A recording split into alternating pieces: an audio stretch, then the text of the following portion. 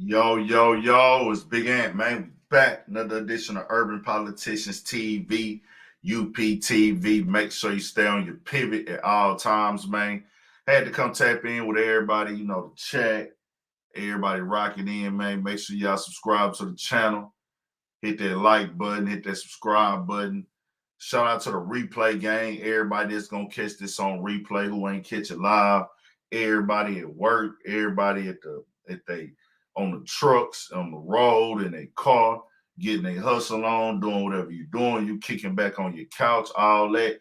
We rocking, man. Shout out to Oregon, Medusa 209. Shout out to Airwell from St. Croix. I don't know what they said, but shout out to you. Uh, Shout out to Darian Lyles, Beezy up in here, man. It's going down for shit show. We had to come tap in again and give it to the people raw and uncut, man. Y'all know how I can get at times. The last episode was very, very turned up, very, very lit. We'll talk about some other things tonight, but the main focus is going to be Will Smith and what happened. How do y'all feel about it? How do y'all really feel about it?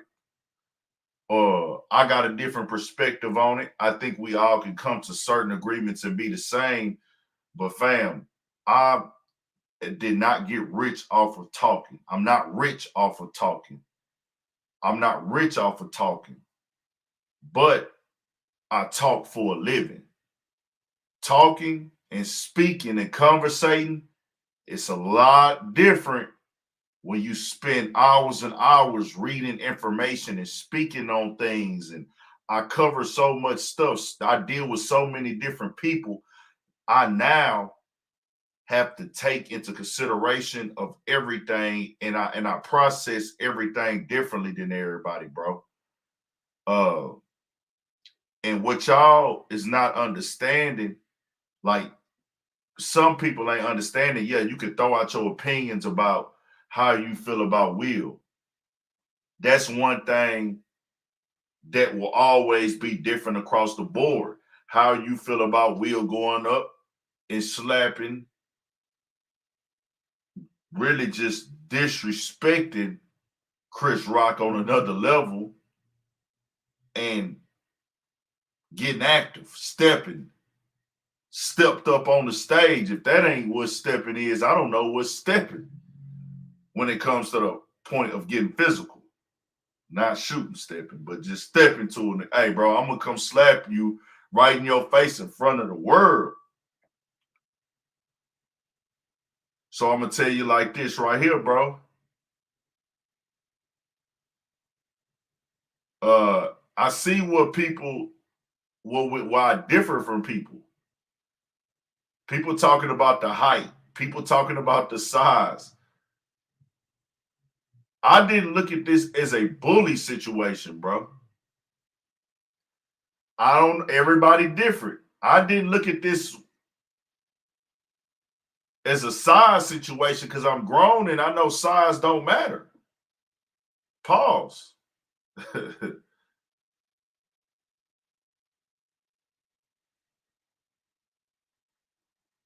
We're going to speak in the terms of this being real, not being made up, not being fake. We're going to speak on it being fact, like this is a true thing, it's not fake for the sake of conversation. If you feel it's fake, you have a right to feel that way. I can't tell you how to feel about it. If you feel it's real or fake, that's on you. But for the conversation and for us to not go all over the place, we're going to talk like this is real. Y'all understand that? So I say all that to say this, bro. I hear this term, these things get thrown around, and I'm not here to beef or get mad at anybody for their opinions. If you speaking factual things on if that's your real opinion, give your opinion. But when you start giving strict descriptive words that are certain ones, I'm going to think your opinion is biased. I expect that from y'all, but see, I run a platform. I run a platform, and a big part of my platform is not being biased. I can give my opinions, but I have to separate my opinions from my biasness. If I'm biased about something, I'll tell y'all, hey man, I'm biased about something. Hey, if a nigga do some wrong shit in the world, sometimes in certain situations, and it's to something about racism that happened to our people, I will let y'all know, hey nigga, I'm riding with my people. I'm biased on that. Certain things, not all. But on situations like this, I can't be biased on it. I told everybody before last night, and people are not listening to what I'm saying. Y'all can call Will Smith a simp. By the definition of what Big Ant determines to be a simp,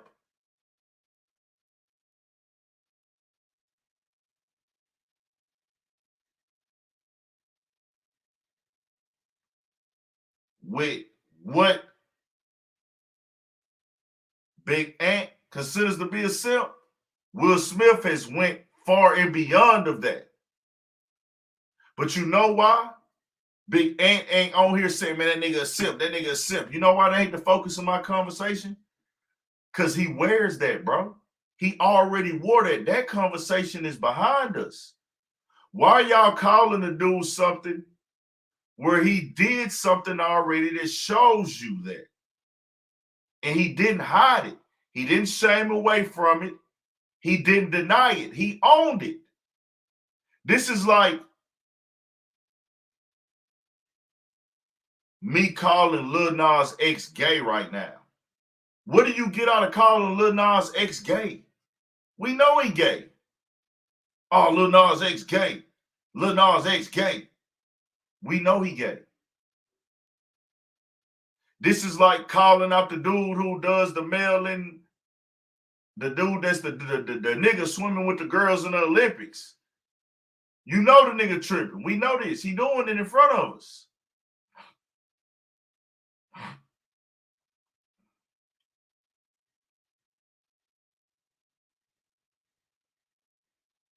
And my definition of a simp, a nigga who lets a woman disrespect him, cross the line, and he chooses to stay there and take the direct or indirect abuse, verbal abuse, action, behavioral abuse, if that's a term. Will Smith has done that publicly and showed us he does not care. When he sat down with Jada, people kept, see, when you go back and start talking about August Alsina, why he didn't do it to August Alsina, me and y'all are not thinking the same. You're not thinking how Big Ant think in life no more. And I don't expect y'all to get up to my level because I've been through things. I've learned from my mistakes. I've learned from my actions. I've learned from the moves that I made. See, I can't learn nothing from a nigga who got the perfect story, my nigga. You can't give me no game. I can't learn nothing from nobody. I can't learn, see, all that who the same size as a nigga shit. Y'all not on my level. I appreciate y'all watching. But if you listen to what I'm saying, you might be able to catch something, some game. Big Ant can't learn from nobody who got a perfect story. Because where do I learn from the mistakes, the wrongdoings? Where do you tell me where you went wrong at? If your story perfect, then I could just copycat you and get the same exact results. And I know that's not how life works. That's why I don't sit in this perfect chair.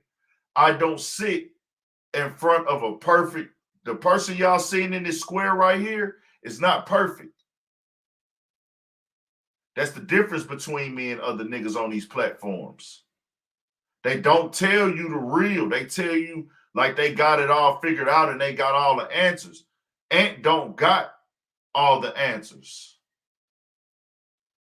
Ant don't got all the answers. But see, y'all opinions are biased. You're coming on here calling Will Smith a simp. Like I said, you're not getting nowhere. See, niggas get offended when you tell them something. Why are you calling a nigga something that he already told you and showed you years ago? He put it in his book. He told you he was a coward. He wrote that in his book already.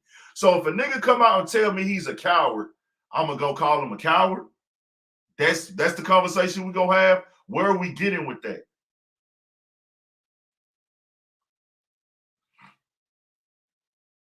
We don't do that though. We don't throw jackets on niggas that are damaging to a man character, to a man lifestyle that ain't true. We don't sex play niggas on this show. Any sex playing, you getting moved out. We don't sex play niggas. We don't throw jackets on niggas that ain't true when it comes to shit like that. Sex playing, child molesting, rape, snitching. We don't play that. You ain't got no proof, don't come on here speaking on that. We don't do that over here.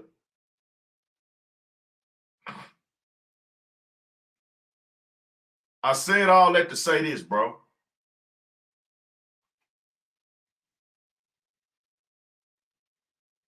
When a nigga sit down with his wife, the mother of 2 children, and has a conversation in front of the world about her sleeping with another man and stays with her, and I hope y'all caught that show.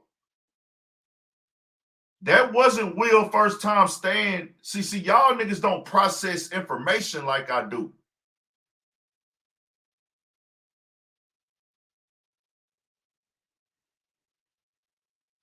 Will didn't find out at that red table talk that she was cheating on him. They did the red table talk to explain to us and for Will to let us know I'm staying with my wife. So a nigga came out, August Alsina, and made it public. But we already passed that, my nigga. Y'all just finding out about it. The rumors were out there just off the imagery, the pictures. Why was he around them so much? It was different. But it had already been confirmed in their home. Yeah, I fucked that nigga. I fucked him. Jada and Will already knew that. It wasn't being revealed to him on the red table talk. Look deeper into it. When he went on the red table talk, that was for you niggas. I don't agree with that. I'm not sitting down with no female who just told me she slept with another nigga. What Will and Jada decide to do, that's on them. I can have my opinion about it, but you niggas is not understanding. That's what they do.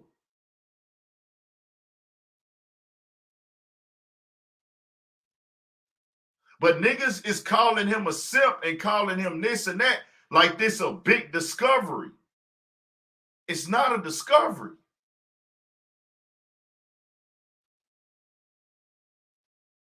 What's the big discovery here? Because if that's all you got to offer to this conversation, then what are you really offering, my nigga?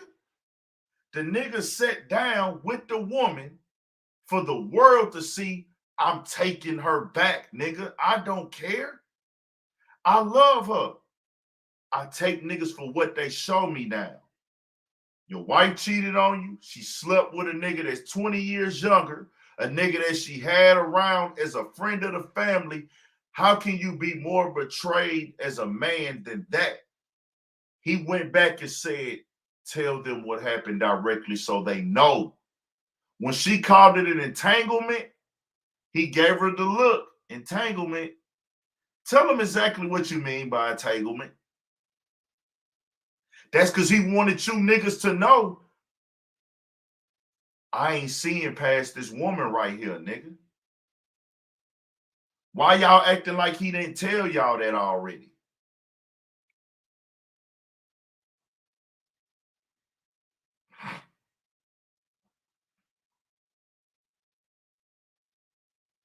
Do y'all get what I'm saying? On top of that,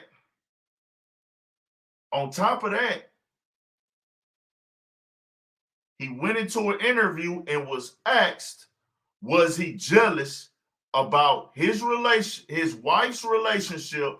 Was he ever jealous about his wife's relationship with Tupac?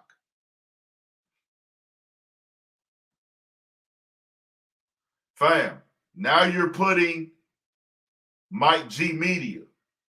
Y'all are now putting words in my mouth and putting insinuations on me like it's normal.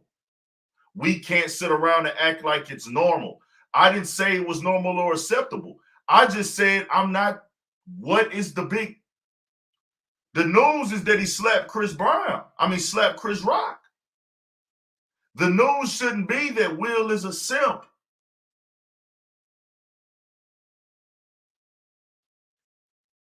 Why is the news he a simp? I don't know why y'all are fighting Big Ant with this.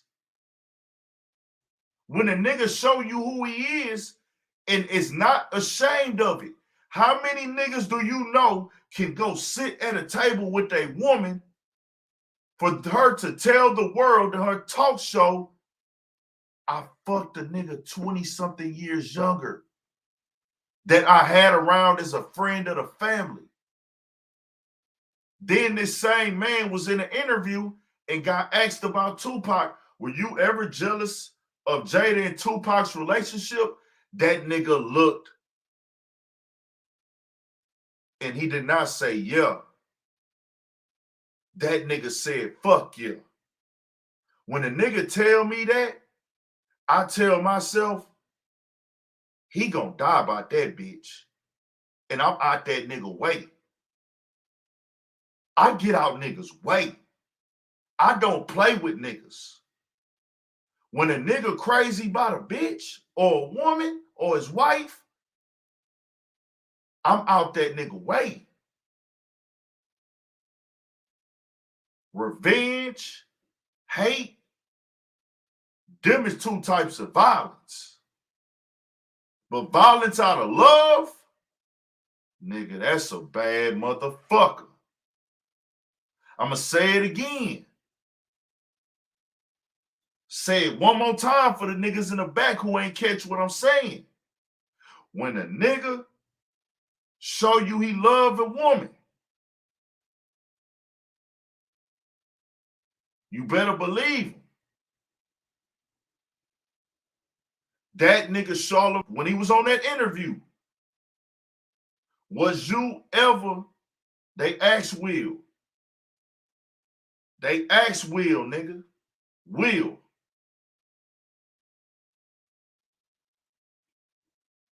they asked Will right in his face. Do y'all get the understanding of what I'm saying? They asked Will in his face, nigga, was you jealous of the relationship that Tupac and Jada had? That nigga looked at that camera, nigga, and said, with no shame, fuck yeah. After that Red Table Talk situation, them exposing that to the world, he stayed there and he admitted that he was jealous of another man. He gonna die about that woman, nigga.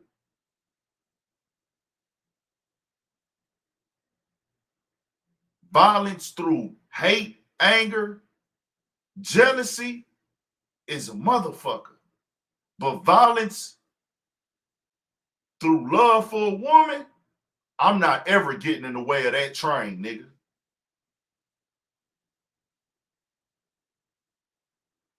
Hey, Chris told these jokes in 2016.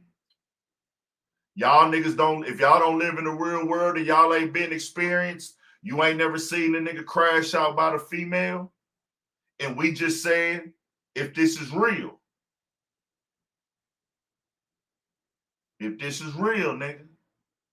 Y'all know a lot of niggas in the hood killing over bitches, right? Y'all know that, right? Y'all do know a lot of niggas in the hood killing over bitches, right? All y'all hip hop fans who watch all these, think y'all know so much about hip hop. Y'all know it's a real thing in our culture for niggas to kill over bitches, right? That's a real thing.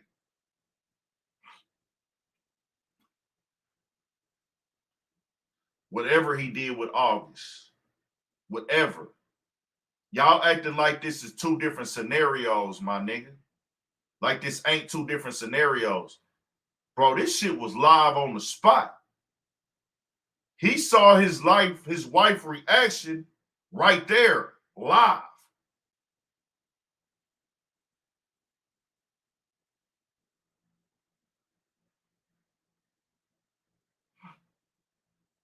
What does thugs have to do with anything? I like when niggas come up here and talk to me so I can educate my people. I want y'all to take something from this. I want y'all to listen. I want y'all to understand. Thug, gangster, shooter, killer, businessman, Black Wall Street. We all got dicks and emotions, my nigga. We all got egos. We all got pride. We just got different levels of it. The physical breakdown of a man with emotions is the same. It's just different levels. Different levels of it. What you choose to follow and do is what you choose to follow and do. Every personality is different. But that ain't got nothing to do with being a thug. What does a thug have to do? Why do people think that thugs, gangsters, and street niggas is the only niggas who retaliate in violence when it comes to disrespect?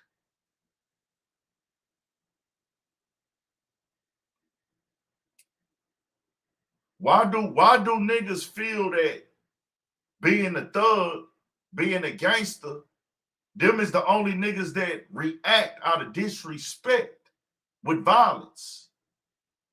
If I go disrespect a white man at the store right now, bro, that nigga might not ever did nothing gangster in his life. But if I disrespect this man, he ready to fight. We've seen it. Everybody talking about he makes black people look bad with this. He went and hit another black man. Newsflash, nigga. They don't look at Will Smith and Chris Rock as stereotypical black men, nigga. This is my opinion. Y'all can feel how y'all want to feel. Y'all can feel how y'all want to feel. Why are y'all looking at Will Smith like they look at him like he a nigga?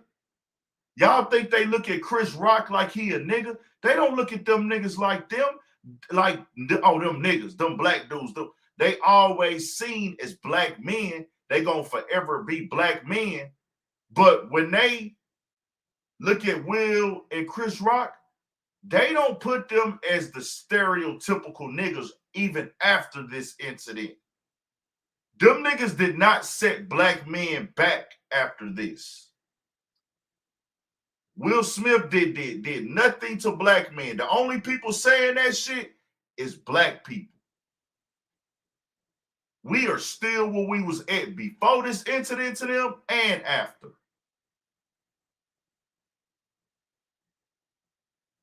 This did nothing to black men. Nothing. For sure, Atlanta Williams, that's love. Y'all turned it into some, oh, they set black men back. My nigga, this nigga's one of the top niggas in Hollywood, nigga. Yeah, he forever black. They gonna forever see him as a nigga. But he was saw the level of niggified, that where they saw him at as a nigga before this, he's still that same nigga after this. He was never fully accepted anyways.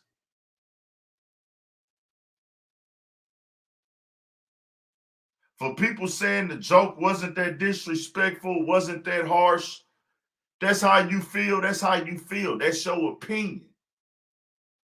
Some people feel jokes like that are off limits. Some people feel like making fun of somebody's illness or disability is off limits.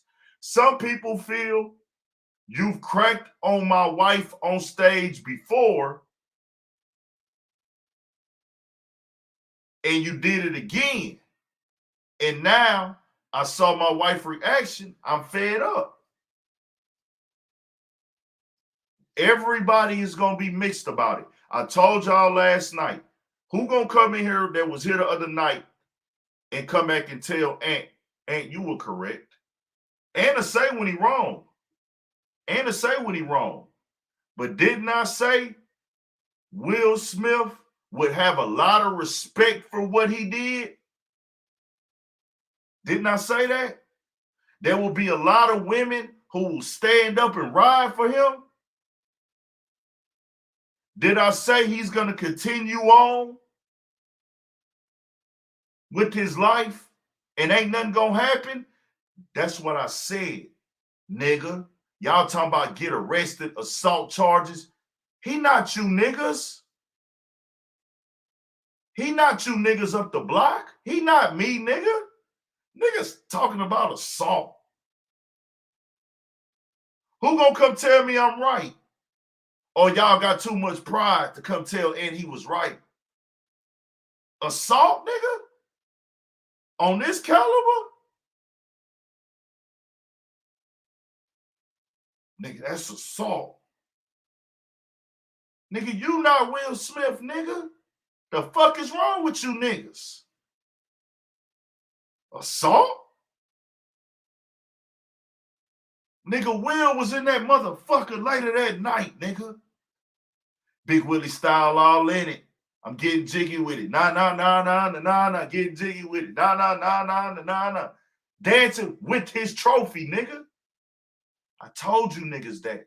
But you niggas want to make it about some whole other shit when it really ain't that deep.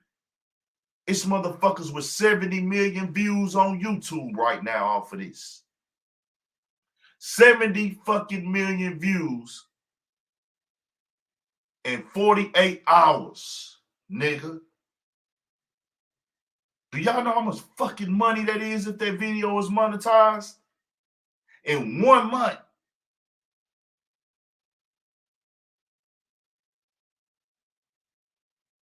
$78 million views on the YouTube channel. What y'all think this did for their ratings, my nigga?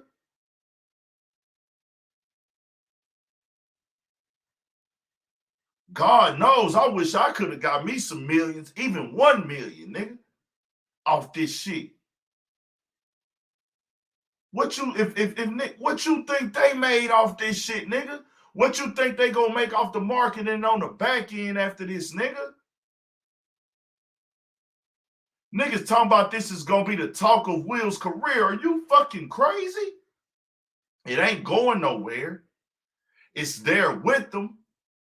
But what he did, see, this is what happened with niggas, bro. Niggas be prisoners of the moment.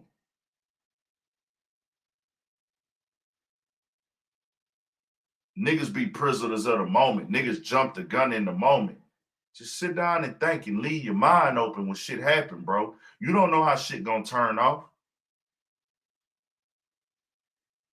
I never said I agree with what homie did. I want that part to be clear. You should never be slapping another nigga like that.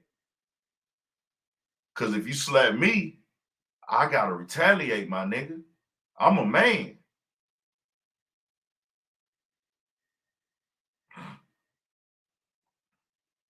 Do y'all understand that?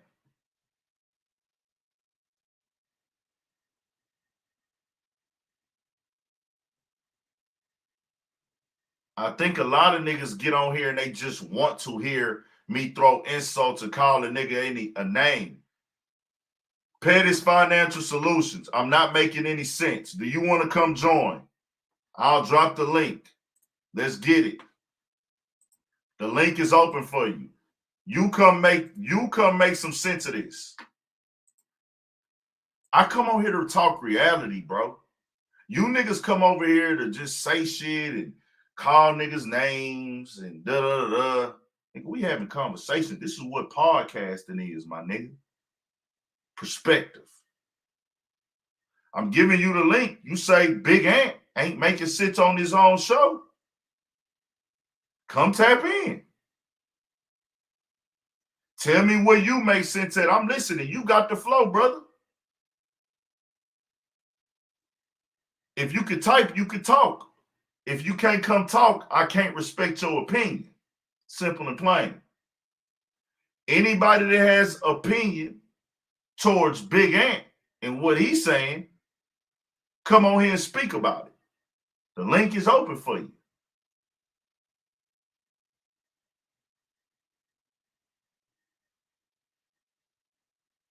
It's gonna get held down every time. The flow open. Click the link.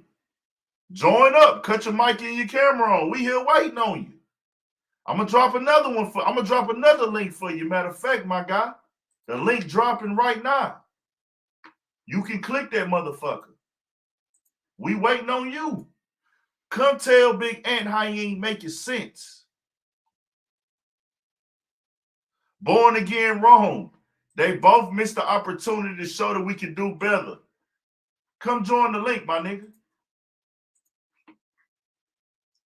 I want to talk to y'all niggas who put in this moment of representation of black people.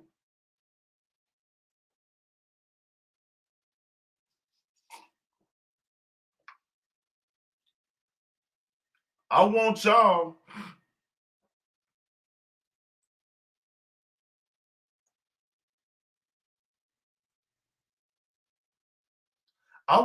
to come tell me and make me understand, why does this moment represent black people? I guess niggas ain't seeing what's going on. Like I said, fam,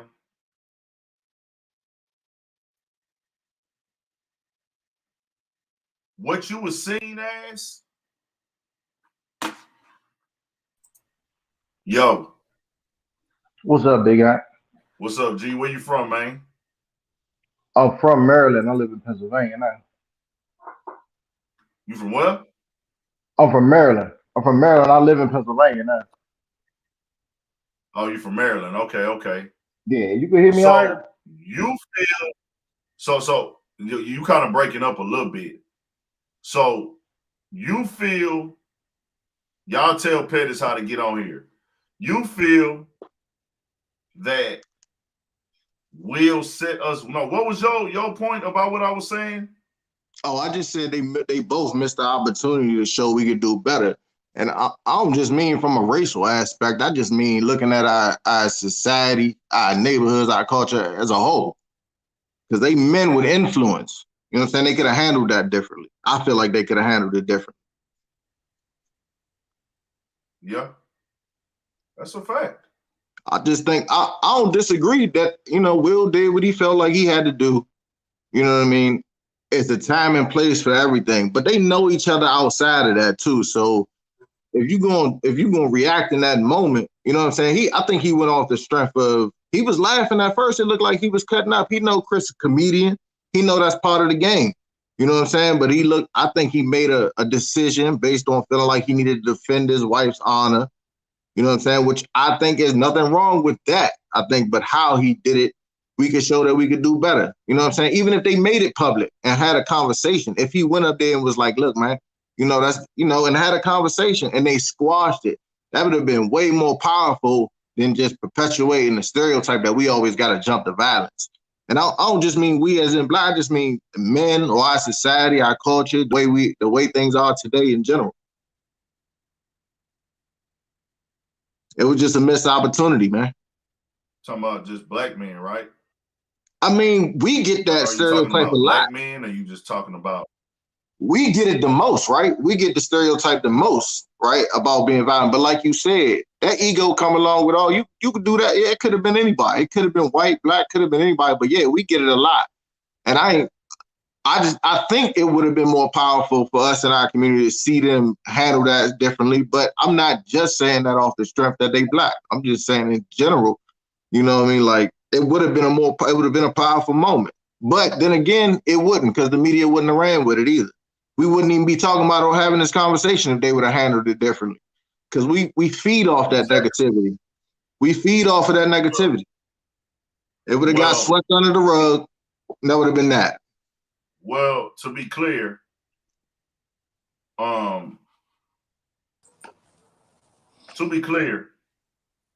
if Will goes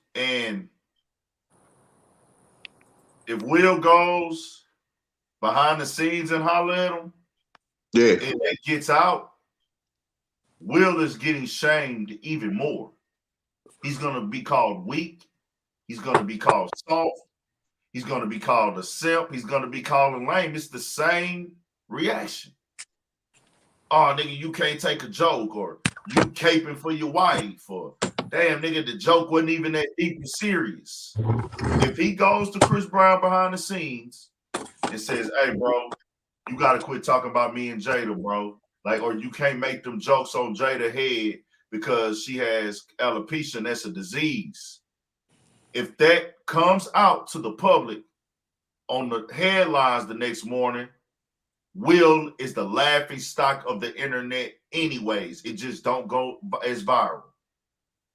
That's what I mean. It's a problem. It's a problem in our society, bro. It's a problem, particularly in our community. I know you deal with our community a lot more than the broader narrative of society. You know what I'm saying? I understand the nuances of it. You know what I mean? Like, yeah, we got to deal with our stuff in a community, but it's deeper than that too. It's a whole societal thing. You know what I mean? It's us as people. It's our nature. It's in our nature. Yeah, he would have got clowned by some, but he would have still made a point, and it would have resonated with some people. And we gotta start somewhere. If that mean the joke then is on him because he being the bigger man, then be the bigger man and take that criticism and take that joke. But you still taking a stance to show that we can do it different. We can handle ourselves differently. But somebody got to start there, bro, because a lot of the stuff that you know what I'm saying, that you cover, you cover the violence in the street, you cover all of that, right? And a lot of that stems from the fact that we can't take being criticized for being the bigger man. We can't take, it's ego driven. A lot of it's ego driven. That's what I'm saying. It was a missed opportunity to going up there knowing he know just as well as you know, just as well as I know. I get it all the time too. You know what I mean? If I start preaching, talking, being a bigger man, turn the other cheek, you know what I'm saying? Like humbling yourself, setting your ego aside.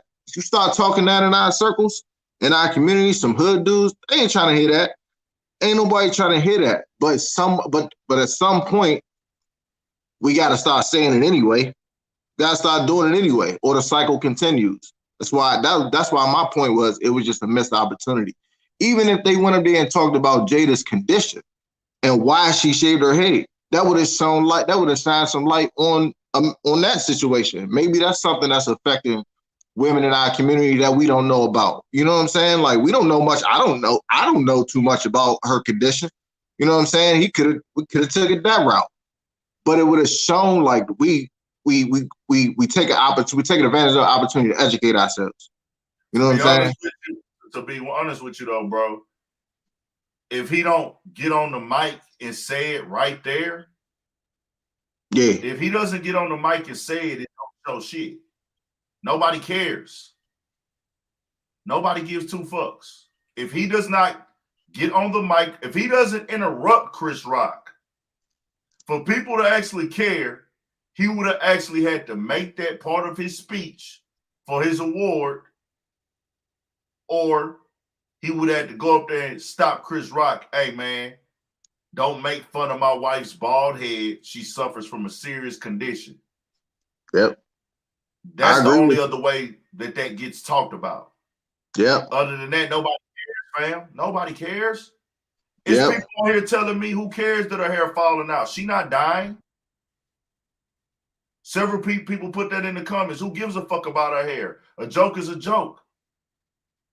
A niggas told me that, and I take it as niggas just want to be right in the discussion. I don't know. But like, let's say me and you were in the living room, right? And somebody has a health problem, a hair problem, a disease problem that has affected them. And it's not normal as far as it goes to with that person. It's an illness that happens that's rare, as in the things of illnesses. So we know they're emotional about it. Right. So if you make a joke about somebody having a disease in front of you, or issue, or anything, and it comes off in the room as a bad joke, everybody in the room can see that, oh, that's a bad joke. That shit ain't funny. Do you still laugh? Or do you pull back on your laughter? Niggas on here told me they gonna keep laughing. I'm talking about a get together at your house. Right. A nigga cross a line on a joke. The whole room got that look like, ooh. Are you that nigga that's still gonna laugh? Or are you that nigga that's gonna be like, damn, bro, that one kind of crossed the line? What you gonna do? Born again wrong? When you see that, this is why I said it was a missed opportunity. Me personally, I'm taking that opportunity, bro, because I think we need men to step up and take that opportunity. Hold on. Are you going to laugh? If you see the joke, once you see the joke ain't hitting like that, and it offends somebody's personal condition, pull back. Thank you for keeping it real. Yeah, you gotta pull back. Other niggas told me they are still gonna laugh. Nah, you gotta pull back. No, just because they don't want to sympathize with the person that's a celebrity. They want to bring up, well, she did this and this to August. We know. To Will. We know that, fam. That's understood. But that doesn't mean that this ain't gonna affect her. Just because she did, if you don't got sympathy for her, that's you. Look here, fam. What she did with August Alsina is fucked up. Like I said, my bitch cut off the moment she touched a nigga wrong. I made that very clear. But I can't have conversations with people who don't want to be realist. We humans, bro. I think people forget Will Smith is a human. This is the sign to let niggas know. Just because somebody is successful doesn't mean they are not a human. Can we get that in our head, bro? Please, when you come to Urban Politicians TV, you can put these people as role models. You can put these people as millionaires, billionaires, gazillionaires, talents. They are humans just like you, my nigga. They are not perfect. We see it time and time again.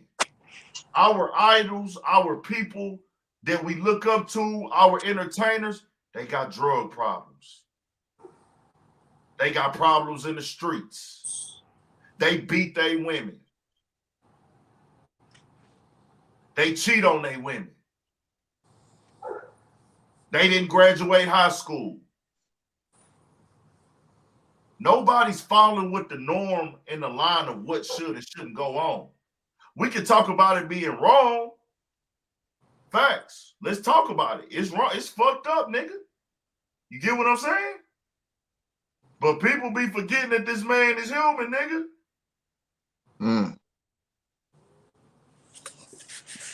Yo, Big Ant. What's good? You already know, man. Hunts Vegas with the tap in. For sure. What's good? So my thing on it, Will, he was in a lose-lose, you know. But to me, he kind of like did the better out of the two options, because his other option was to go home and have, you know what I'm saying, Jada on his head for however long that would have lasted. And you know, whatever I think about their marriage, or you know, anybody else think about their marriage, that's still that man's wife. So she his wife for a reason, you know. She means something to him. So if you're as a married man, you know, my wife means something to me too. So I ain't know. I ain't know. Yeah, man. I've been married for. Like you said, as a married man, your wife means something to you, nigga. So what that oath you sign say, my nigga? Tell them about that oath you signed when you got married. Tell them what they don't say. Death do us part. Sick or well, you know, I'm good or convinced. bad. I'm convinced a lot of you niggas ain't really y'all married on paper, but y'all ain't married in the heart. Yeah, man. Y'all married on paper. That nigga and told you see, what it is to death do us part, nigga. They don't marry the woman if you ain't down to die by the nigga. yeah, man. You know, especially when it ain't just you and the woman. You know, it's a family. You know, so he got kids. They got kids. You know, they've been married for years, however long. Man, it don't matter what they done been through in their marriage, you know what I'm saying? Or what we think about that. It was a lose-lose, but like I said, man, I would have rather him slap the fire out of Chris Rock than, just to sit there and have his authority questioned at the house, you know. I'd rather have the public talking about me and, and everybody in my house still, and have my house still in order. It can be crazy outside, but when I come home, if that's straight, I'm good. So, it is a win for white supremacy though, because you got to look at it, man. We in America, so everything is based on race in America. So, Hold on, hold on. I want to read. I just gotta. Whenever the race come in, I want to paint both sides of it and make it very clear. This does fit the stereotype of black men and everything like that. I want to make that clear, bro. I'm not making no excuses for that. We fit the stereotype that was created upon us every day. But this win, if you want to call it a win for them, I get it. But no win could ever amount to the win that we have being alive in America today. That's the biggest win for them. Every day that you breathe, that's a championship win for them. yeah, Every day that a black yeah, I man feel that. breathes. So Yeah, I'm not saying you wrong. I just always got to add to it when you bring color into it to make sure you understand that us fucking up, doing wrong, going to jail, breaking the laws, we need to stop that. We need to stop the stereotypical shit the stereotypes that they created, though. Now, let's be clear. We need yeah, to stop fucking off ourselves. We need to stop going they to jail. We create need to stop. they create the systems in the atmosphere that make it easy to fall into that. But one little fact. Look, what one little fact though that folks. not even hold on, but listen, not even the atmosphere and things that we live in, the lifestyle and in the environment. They created the narratives before that. The narrative was, I will fuck your wife in front of you, nigga, and make you watch. And then I'm gonna move the baby in the big house with me. I'm gonna read you this religion and tell y'all, God told you niggas, listen to your master. It's right here. Psalm such and such. Do what my master say do. Nigga, we at war with Vietnam right now, nigga. We want you niggas to go fight in this war, but you niggas can't sleep with us. When was the Vietnam War? Let me make sure I'm speaking correctly. Yeah, that was the 70s, but you know what I'm saying. In all, Hold on. Let me go back before I go to the next thing. World War II, whatever world, the first war, really the Civil War was the first every one. war, But the first every one war, of black big folks have died in. wars, whatever war y'all want to put it as, the war where niggas, the last war before they segregated the camps. The units. You niggas can't eat with us. You can't drink with us. You can't do nothing with us. In the world of the land, the country y'all fighting for. But when y'all come to put y'all life on the line for us, You still can't be around us, nigga, but you can for sure die for us. Y'all get what I'm saying? They winning every day. They winning every day, nigga. Some of y'all got the same blood pumping through your veins for people that got treated that way. No compensation. They ain't even gave you niggas an apology. Every nigga in here, you have not received an apology from the country you worship, the people you trying to impress, the people you want to look good for. They ain't said, hey man, we sorry for traumatizing y'all people and making y'all grow up in broken homes and environments. Y'all people selling drugs, y'all mamas on food stamps. Y'all can't trace y'all history back. Them Democrats and Republicans y'all vote for, they ain't say, my bad, y'all. I'm sorry. We want to apologize and acknowledge that we did black people wrong in this country. We want to apologize and acknowledge for making entire worlds look at y'all like second-class humans. You go to China, they look at you like a nigga. You see it on camera, 2022. A nigga overseas, a basketball player, get off the bus. The Asians calling them nigga. Over there, during the pandemic, they putting signs up outside of restaurants. Blacks started Corona. Y'all can't come in. No blacks allowed. They started Corona. You just seen what happened in Russia and Ukraine, right? They wasn't letting black people leave, right? Y'all saw that, right? That's what I'm telling you niggas. America did that. America created that ideology that black people is the scum of the earth.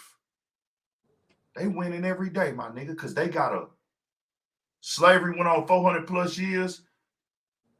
They got an over 600 year, 700 year system. Oh, 550. They got about a 700 year system in this country, in America.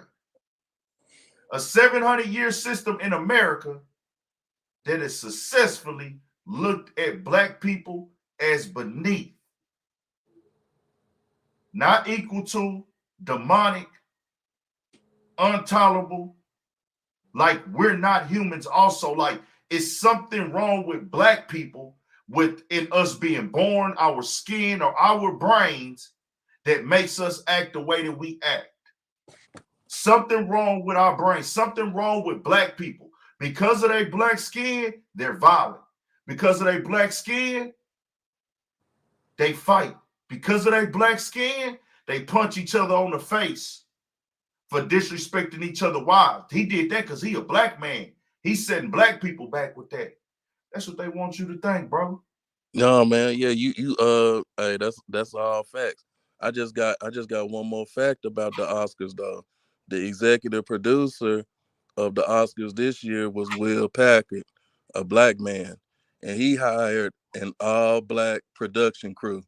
So this was the first time. I don't know if it was the first time that the Oscars was executive produced by a black man, but it was the first time that you had a black man be the executive producer, and also all the production crew being black.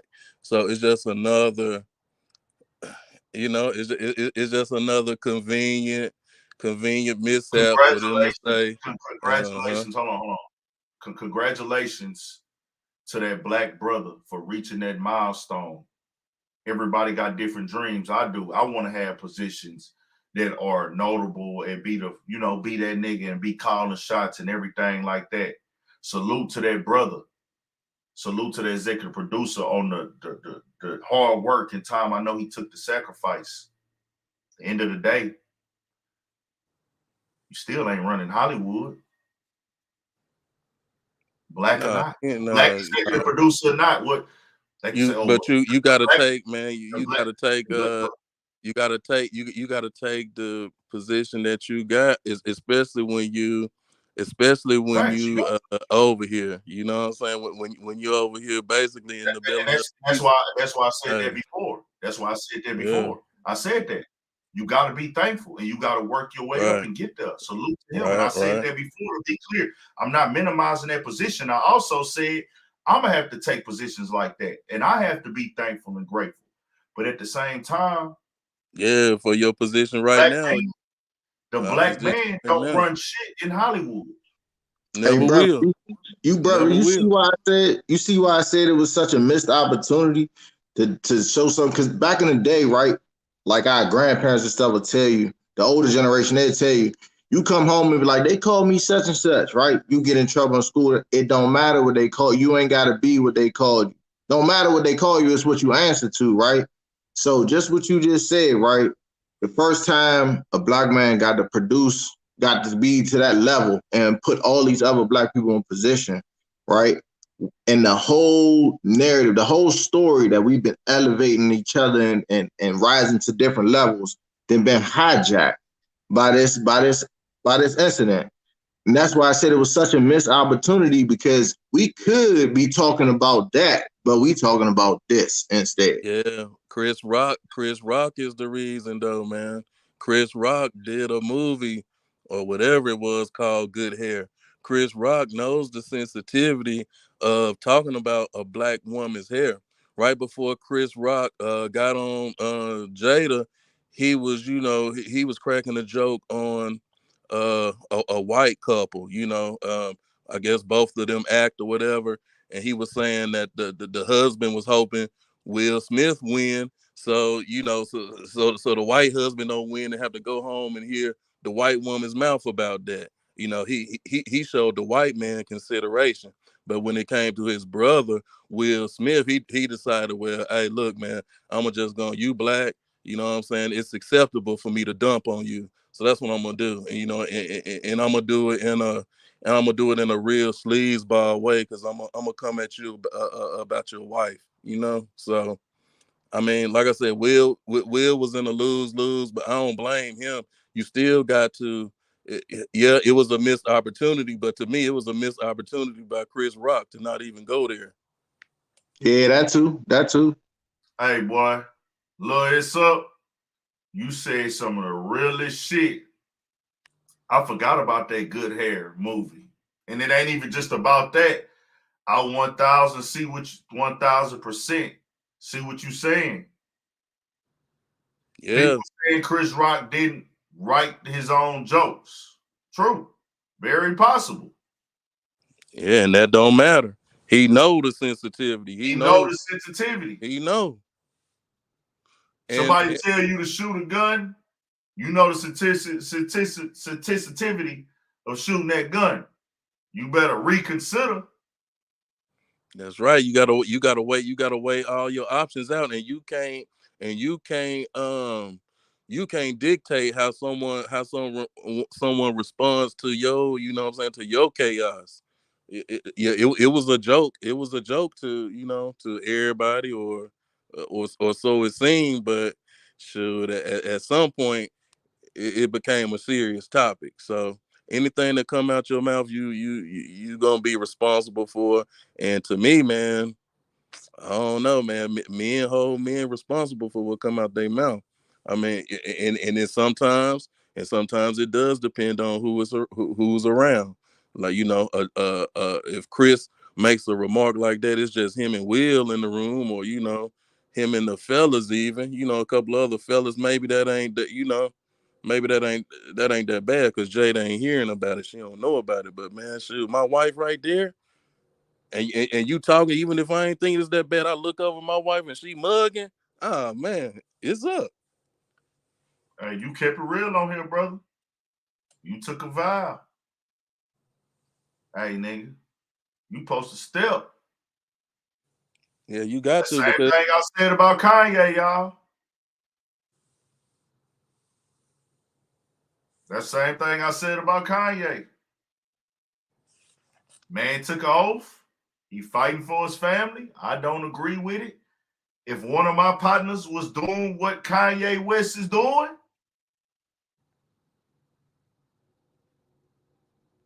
I'ma say, nigga, you simping. Nigga, you tripping. She fucking on a young nigga. She just said, fuck you, man. Hey, nigga, you a billionaire, nigga. You not about, man, we not about to sit here and do this, man. You gonna raise your family, be there for your kids, but it's over, my nigga. She done publicly humiliated you. She walking around holding hands with the nigga. All that shit. That's what I'm gonna tell my partner. That's what I would tell myself at the age that I'm in. The shit that I done been through. But I believe who niggas show me are, who they are. By Kanye being a nigga to the level that he is, the level that Kanye West is, that nigga that he is in the culture, in the world, in society, but $1 billion nigga. You went and got the woman that a major part of the industry that you work in that already had. You know what they tell me? You love that woman. Or you lust that woman, which either. But I know that you don't play about that woman. Because you could go get any woman you want. But you play her? Y'all get what I'm saying, right? Kanye got in the song. What Kanye say, nigga? I survived the crash so I could whoop Pete Davidson's ass. That nigga went all the way back in time. He telling you how much he loved Kim. Nigga, I'm only alive because of Kim. That's what he said in that song. But see, we looking at the joke. You got to look deeper, my nigga. Kanye saying, God kept me alive in that crash so I could be here with Kim, nigga. You got to rearrange the thinking sometime. That's why I love what I do, bro, because it make me look into shit differently. Y'all get what I'm saying? Yeah, you speaking facts, man. I feel that. Think they understand. What's good? What's good, homie? No, I'm saying I feel that, man. Like you could tell, man, these brothers is in it deep with these women, bro, and they gonna ride for them, and that's how you get to the point where you get. That's where you get Kanye where he at in his mental state or emotional state or whatever you want to call it. That's how you get Will up on stage with Chris. They in it deep, bro.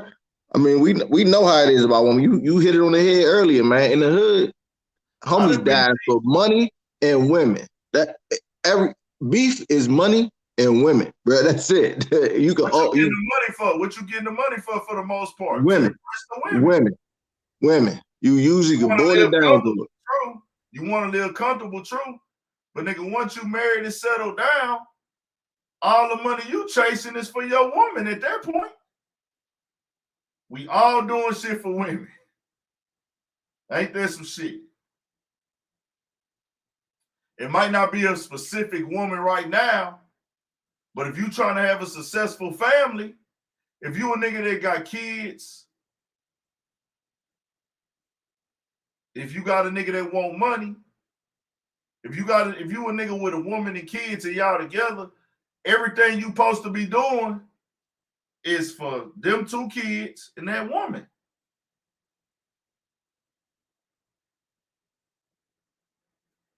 I get what I'm saying. Let me ask you a question, big homie. You think with the influence that Will got, right? Yeah. And the influence that Chris got, right? And you think with the problems that we see, violence is a problem amongst us, right? Facts. I understand the perspective looking at it like now you teaching men to stand up for their women, to defend their wife's honor. That's one perspective. I completely understand that. I think it's 2 sides to everything. You know what I mean?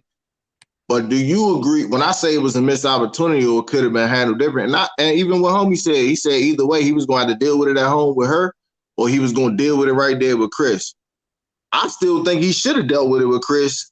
I just think the missed opportunity was showing that we could do it without putting hands on him. Yeah, The world wouldn't have knew that though. The world wouldn't have knew that's that. hard to do in the moment, though. Yeah, you right. I ain't In the saying it was world, easy. if he did it the positive way, we don't promote positivity in the world, period. Right? We wouldn't have seen it. It would have So been a dead the conversation. world wouldn't have known. Now the world did see Chris Rock get slapped and not retaliate. The And world saw that. nobody calling him a simp though. Everybody calling Well, he's Will. not a simp. Getting slapped don't make him a simp. That makes him a weak ass nigga. Nigga Okay. slap you and you don't do nothing. Yeah, that's like all the same to me. I mean, I know No, technically that's not the same though. mean. We gotta be a simp and I feel you. nigga getting slapped. That's not the same. That's just nigga. You a nigga that didn't stand up for yourself. They like go hand in hand to me though. I Yeah, don't they know. don't know. See, we got to keep the definitions for what they is. A simp is a nigga that's weak behind women in the sense of controlling, making him look bad, or being in denial about what's really going on with him and the woman. They could be financially, love, why, anything. You know what I'm saying? So if fans, Dwayne Wade, I would consider Dwayne Wade a simp. A man in the world that we live in telling the world that he doesn't run his household, him and his wife run it together. He said, this isn't that the man run the household stuff. We run it together. That ain't it. yeah, no, that ain't nothing that I would say or do or try to do. So I you know, I feel you on that. I feel you on, I wouldn't That's necessarily a say that. nigga that's soft. Oh yeah, I wouldn't say D Wade was a soft The ass nigga nigga, that's soft or the nigga but yeah, a he is. weak nigga is just a nigga like, hey, bro, another man come up to you and slap you and you don't do nothing.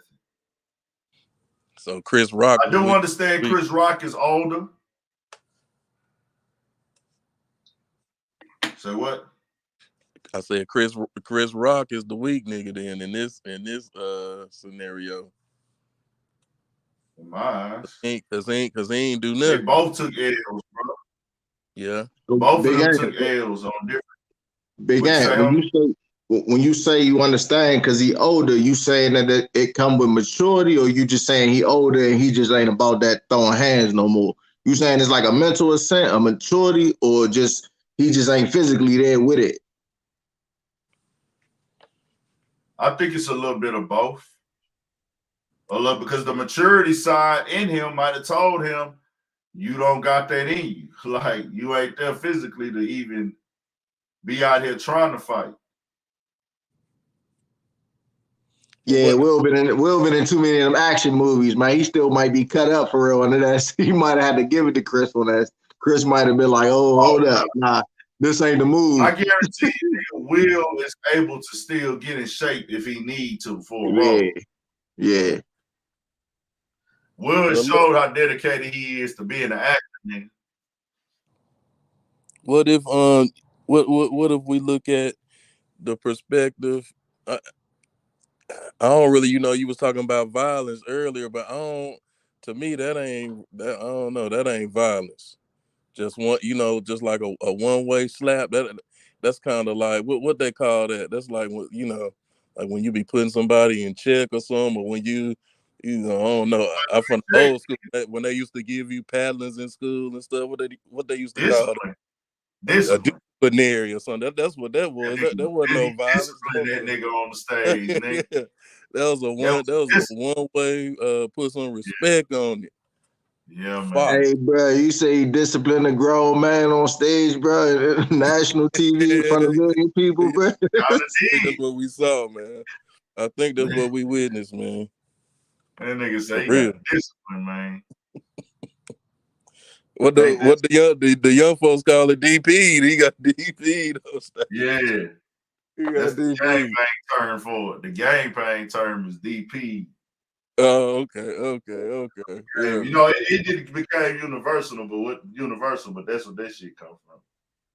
I mean, for real, if Chris would have retaliated, right, it wouldn't have fit the narrative that we just back because every culture, you know what I'm saying, outside of black people believe you can defend yourself.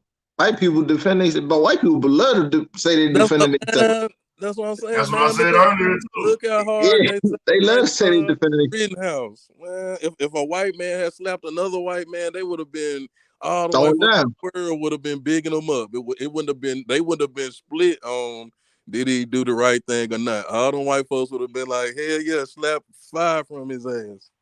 Yeah. Slide Dog 100. You got to cut your camera on, bro, because I ain't familiar with that name. Big pressure you up.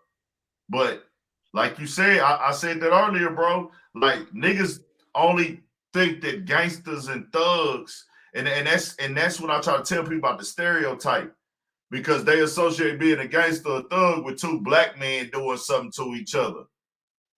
Anytime like niggas say y'all fit the stereotype, anytime two black men fight, they don't have to be a gangster or a thug. But that's what I'm telling you. The stereotype is we all do that. When them motherfuckers do the same shit, they go have bar fights.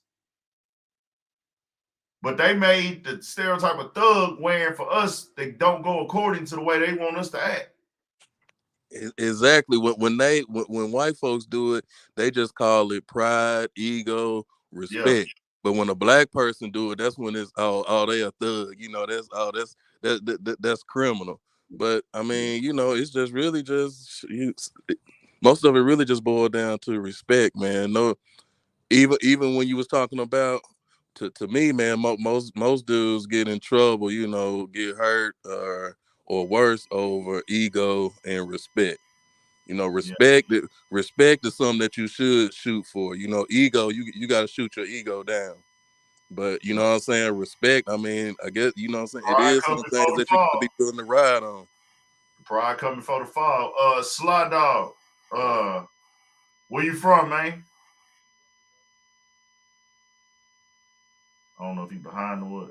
I can't hear you, bro. You just muted your mic now. My bad, my bad. I'm from Brooklyn, bro. Okay, for sure, man. What you Yeah, got? I ain't never saw you on here before. I don't know if you ever tapped in. I guess this topic brought you here. it definitely did, man. Cause there's this like thing going around where people are talking about how like, oh, this is setting black people back, setting black people back. But Yeah, I feel like that's like how white people think. Like violence is a human thing. It's not just a black exactly. thing. You get what I'm saying? Like there's a war between white people happening right now. And we talking about Will Smith, Will Smith and Chris Rock, two of the richest black people in the United States. But there's a war where it's pure violence Thanks. happening overseas between white people, and somehow this is Yeah, drowning that out. yeah, You feel what I'm saying? So like that's why I said it's the worst time slap. It's gonna be like, yo, the history books are gonna be like, yeah, there was a war between Russia and Ukraine. Oh, by the way, Will Smith slapped the hell out of Chris Rock. Like, so to me, when I saw it, I'm like, yeah, like throughout the Oscars, there's always some sort of disrespect that happens with the host and the audience. Like that's just historical. And Will knew he was gonna win something that night because when was the last time Will was at the Oscars? Before tonight, when was the last time he was there? They yeah. I had don't to know. tell him. They had to tell him he was gonna win something. They had to Yeah. tell him he was gonna win something. That's why he was there with Jada, who said to boycott the Oscars. She's the one who said boycott the Oscars. She there with him. So a dude's cracking jokes, and you go up there and slap him, like. And I thought it was like staged because when he sat down, you look at like a little micro expression that he has, and it looks like he's about to smile. And then he Yeah. goes so hard into his words that he has to believe him in that moment. He has to follow through with this entire moment because he probably sat down and was like, "Oh snap! I just smacked Chris Rock in the face," and then he Oh, doubled down on it. I think the emotions in that 30 seconds were the emotions was all over the place for sure in that 30 seconds, bro. Yeah, he It, was on a roller coaster, bro. He was on a roller coaster. it looked like someone pressed a button and activated something in him, and then just like he ain't realize it until he sat back down. So I'm watching it Nigga, like, Jada pressed the button, nigga. Oh yeah, nah, you got that. Nigga, but no. Didn't he show us Jada controls that button with him? Yeah. When he ran, I mean, Well, Jada showed us with the whole Red Table Talk. She showed us with the but, whole Red Table Talk. She controls that but button. bro, but he showed us too. He wrote this book telling us how much of a coward he was. He didn't write the book for himself to read it. He wrote it for us. He damn sure ain't write it for the money. This nigga rich. He doing his therapy. He giving himself therapy to the world, bro. They asked that nigga, was he jealous of Tupac and Jada's relationship? The relationship they had was when they was teenagers, right? I believe, yeah. So that would mean that Pac been dead almost 30 years, right? Yeah. So that would mean that the relationship is 40 years old. Till this day, that nigga openly admitted, yeah, I had a problem with that. That nigga said, fuck yeah, I was jealous. I mean, that's a weird question to ask somebody though. They Hey, asked bro, him, you know what? he didn't get mad about the question, bro. He answered it. That's telling me Jada can't do no wrong in that nigga eyes, bro. Hey, you know the other perspective though. The other thing is Jada from Baltimore, right?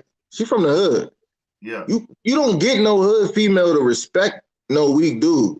So I think part of what's going on is he's seen all this. Too, though. He from the hood. Yeah, too, he though. from the hood. But what I'm saying, him coming out saying like, "Oh, I was acting like a coward," woo woo, and then all these years with her entanglements and this that, and the third, he like, man, I need to earn some of this respect. Like, shorty, you gonna look at me like, yeah, like a boss, like that money ain't doing it for him. Something ain't doing it for him to keep him in position, put him in a position to be the head of his house, to be that dude in her eyes. Something ain't doing it for him. So I think that slap was part of. I don't even think it's about him being the head of the house. I think her it's respect, just though. Her respect. Respect or whatever. I think it's just all of it piled up. Everything he done been through just piled on him at that one moment, bro. I mean, the book too. I mean, exactly. He exposed himself heavy in that book. So yeah, you're kind of walking around the whole world.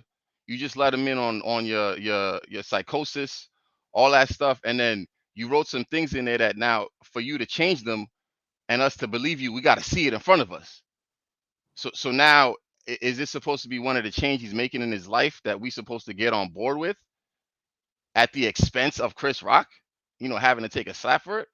Nah, man, that was just a therapy session, a quick therapy session. You know what I'm saying? I bet, you know, he felt, I bet Will Smith felt a lot better after that. He just had to take it off. My nigga, you said you know, I told y'all what he did. He went to the club and was Big Willie style all in it. That was jiggy just, with it. that was too much. That nigga went to the club and got jiggy with it, nigga. The DJ, you think the DJ wasn't playing the whole Will Smith show that night, nigga? That nigga Will Smith was getting spun the whole night, nigga, in the club. But that's why I thought it was staged. Shout out to my nigga Will out here slapping niggas, nigga. Yeah. I'm the DJ, hey, nigga. Will Smith out here slapping shit down, nigga. Nigga Will Smith, the big stepper, nigga. Don't play with Big Willie style all in it. Pause, nigga. Nigga, Wild West in this motherfucker, nigga. Oh, look what Jada tweet, nigga. Hold on. Look what Jada tweet. Yeah, Dad, that's right. Nigga, y'all forgot about just the two of us. Oh, nigga. come on, man. That nigga's son was proud, nigga. Hey, yo, Pop, stand up to the motherfuckers, nigga. Tell me I'm wrong, nigga. They was lit off of that. They was definitely lit off of that. I want to Oscar and slap the hell out of somebody tonight. Hey, them niggas came home like that nigga came home like on the movies, nigga. Yeah, everybody can't say that about that. I love you, man. Yo, I want to Oscar and slap somebody. Come on, man. That's how they gonna write it. That's how he gonna remember it. Yeah, I slapped somebody. I want to Oscar. That one. He Yeah. going down in history for Hey, that one. I'm Big gonna sit facts. back down. Hey, I'm gonna tell you niggas some real shit, nigga, and I'm gonna let y'all have the flow. Nigga, Will, that crowd finna clap so hard for Will when he sit back down at that red table talk, nigga. Oh my gosh. Them women finna be in there. Any show this nigga Will go to, nigga, that's women or The View. Nigga, them women can say what you ain't finna hear no woman say that nigga should have stood up. Yeah, no, he Black Jesus right now. He cool. Come on, nigga. You niggas talking about the Oscars and how he, man. To you niggas, them women run this shit. Them white women, that nigga Will Smith looking real good to them white women right now, nigga. And the women, Jada better get her act together, nigga. You ain't lying. Hey, with them women seeing this shit happen, all the women deep down inside, nigga, I need a nigga that's gonna crash out like that by me. Ain't no woman talking, nigga. Jada was smiling, nigga. You finally did it. Nigga, they done went to therapy, nigga. They done went to therapy about that shit, bro. Shout out to Will Smith, nigga. Fuck that, nigga. It's so many I'm layers. proud of that nigga, bro.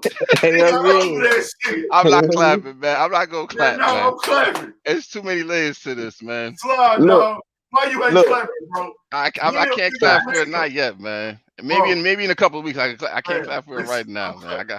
You gotta clap have for to, it, man. Will, You must not be married. Nah, I'm not. Yeah, see, that's why. Yeah. I understand where we're coming from, man. So Me what that too. mean? If I was married, I got to be scared that she gonna see that I didn't clap for him. That's what happened. Nah, I'm gonna tell y'all the part that we missing and that I found out today. Well, I heard about today, and it's allegedly because I don't know for sure. But salute to you, Ant Man. It's my first time calling in, but I be in your chat all the time. But So appreciate it. Where you from, man? I'm from Memphis. Outside to Memphis, for sure. Appreciate you tapping in. But this the thing I heard today. It's an audio got leaked, right? About Will Smith, his response of it. He was talking to somebody shortly after it happened. But he basically was saying that he could have joked on anybody else, but him coming at her. Now, but before this, Will asked Chris Rock not to joke on her hair because she was a little she been on a little down about it. So if you ask one of your partners not to do something to your wife, even though that's part of his job and that's what he do, he could have skipped over her. You can joke on me, crack a joke on me, but don't joke on her. That's all we'll ask him to do. And he went up there and still did. To be clear, that's a heavy accusation. That changes everything. So Fact. he did, to be clear, Pressure, the guy on here, Big Pressure, did say it's alleged. That's alleged, y'all. So I gotta be responsible with the journalism with that. So allegedly, let's just paint a perspective now, and I gotta put these type of words around it. I gotta put these type of words around it so it'll be good, so it'll be able to use. If we just gonna paint a perspective, and I want y'all feedback in the chat, everybody in the chat, I need y'all feedback. Does that change everything if Will Smith asked him not to say nothing about her hair? I need everybody in Absolutely. order. And not only that, that explains why Chris Rock didn't do nothing. Cause if you know what I'm saying? The only time a man to take that is if he know he was wrong. You got a point, nigga. I mean, yeah, if I ask him and he does that, then I would have to open hand smack him. Right. And then especially if Jada knew that he already asked him. So if he made that joke after Will asked him not to, Will jump up there and slap him. But he might not, but let's be clear. why would Will go directly to Chris Rock and know, like, he has made, you know what? He made jokes on Jada before on the Oscars. He might have not specified it to her hair. He might have not specified it to Jada's hair. But he might have told him, hey, don't say nothing about Jada. We kind of going through a rough time, bro. You my guy. Can you not talk about Jada tonight for me? You know what I'm saying? Yeah. I don't think that sounds, not saying yours is false, not saying it's true, it's all alleged. Right. It's a rumor. Don't take this as a fact. It could be that, where it's like, hey, bro, don't, tonight, no Jada, bro. She be down, man. She be embarrassed. She was trying to even boycott the Oscars at one point. And that's the joke that Chris Rock capped on her before. Did y'all all hear that old joke? Yep, about the Rihanna. Yeah. Her protesting the Oscars is like a man protesting Rihanna underwear or something like that. No. He said Jada Pinkett has a whole show and TV show and everything, but she said that she's boycotting the Oscars. Really? Like, boycott the Oscars? He was like, Jada Pinkett Smith boycotting the Oscars is like me boycotting Rihanna's panties. I wasn't invited anyways. Yep. Basically saying that she's very irrelevant. That Jada, nobody wanted to deal with Jada. She ain't nothing, no ways. You not that important as you think you are. Yeah, That's what he's saying. So he might have went to him and said, hey, bro, I know we be doing our little thing, bro. Don't what you call it? Don't go in on Jada for me. Or maybe he just called him and told him directly, hey, bro, I ain't appreciate that joke about Jada. He might have just said that. He definitely in the leaked video, he said, man, I have warned him about doing this. You know what I'm saying? That's what he said in the video today that I heard. They said it's in the video, or you saw us in the video? I seen it. I can play it for you, Ann, if you want me to. Oh, yeah, play it. All right. I'm going to find a video that been popping up in my head and I didn't go find it. When somebody tried to crack a joke on Jada, and that nigga looked at that nigga and said, and I warned him. I have talked to him before about this very thing, and he could have gone at it. Jake Gyllenhaal was sitting right there. He was sitting. He didn't mention the scarf once. And now that's the clip that's out there. You need me to play it again? man, that sound like an upset Will Smith. Hold on. I can't confirm that though. Yeah, I can't either. I can't either. I mean, I can't confirm it. There's some good Will Smith impersonators, man. We gonna play it one more time. And I my bad. Hold on. I have talked to him before about this very thing, and he could have gone at it. Jake Gyllenhaal was sitting right there. He was sitting. He didn't mention the scarf once. And so I don't know. I don't even know who Jake Gyllenhaal is. Hold on. They got a little bit of him on there. Some of his kind of voice shit down, but then I hear shit that don't sound like him right there.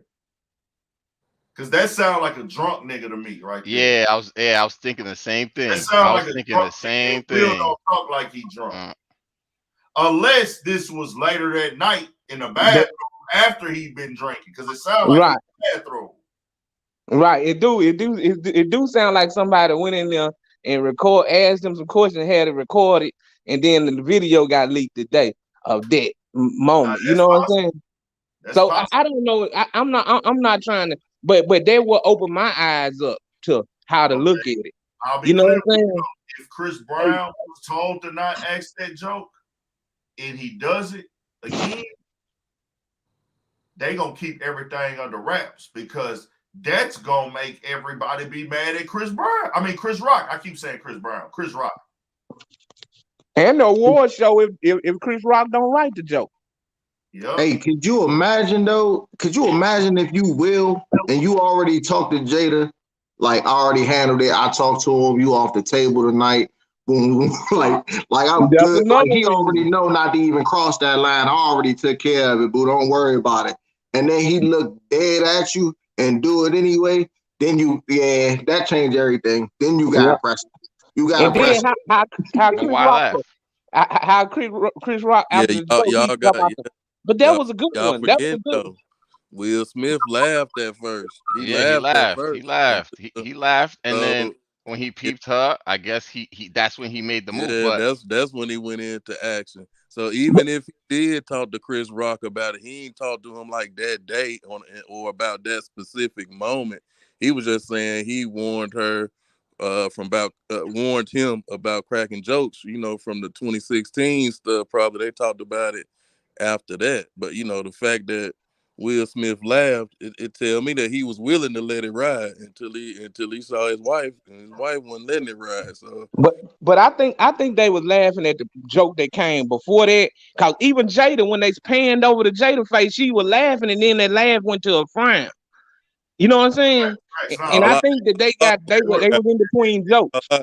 All and I that's what saw was the somebody else frown. came on here, and Like somebody I else that said, came I'm on. married, man. That's all I saw was the Okay, frown. I ain't see no smile. so to be clear, somebody on here came on here and pointed that out that there were jokes told before and everybody was already laughing. So he was transitioning the laugh uh from the other joke and he started telling that joke and he was already laughing at that. But then once he processed what was said, that's when the joke went to, hey man, it's a problem now. Hey, you Yeah. ain't never had nobody. You ain't never had nobody piss you off, and you in your head like, yeah, I know he didn't, and just you laughing like, I know he didn't, but you know you about to go upside their head, like, Right, like you know what Yeah. I'm saying? It could have been Like, that too. right, you really just played with me like that? That's what. And then right. you go off, Slim. Like he could have been laughing at it, but he could have been thinking in his head like, I know Bro, this. we I didn't know. see I that. know he ain't just do Bro, that. we didn't see that type of shit in school. We all went to school. If y'all niggas went outside and went to school, a Yeah. motherfucker will be just chilling and everybody making fun of him. And then that nigga that's getting made fun of just snap and Yeah. lose it. We seen it. Like the motherfucker that didn't stand up for himself for so long. It's called bullying. Y'all be so serious about bullying. Nigga, he tired of niggas bullying him. He felt like, hey, nigga, you disrespecting Jada because you don't respect me either. Yeah. Let me get my shit off. Y'all finna quit bullying me, nigga. I feel that I got bullied when I was younger, and I snapped a few times, and it resolved that issue Yeah, real quick. I didn't have millions of people watching me do it though. yeah. Because you got to think too. Will Smith got young fans, so you don't know who's watching that, and like maybe that created some sort of trauma for them. You know what I mean? Like if he smacked him like he was, like he pulled the People smack ain't like listening. People yeah. keep asking me Nah, why was he man. my bad, bro, my bad. But Yeah, Nah, it nah, you was good. keep it was asking that bad. why was Will laughing? For the 10th time, we don't know. We clearly said there's a big possibility, which is very possible. Chris Rock was telling jokes before that joke. So everybody in the room was already laughing while that joke got told. He was already in the laughter mode. Then he realized what happened and he snapped. If you ain't never seen nobody snap, then I just think you're not human. We've all snapped before.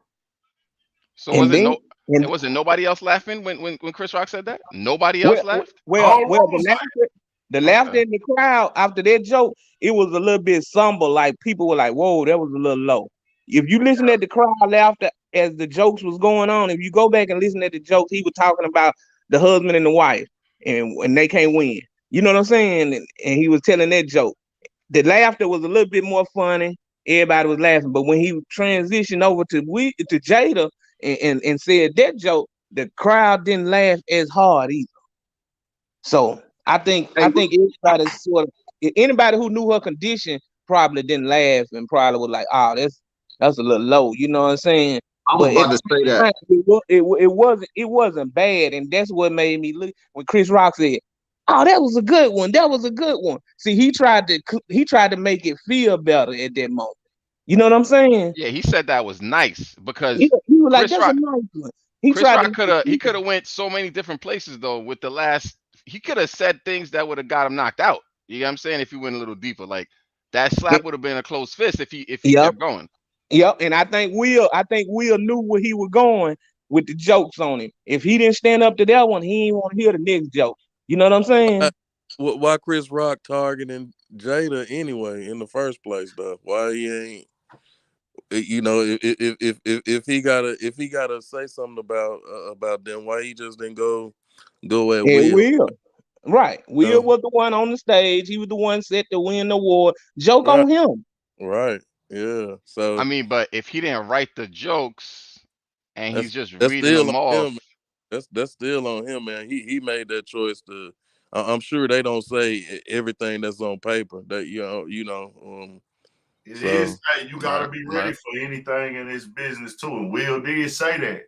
You supposed to take everything. You supposed to deal with it. How these motherfuckers talk about you. I know that, and I'm not even. Hey, I know I get talked and about. you I'm gotta not even do in that for the these car. 9 to 5s. You gotta do Yeah, that you gotta just do that, and you gotta do that for even a nigga like me, nigga. I am nowhere near, in my nigga 10 times nowhere near this nigga Will Smith, nigga. Like he 100 times richer and more successful than me. And motherfuckers be in the comments making fun of my physical appearance and everything I got going on. That's just who people is in the world. And you got to deal with that shit. And he said that. That's one message that I think a lot of people didn't say, like, understand where he said, he was basically saying, like, hey, man, I couldn't take it no more. I folded. I cracked. You know what I'm saying? Yeah, I think with Chris too, the whole thing is even if somebody else wrote the joke, right? And I get that, you know what I'm saying? It's an industry. You gotta kind of fall in line. At some point, you still gotta be accountable. It's some things on my job, bro. They ask me to do, I just ain't doing it. You feel me? Like you gotta stand on some principles. Yeah, You know you what I'm got Fact, saying? You right. gotta be a man about it. fact. At some point, you gotta draw a line.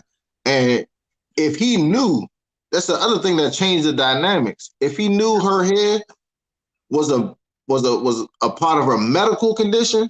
You know how worrisome that is to have a medical condition, you know what I'm saying, that's causing your body to physically change and all that. Come on, man. Especially if him and Will got that type of relationship, or I don't know how close they bond is, but if he knew, I didn't know it was a medical condition, but I don't follow them like that. That ain't my house, that ain't my business. But no he might have knew, you know what I'm saying? Where you gonna draw the line? facts. I mean, she did drop a video on her stories, and I think at one point she even like laughed about it because she said that's all she could do is laugh about it. Yeah. Damn. So Yeah, so it was he a knew little that. weird. It was, Yeah, I mean, So so if he he, knew.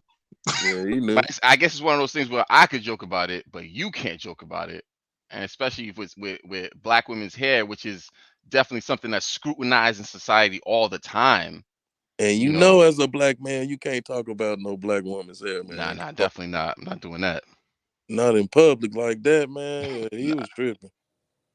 Yeah. it's heavy. Like I said, so many layers, man. So many layers.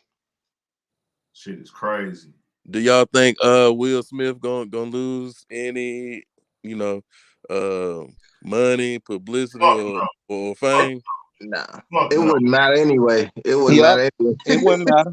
At this point in Will life, we have been in Hollywood, and he done sacrificed so much of his family and everything. That's pretty much what he said in his speech. If you listen to it, he pretty much said, "I didn't sacrifice everything," and now he losing his wife, his kids out of doing their thing. They wild, and now he reaching a point where I don't think the money, the awards, the people in the stands, what we think. I don't think none of that move Will no more. I think that he done been through enough in this year where he ain't got nothing but his pride and his manhood now. You know what I'm saying? With all the money he got, that don't make you happy. you know what I'm saying, having people look at you and talk about you like they've been doing him, that's what he sort of was pent up with. You know what I'm saying? And he don't care nothing about nothing. He don't care nothing about You know another what? role or nothing. I don't know if this dude is a troll or whatever, bro. But I just tell, and that dude might be a troll, because I know some people thinking that when we homie broke down what it's like for anybody to have a sickness or illness that's breaking their body down. That is mental, like, disturbing, and it fucks with your brain. You know what I'm saying? Whether you can die from it or not, but whether if it's life threatening or not, you know what I'm saying? Having an issue like that is something serious. I put that sentiment out there to let niggas know, like, put the person you love in the shoes of something sometime before you make comments, bro. Like, when it comes to physical stuff that's out of people's control. But people who say, oh, she ain't dying, how would you feel if that was your mother? For y'all to have mothers. Cause your mom, that could easily be your mother, was she going through some shit with her scalp and her hair every day, and is struggling and it's breaking her down, and the nigga crack a joke on her, got people laughing at her. She been going through it, struggling. You wouldn't be offended, nigga? Hey, you gotta realize we more than just this physical, man. So it's affecting her physically, but come on, man, what's that doing to her mental, psychological? You gotta deal with. She in the public eye too. Even if it was just one of us and you ain't in the public eye, man, you start losing your head, something, you get a skin condition, people looking at you crazy. You will constantly gotta explain and answer questions, all uncomfortable. It's always gotta be at the forefront of your mind. Like, that's crazy. Well, I'm gonna tell you what it is, and we're gonna get back into that money situation. That's what this leads to again. People think because you got money, you supposed to be able to deal with everything. See, everybody never had money. Everybody ain't never been rich, so they think that because she rich, get over it. But if Jada Pinkett Smith was a poor woman who wasn't rich going through that, it wouldn't be the same. You see what I'm saying? People are saying that because Jada Pinkett is rich, a multi-millionaire, she got a rich husband, but if she's successful, so because she's successful, who gives a fuck about her hair condition? But if that was a regular woman at the corner store that wasn't famous, or a woman that you worked with, and you seen her going through it, you wouldn't be like, who gives a fuck? You'd be like, damn, man, why you cracking jokes? If you seen a nigga who was an inspiring comedian at the corner store cracking jokes on a woman's head, you wouldn't feel that way. You'd be like, man, them niggas tripping, bro. They out of line. That shit ain't even funny. But because she's successful and she in entertainment, you telling her to not have human emotion, and that shit be fucked up, bro. But I was gonna say, back to that money situation, bro, and I'm gonna let y'all have it. Like I said, bro, it's a YouTube video right now with 78 million views on it, bro. That's probably like,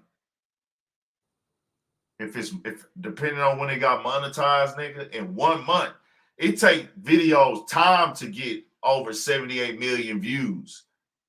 It take videos time to get that. Years to get that. 78 million views in 48 hours, bro. Nigga, that's like, bro,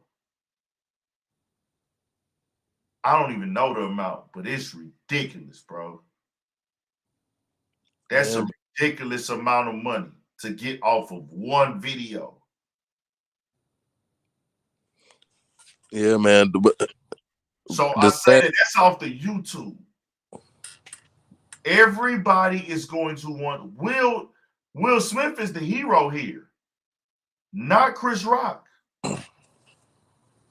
Wait though, but Chris Rock added more nights to his shows because the sales went up.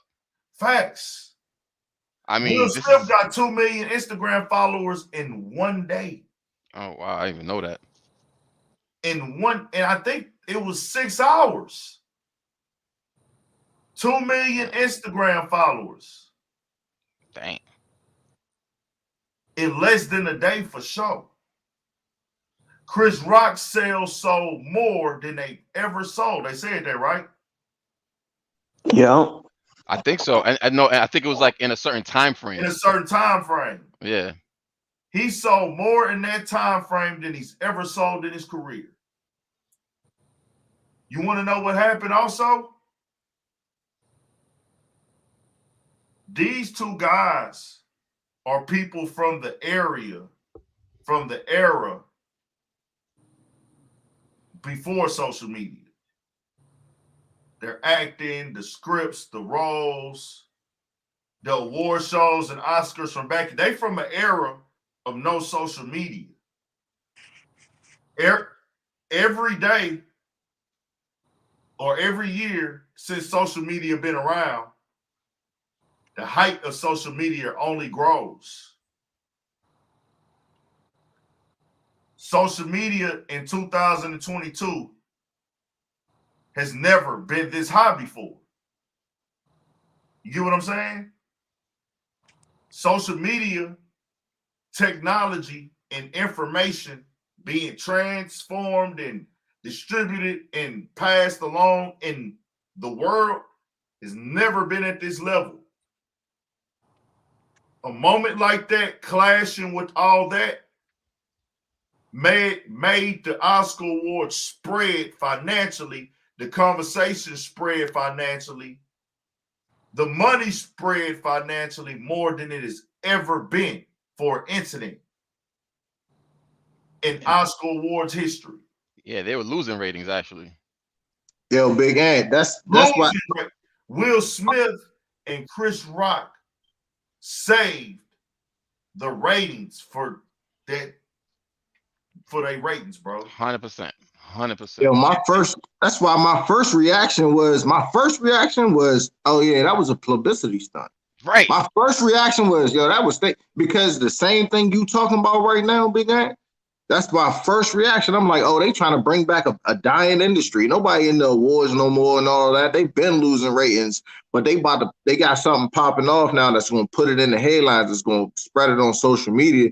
That's going to get that attention refocused back on it. Oh, maybe we are about to check in on these award shows. Maybe we about to, you know what I mean? Like get them back in the headlines. You know what I mean? Like I thought out the gate it was a publicity stunt. Now it's deeper than that because we seen Will reaction when he sat back down and all that. It's definitely deeper than that. But my first reaction was exactly what you talking about. It's some money behind this somewhere. It's some money motivating this somewhere. I'm surprised if So that Oscars So Black ain't trend after that. Somebody says he see, humiliated himself for ratings, views, and more money. Nothing's changed. He humiliated himself for you, to you. Like I said last night, and I think everybody can agree with me. Hold on. Wiz Marley, shout out to my guy Wiz Marley. He a heavy supporter. He said Chris Rock tour tickets went from $46 to $346. Wow. now I Will, don't know if that's true or not, but that is highly believable. I can't confirm that, but it is is he very gonna, believable. And, is he and gonna also, still is be that joking on Jada? resale? Is that resale? That's resale, of course. Uh-uh. You know, because they gonna buy them out, and then, they going for this now? Yeah, yeah. DJ Air Alert: the Academy isn't mad at this attention. Money, got to have money to make this shit go around, man. I wasn't watching the Oscars. I'm gonna tell y'all some real shit. True, the Oscars. I don't think the Oscars comes on cable television, but the amount of people that look at television has decreased so fucking much. We know the stock is nowhere near as high as it used to be. Wiz Marley say he's seen it on Academics page. It's crazy because I haven't been on Instagram really like that for the last couple of days. I made my little post, but I got off. But I ain't just been locked in to Instagram.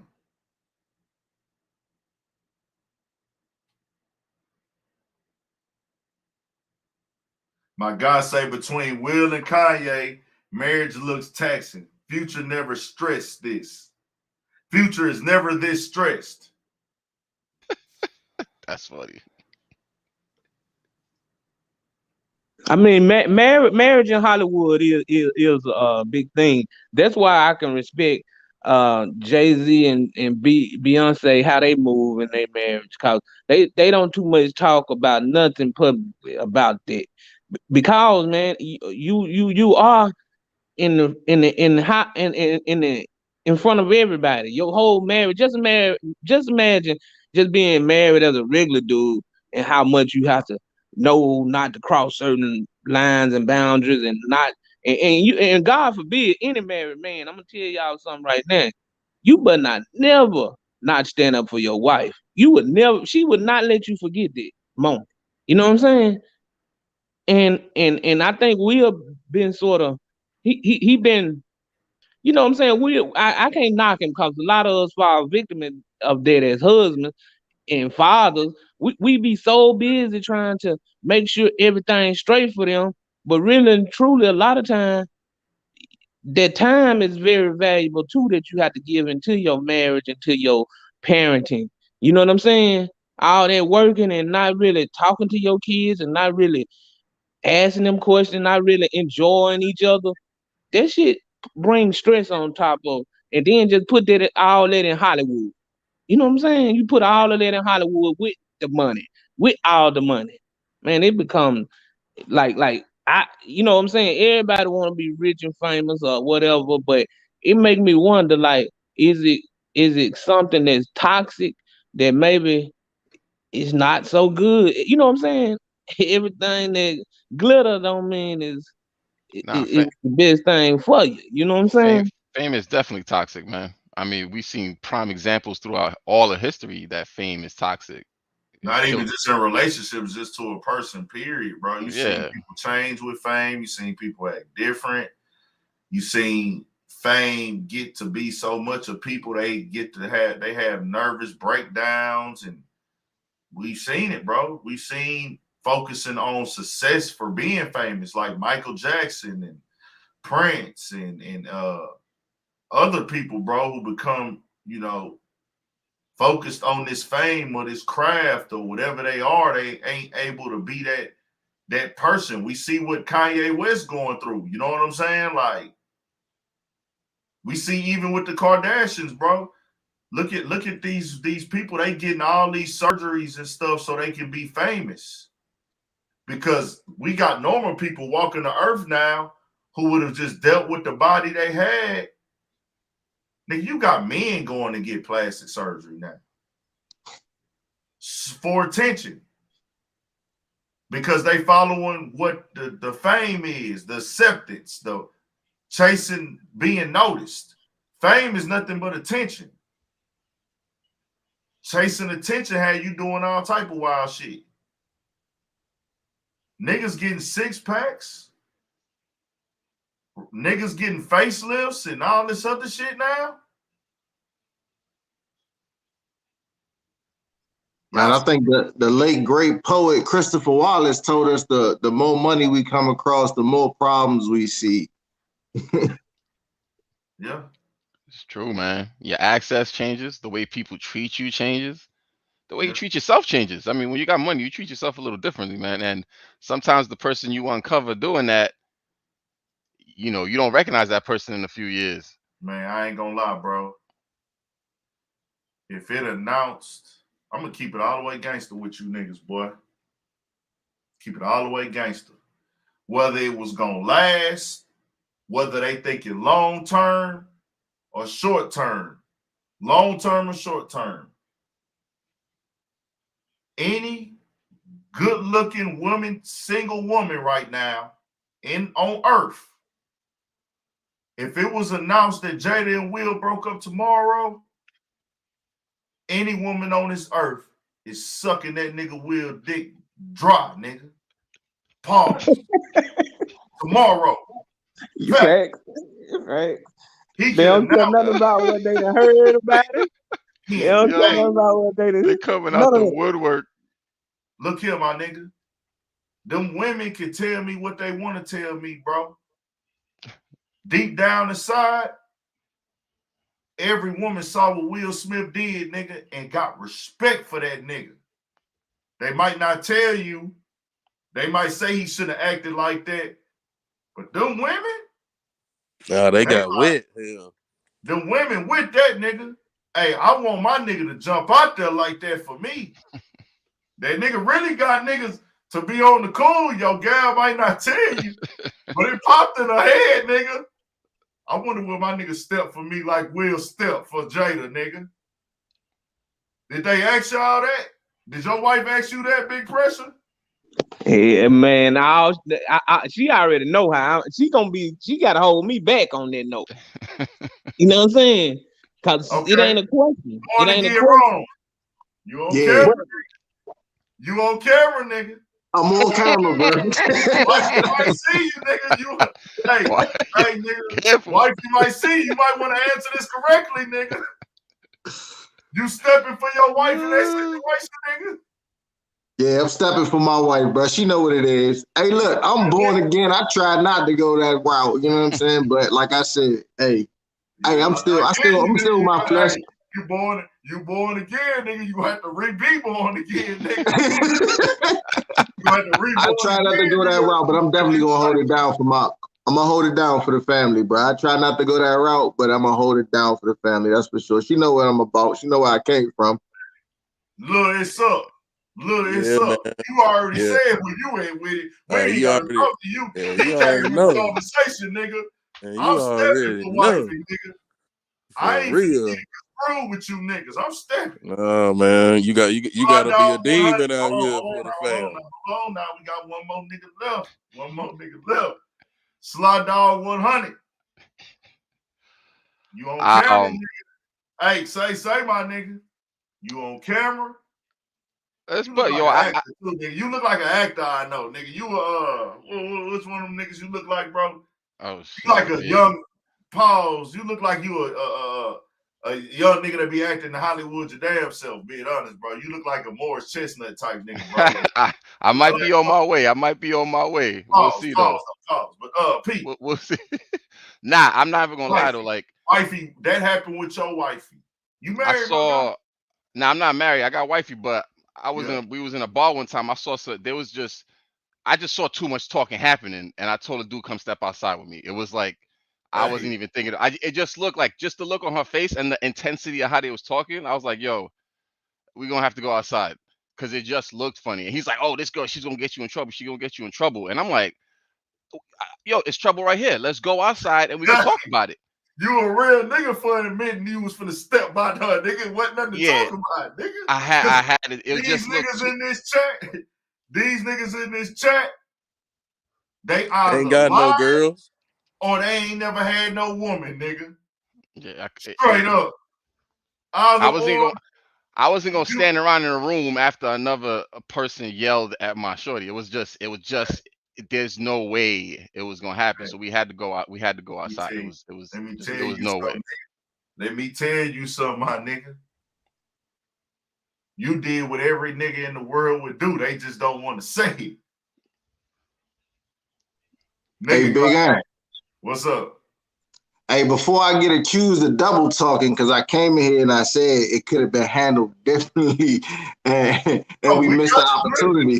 Yeah. So now I'm saying you asking me if I'm stepping for my wife, they're gonna be like, homie just said they should have handled it differently.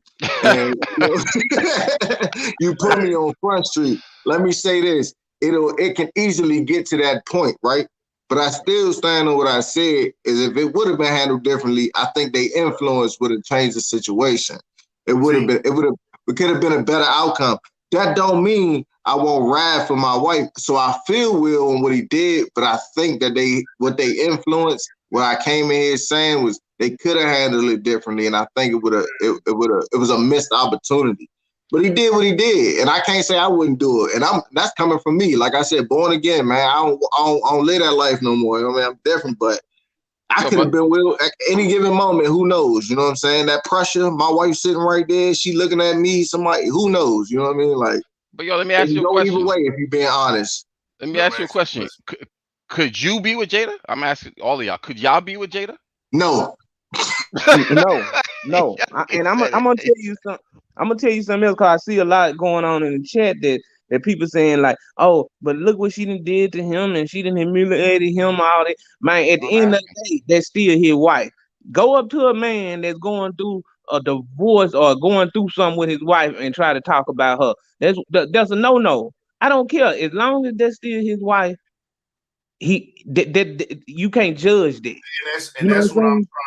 and I've been trying to That's true. explain that But to I'm all of them. Jada but ain't who Charles, my nigga. Like Jada is his.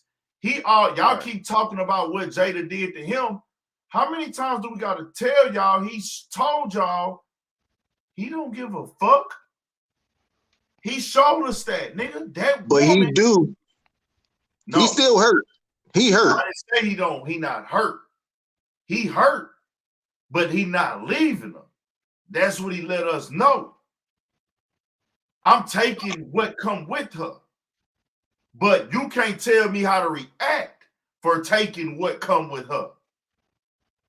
I'ma take she slept with Og. I'ma take the Tupac jokes online. He on Instagram, he see all this shit. He taking all that. He taking the jokes, he taking the clowning, he taking the laughing, he taking the memes. I'm taking all of that. But I get to say what I can overlook and not overlook when it come to that woman. Y'all keep saying, what about what she did to him? That ain't for y'all to decide. That's for him, nigga. Facts. He don't give a damn. Hey, the baby made a good point too. He said this internet got a lot of homies tripping. Because there's a lot of people that see, we know Will see these jokes online, right? But he can't reach out and touch everybody online. It's different. That's why I say it's different. I'm saying I would hope I had the patience to handle that situation different. But when somebody right there in your face and you gotta turn around and look in your wife's face, I don't know. I might be right back to who I was a couple years ago. You know what I'm saying? Like you You don't know. would be. And You would the be, baby bro. made that point. Like, bruh, like he can't do nothing about all that online. But he right there. And the internet got people tripping thinking you could just say, it's the reason why we call people keyboard gangsters, because a lot of things they say online, they wouldn't say to you in the elevator. But if homie's standing right next to you and he gonna say it to your face, you gonna react different. You ain't typing back. You might reach out and touch something. You know what I'm saying? Like, That's true. That's true. I ain't gonna lie. That's true, And man. then it's another thing they saying in your chat is, oh, if he wouldn't have hit this person or that person like that. Of course, we all have used that little guy that talk all that noise and whoop him just to show everybody else. You know what I'm saying? I'm a victim of been done that back in high school. I picked the little one out the bunch and I got at him just to let everybody else know, oh, he got them hands. You know what I'm saying? So sometimes, yeah, maybe he wouldn't have did the same thing to a bigger guy or a bigger somebody who. But then again, if it's somebody that he done told or he done talked about or he's been warned not to do it, and you still do it, I mean, that was a disrespect jab at him, not just his wife. You know what I'm saying? That was a little bit of direct disrespect toward me because I didn't talk to you about this, bro. So You know that's what what I'm saying? gotta wait. I think everybody agrees in hot topic. Yes, cut your camera on so I can make sure you real. I think that that changes everything, bro. Like if that's the truth, hot topic, cut your camera on so I can see you right quick. They can't see you. You can cut it back off after I see you. And I'll tell you once I can see you. You in the backstage right now. Okay. You cut it off. Yeah. What's good? Nah, shit. Y'all talking about the Will Smith shit? Yeah, where you from, G? I'm from Boston, but I lived in North Carolina for like 13 years. But I just moved back up here. All right, shout out to Boston, man. So, what's your opinion on it? I think that whole shit was staged. Okay, Like if that's a fair opinion. We could say it's staged, but if we just say it's staged, there's really not a lot of dialogue to relate it to real life. So But I just think for the conversation, Mhm. it's better to just because they put it out in the news as it's real. in So the news, but like everybody looks at the news, that's what they go to. But like if yeah, you really sit back and really think about it, like what you seen in the news, right? Um they had Chris Rock's face turned over. You never see Will Smith's hand on his like face. They had the overview to where Chris Rock's face was turned over, but they never had the overview of his face on his hand on his face. You feel what I'm saying? so yeah, so like I said, I'm not you telling me it's staged. I looked at it and questioned was it real or fake also, and then they do have incentive, a lot of incentive for it to be fake. There's a lot Mhm. of incentive and a lot of win because you can push this narrative, go popular, get the ratings back, all of Yeah. it. So Oh what shit. I'm saying is the conversation we having is it's real though, because because it being real, because of what Will has went through, these things can happen. It's a possibility. This thing has happened. We've This seen thing has dudes happened. We've seen dudes about it. Your echo on. about it. The echo on. You gotta close out the other part of it. So I'm just saying, dudes have killed over their girls before. You just had four brothers on here admit that if somebody play with their wife like that or disrespect wifey, they gonna ride. So this is a very high possibility of this happening. But So that's all I want to let you know, that that's the conversation we having. But I do respect, you coming in and saying that it's fake, but we just having a conversation that is real. You see what I'm saying? can I give my point of view on it a little bit? Yeah, All right. So he made Chris Rock made that joke, right? yeah. Will Smith was over there smiling, laughing and shit, right? Mm-hmm. He walks up there, he does some like bullshit ass slap. Like it wasn't it that shit seemed like it was like staged to me. Okay. The way like the way he slapped him, it seemed like some shit off of like a movie or some shit. And then he walks off and you see him turn around and like smiling. He's smiling, walking back, and then when you see him sitting down, he's mad. And then after that, hold on. Let me get this off. After that, after that, he he he was like, "Oh, don't talk about my motherfucking wife. Don't say nothing about my motherfucking wife and shit like that, right?" And 40 minutes later, he wins the Oscar. I feel like to me, the like Oscar for best actor. I feel like for me, that shit was all staged, it's all propaganda to me.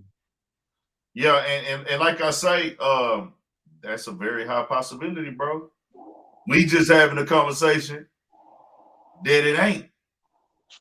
Because Now, everything you described he did is a part of human emotion from what Will has already showed us.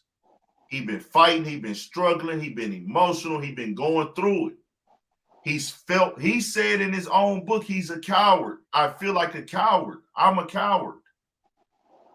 You know what puts a smile on a nigga face? Once what? he get to show niggas he not a coward. And he But turned around and was like, I finally did it. That's the I truth. stood up to them niggas. that is a coward. Would he do that to The Rock? The See, Rock wouldn't say that. Rock wouldn't say that joke. whether he would or wouldn't, once again, Hmm? people made it about the person. And also, I don't know, bro. when Will walked away and he was smiling like that and he looked back or whatever, that's just to see the reaction in case you got to drop the other hand on the nigga. That's what you look back for. So Pete, I'm woke. So Pete, this what I'm saying. I'm saying what he did is very possible in a person, in a man, in whoever. They finally stood up to one of their fears in life. Hey, I finally did it. I stood up to this nigga. I finally, or not even that nigga. So people say, would he do that to Joe Rogan? Would he do that to The Rock? He might have not went up to them and slapped them, because we don't even know what the build up was behind the scenes between these two. Like, look, it's upset that there's a rumor, and it don't sound real, being honest, because Will sound like he drunk on there, that he told Chris Brown not to make jokes about her before this. I mean, Chris Rock. Whenever I say Chris Brown, I mean Chris Rock. 2016, I remember that. 2016, she did a joke on her. Mhm. They had boycotted that year. Will Smith was there because he knew he was going to win, like homie said. He don't be going to the Oscars. So he might have told Chris Rock, hey man, don't make that joke, bro. Don't make that joke. Don't make any jokes about Jada tonight. We gonna be there. Possibly. So, I say that to say this. Whoever it is, he might have not went up to them niggas and slapped them. But then again, you don't know, bro. True. Because I don't know.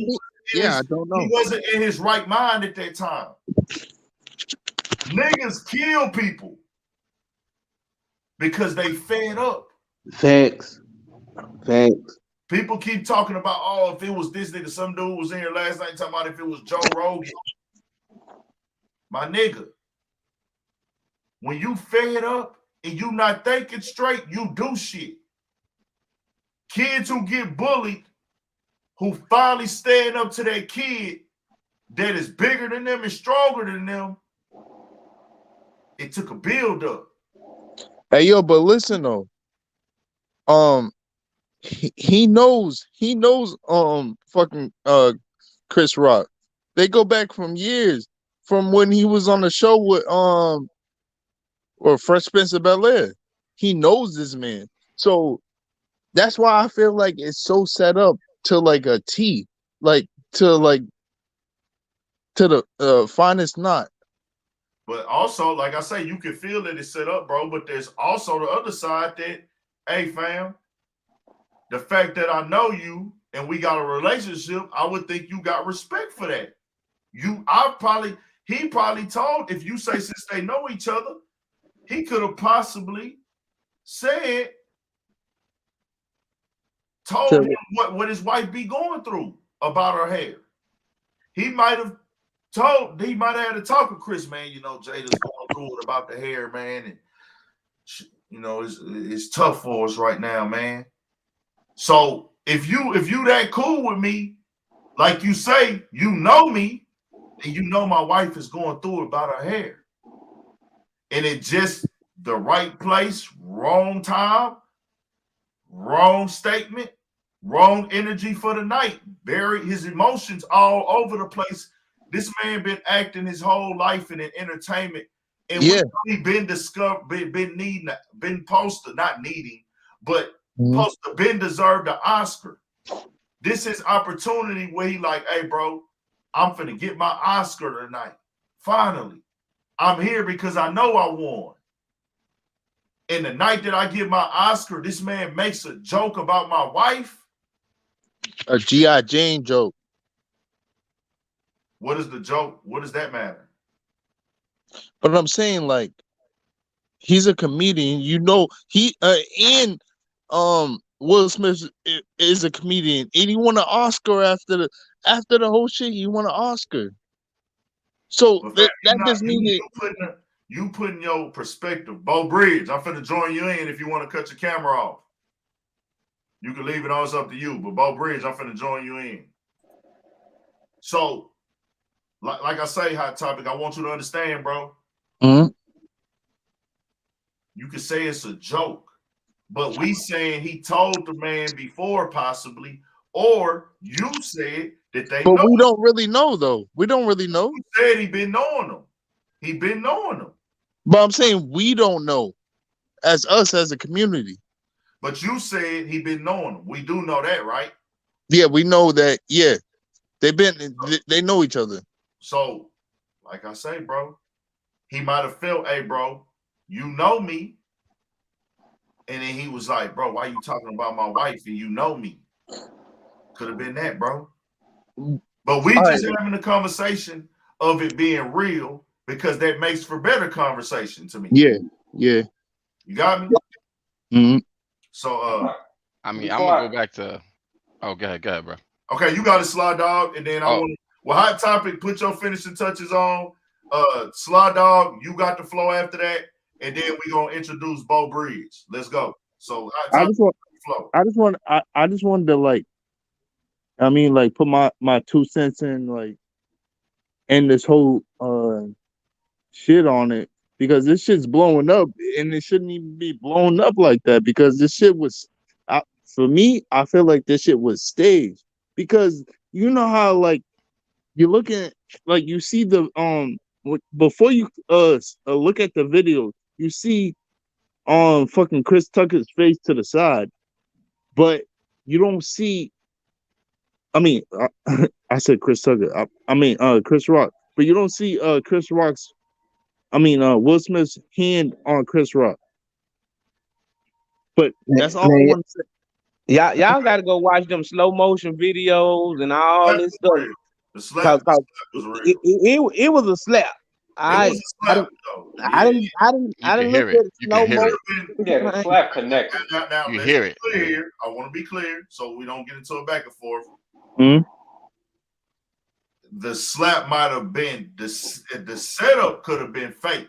The setup, the play, how they did it, he could have taken a real slap, but there was real contact with their hands. Show me a video. I had it on the live last night, bro. It's so many videos up on here now. I'm You saying hear like it. show me a video of It Will was Smith. a real thud in the real time Like, aspect yeah, of you it. hear it. You hear the slap and you hear the impact through the mic off his face. Yeah, All I I hear mean, was You can that. go on YouTube and That's see all I that. hear is a do. I don't hear no bah! Like no. That's what you gonna hear through the microphone, bro. yeah, it's a slap But in hey, real, like in real life. But I was gonna say that, yeah, you you got know, it, slide dog. Was good. I was gonna say that I'm gonna go back to the book, and sometimes, like when you famous and your work gets like publicized, you can write yourself into who you want to be. You can write yourself into a corner. So like that's why I keep saying that, that book, it was heavy on the details of his life, and again, when everybody has read like your personal affects about your life, there's a certain way that you're gonna carry yourself, that, or maybe you have to carry, or you got to do something different because everybody knows you now. So now nothing's gonna be surprising. So that could be a double-edged sword in the long run in your career. So if people don't see any deviation in your character, then when you go to play these characters as an actor, stuff starts. You don't feel like you're being genuine. I don't know if you understand what I'm saying. But Um, he's been an actor his whole life. yeah, and when you're constantly acting, you're training your brain to believe in certain things and to be a certain person. After a while, you know what I'm saying? It's like a computer disk. Yeah. You download Your life have you moving how an actor would move, basically. exactly. Maybe you Just don't like a basketball player. You not on the court, but you doing dribble moves. right. You know what I mean? You not on the court, but you flicking your wrist. and, Rapper, they and walk with around acting, freestyling. and It's acting all is it's all conditioning. is It's yeah, and acting exactly. is behavior. So that's So, behavior. You get what I'm saying? So like so let me now bring you in in real Bo. life.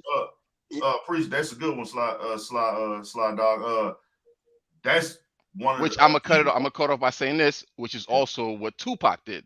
If you think about it, in his career, facts. Tupac wrote his personality, his persona into existence. Because when you look at earlier interviews with Tupac, he was not the same person that he was when he got killed. So, Ooh, AC.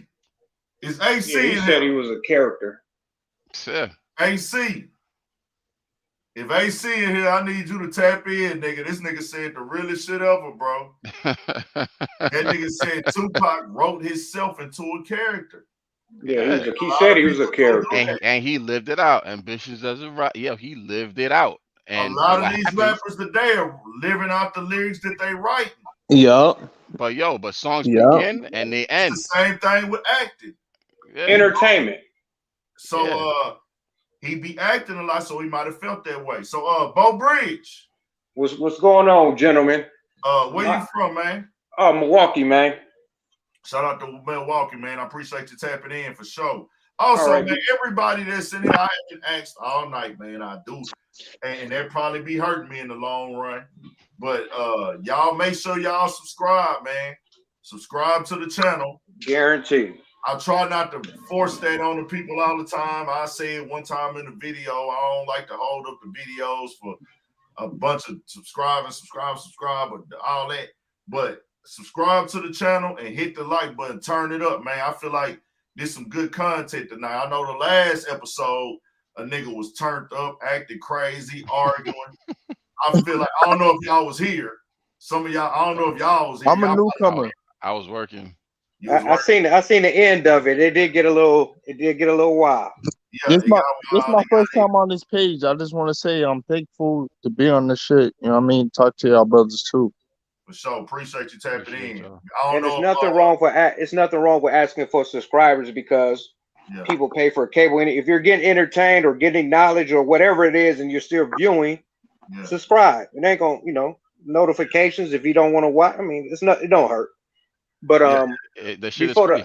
It's free. let me get to my subscribe. before I get to my main point. If that when he played the audio of saying that's what Will Smith was saying, and Chris Rock did it, that shows if that's true, then Chris Rock, that's to show the gall to say, like, even if you told me, I'm still gonna say the shit. Anyways, that shows a lot because that's why I make you think like you got to be prepared for something. If the man said, please don't say nothing about my wife, and you still do it anyway, if you think he'll punk or he's finna come and do something, and that's why when he got slapped, I'm like, you got to know that was coming. If that's true, you got to know something, some kind of retaliation was coming. If the man told you that, you already know it. I'm still gonna say it anyways. Either I don't give a fuck about you, and I'm gonna say it, or some drama finna. I want some drama to start, and this is how I'm finna do it. It's one of the two. To me, it's some type of conspiracy though. Like that shit didn't even look real. The way Will Smith was walking up there, the way he slapped him, he did like But for this conversation, let's keep it to the real, because that's we don't want to stretch it. Like, let's just keep it on the real just for the conversation. I guess my main point is saying I still can't give Will a pass for it. I understand I guess I'm going to this point. When they say like, well, a man, just for example, if a man say I'll take care of the household and the wife is there, and then the women say, well, that's what a man's supposed to do. Well, the wife got the wife end is saying, well, you got to be worth doing that for. We don't give that enough emphasis to say, well, if a man gonna do all this, she better be worth doing it for, not just any woman. So that's my point of saying when y'all say like, well, a man's supposed to do that. I'm more saying like, well, in a normal and maybe in a normal sense, I will go with that. But for this instance right here, she's not worth that. Well, they relationship hadn't been nothing of normal. You know what I'm saying? They hadn't had a normal relationship, a normal marriage. You see what I'm saying? This Hollywood marriage now. And we don't know how many people do this type of activity behind closed doors because it's so much money tied into them that ain't nobody there. It ain't like she's just a stay-at-home mom. She got a bag too. You know what I'm saying? And he on the road a lot. So they may have opened up their marriage to them type of things. You know what I'm saying? So that make it even more clearer why Will can't leave his wife over this because look, he got guilt. Like I said, the same feeling Chris Rock felt up on that stage is my fault. That's the same fault that Will feel in his marriage. It's my fault. But so that's true. But we still can't give him a pass because they put this shit out there, and they like people found. They put his pain, the red tape. They put all that out there. So he's saying, well, people ganging up on him and bullying him, and he put that out there. So you deserve. You keep some shit in the raps. That's how you keep shit in the raps that you want in the raps. Well, that red table talk was a little bit of a mistake when they start. Anytime you marry and you start speaking too much on your personal life, you open yourself up for scrutiny. You know what I'm saying? Somebody So he gonna deserve check all everything. that talk. Right, right. But at some point, if I didn't talk to my partner and I told my partner not to say this, If and my that's partner true. still say that, I gotta check my partner cause somewhere you missing the Hold on, so point. I You think I'm a laughing stock or let's something? be clear. Now let's be clear here, right? The scrutiny is in this case could have been a different type of scrutiny. There wasn't scrutiny about what I opened up about True. She did open up about her hair condition. In the world that we live in, people are gonna be cruel, they're gonna be disrespectful, they're gonna be out of line. That's what comes with being a celebrity. That's what come with it. Now she opened it up. She could have kept it to herself, but the joke could have still been told without the world knowing because you making fun of her appearance. This isn't a decision that she made. So if you make fun of us being swingers and sleeping around in August Alsina, that joke is night and day from the joke of a physical appearance. That's 100. That's 100 Fact. right there. That's two separate Yeah. things. That's two. Yeah, So parents still that's why got. That's. I think people keep talking about like how they put their life out there and people making fun of them. I was talking about the entanglement, all that part, the hair part. That's no, but that that's don't got not nothing what to he do with it. pressed them. That's not what he pressed them about. He pressed them about the G.I. Jane joke. Now, I'm gonna tell y'all this. Will said, keep my wife's fucking name out your mouth. What was Chris Rock's response? I It will. was a G.I. Jane joke. I will. No, first he Yeah. said it was Yeah. a G.I. Jane joke. Yeah, he tried to keep it like comedy. Hey, bro, it was just a G.I. Jane joke. He could have said that it was just a G.I. Jane joke because Will already told him no jokes, nigga. Yeah. He probably Yeah. Hey, told him. yo, but listen, he was laughing when he said that shit. See, bro, You see the camera. hey, listen, bro, you messing up the conversation now. My Mhm. fault. We not trying to talk about if it's real or fake no more, bro. Oh, we you talking like it's real. all Talk right. about what happened. What We talking actually about happened. what happened.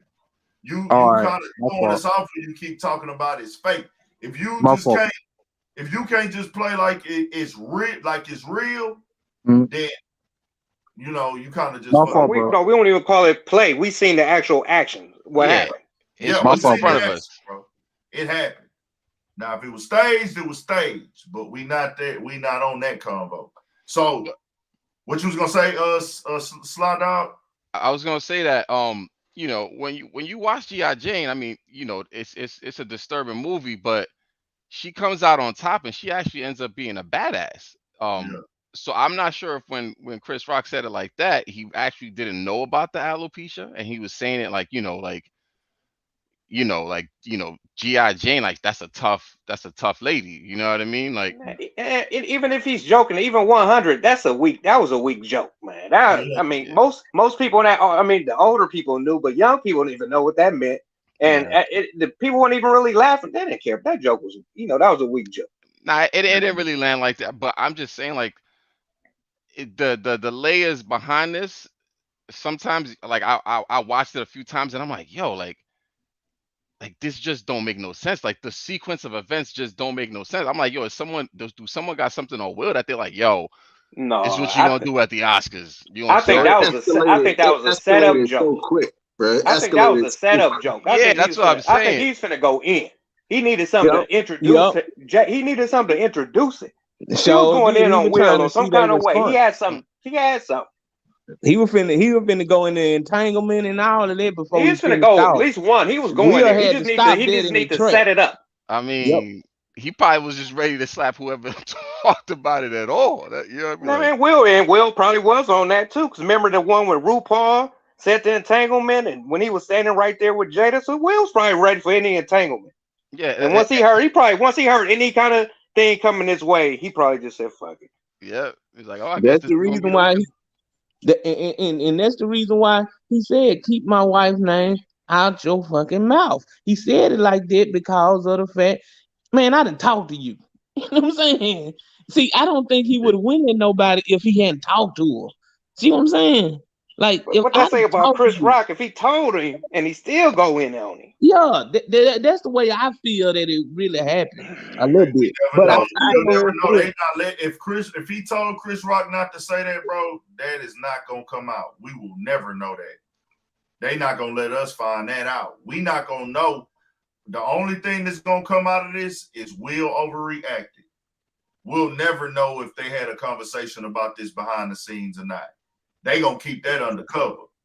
Yeah, That'll never but be but the only time a man will take that, not threaten a lawsuit, not press no charges, if I feel like I was wrong. That's the only way I could do it. Yeah, because if you go in there, that's I like, wouldn't man, be either, pressing man, no I don't give charges a on fuck a about topic you, man. like I'm just that. gonna say it anyway. How much you think you're gonna spend when you got that kind of money? What kind of lawyers? Your lawyers charge you $1,500 an hour. How much money you think you're Probably gonna more spend on than that that. lawsuit? And Chris ain't broke, so they going back and forth, bro. That's going like Chris ain't broke, Will ain't broke. How much bread you gonna Bro, blow No, but between Will, the that's two of that's y'all? 10, they 10, gonna 12 settle million? that out of court. That's cut and let's be dry. clear. He walked up there and slapped him.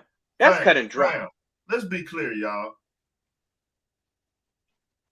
I'm gonna be real with y'all. Rich people only sue in court for money if it affects their business. They don't go to court, fam. Will, do you think Chris Rock is finna sue somebody? That's a broke person sport. Am I right or wrong? Like, y'all actually think No. You Well, I 100 on don't that. know. It's the The come only up. other time is when somebody just got malicious I'm Chris Rock. intent. They just hate a person and they Yeah, might sue right, them. right. Cause Cardi B just got her one off of somebody saying something, and it really wasn't hurting her money, but it was hurting her feelings. You know what I'm That's saying? different. You Nah, yo, that you was business. You were tearing down her brand. a UFC fighter just got his tooth fractured because he was talking about homie's kids throughout the fight. The dude got he beat the dude, but the dude caught him on some sneak joint outside a restaurant, fractured his tooth, damaged his Rolex, $90,000 Rolex. He's pressing charges on the dude. UFC fighters ain't Chris. Them niggas ain't got money like that. They richer than me. They not popping. They not up, nigga. Chris Rock piss money. He got white people money. A UFC fighter couldn't have the money that Chris Rock have if their life depended on it. That's just factual. Yeah. Suing is for niggas who not all the way wealthy. Pressing charges is something different. Oh, guarantee. So we can erase the lawsuit part. That's a good right. distinction. Right. Distinction right there. Money. Pressing charges and suing is two different things. That's two different things. So suing is for people who don't have money or for somebody affecting their brain. Right. For Chris Rock to sue Will Smith, it would have to be some defamation of character type shit. Nah, he would have had to knock him out.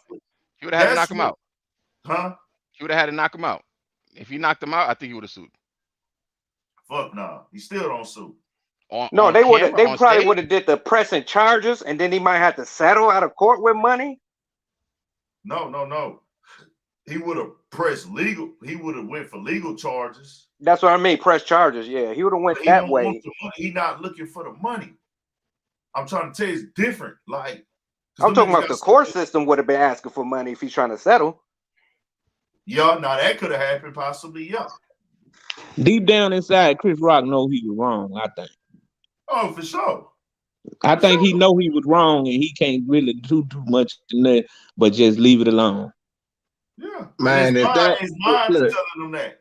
He probably felt bad right after he saw Jada's reaction, but he had to continue the show going. Like, it most definitely set in that, damn, I really did that. Like, he got to stand on it for his profession, because being a comedian,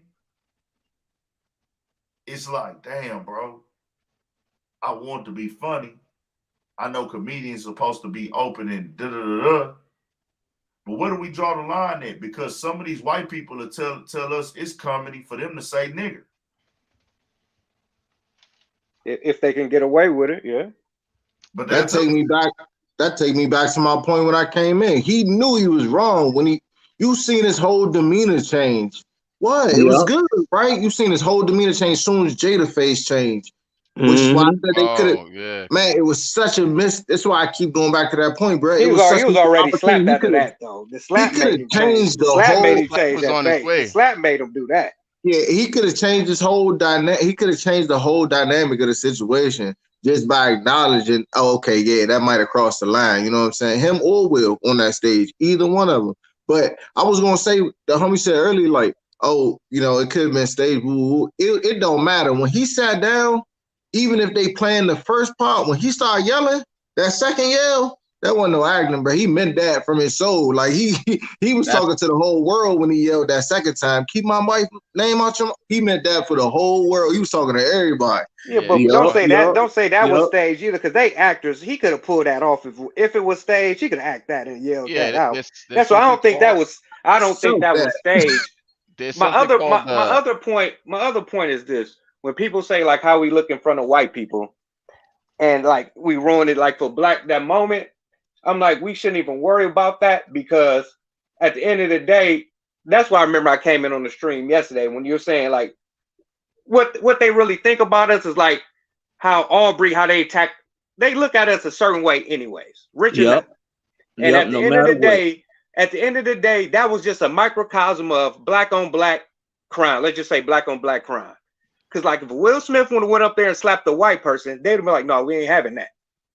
And they Yep. would have brung security out and rushed that stage and all that type of shit. But black on black, that just shows you a microcosm. We can watch y'all do that to each other. Don't try with Mm-hmm. us. That's all Yep. that was. Exactly. And that's all I was saying now. Mm, Like, I do feel because when you say that though on the internet, that turn people into thinking you talking about like giving them a pass or approving the behavior. I'm like, bro, I'm not Right. approving the behavior. I'm just saying I'm critical of words now, certain words, because I do this. Oh, Because I do guaranteed. this, I'm critical of certain words like making black certain terms and phrases. I'm critical of those, making black people look bad, or this set black people back, and you living up the stereotypes of black people with this. And I with those type of words now, and when it comes to my people, I'm very particular because you let them tell it, we are the problem of the world. That's the stereotype that they create. And we trying to prove to them we not the problem of the world. And I don't ever want that to be the goal. I want the goal to be for us to be the best that we can be and hold ourselves to the highest standard of Right. what we need to do to move forward and prosper and gain. But what they think about us, that should never be your concern in the overall spectrum. Because they already told you what they think about You know Right. what's Right. crazy? Go ahead, bro. No, what I was saying, they control the media anyway, because we only 14% of this country. So if you show black on black crime, look how many more times white people, it's way more white on white crime. But they don't put that on the news and portray it that way and or anything. don't They get to forget control the narrative because they got most of the media. They control the narrative. So if they want to put us out there like that, hey, they control it. I was gonna say, don't forget we getting another 100,000 refugees from Ukraine too. So you. Come that on. populate they injecting the Hey, population a little bit for us. Meanwhile, they turning away Mm-hmm. black people. Remember what they was doing in Texas? Yep. Turning away Yep. refugees. I said that on the live. I said, They was y'all, doing that with y'all, Katrina Yeah, too. you on it. So y'all you on Yep. it. focused on y'all, they focused on Ukraine, fam.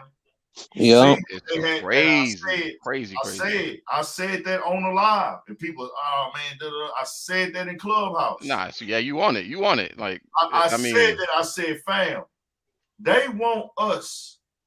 America will make themselves look like they better than other countries. We move freely to other countries. But why is it that we jump at everybody else shit on how they should and shouldn't treat people? But look at what they see about us. They Mm-hmm. look And they at let it slide. America like that. To be honest with y'all, America is seen and known even by the people here. This is a white country. and they run this country. This ain't no equal country, bro. The land Nah, for white men. That's not what at they all. called it. Remember, Not women at all. didn't even They have telling rights. you, It was a they white telling man's country. they telling you, oh, this is equal. Everybody's free here. It's a free country. But if you take yourself outside of what they feed you and force feed you, America ain't no free country, nigga. This a white man country, nigga. Yep. Hey, yeah, I want to tell y'all something probably blow y'all mind, bro. I just had this same very similar conversation on a live, right, on a different channel, and believe it or not, bro, it's all believers in it, right? We having the same, like, it's crazy. I jump on a channel where most of your audience big and dudes from the street, you know what I mean? Like this hood politics. But I Right. just jumped off a conversation where it's all, we all believers. You see my name, I ain't never ashamed of the gospel. You see my hat, that's all my faith, right? But we just had this same conversation, bro. So it's happening everywhere. So it's obviously something to it, right? What's the perception of us in the community? What's our perception in the world? What was the dynamics that went into it? How do we get in these conditions, bro? This conversation being had, which is a good thing. I just want to acknowledge that's a good thing. It make me feel good to know I can go from that room. You know what I mean? Over there, they looking at it from we looking at solutions from a different perspective. You know what I mean? Bringing our faith into it, but we talking about it over here.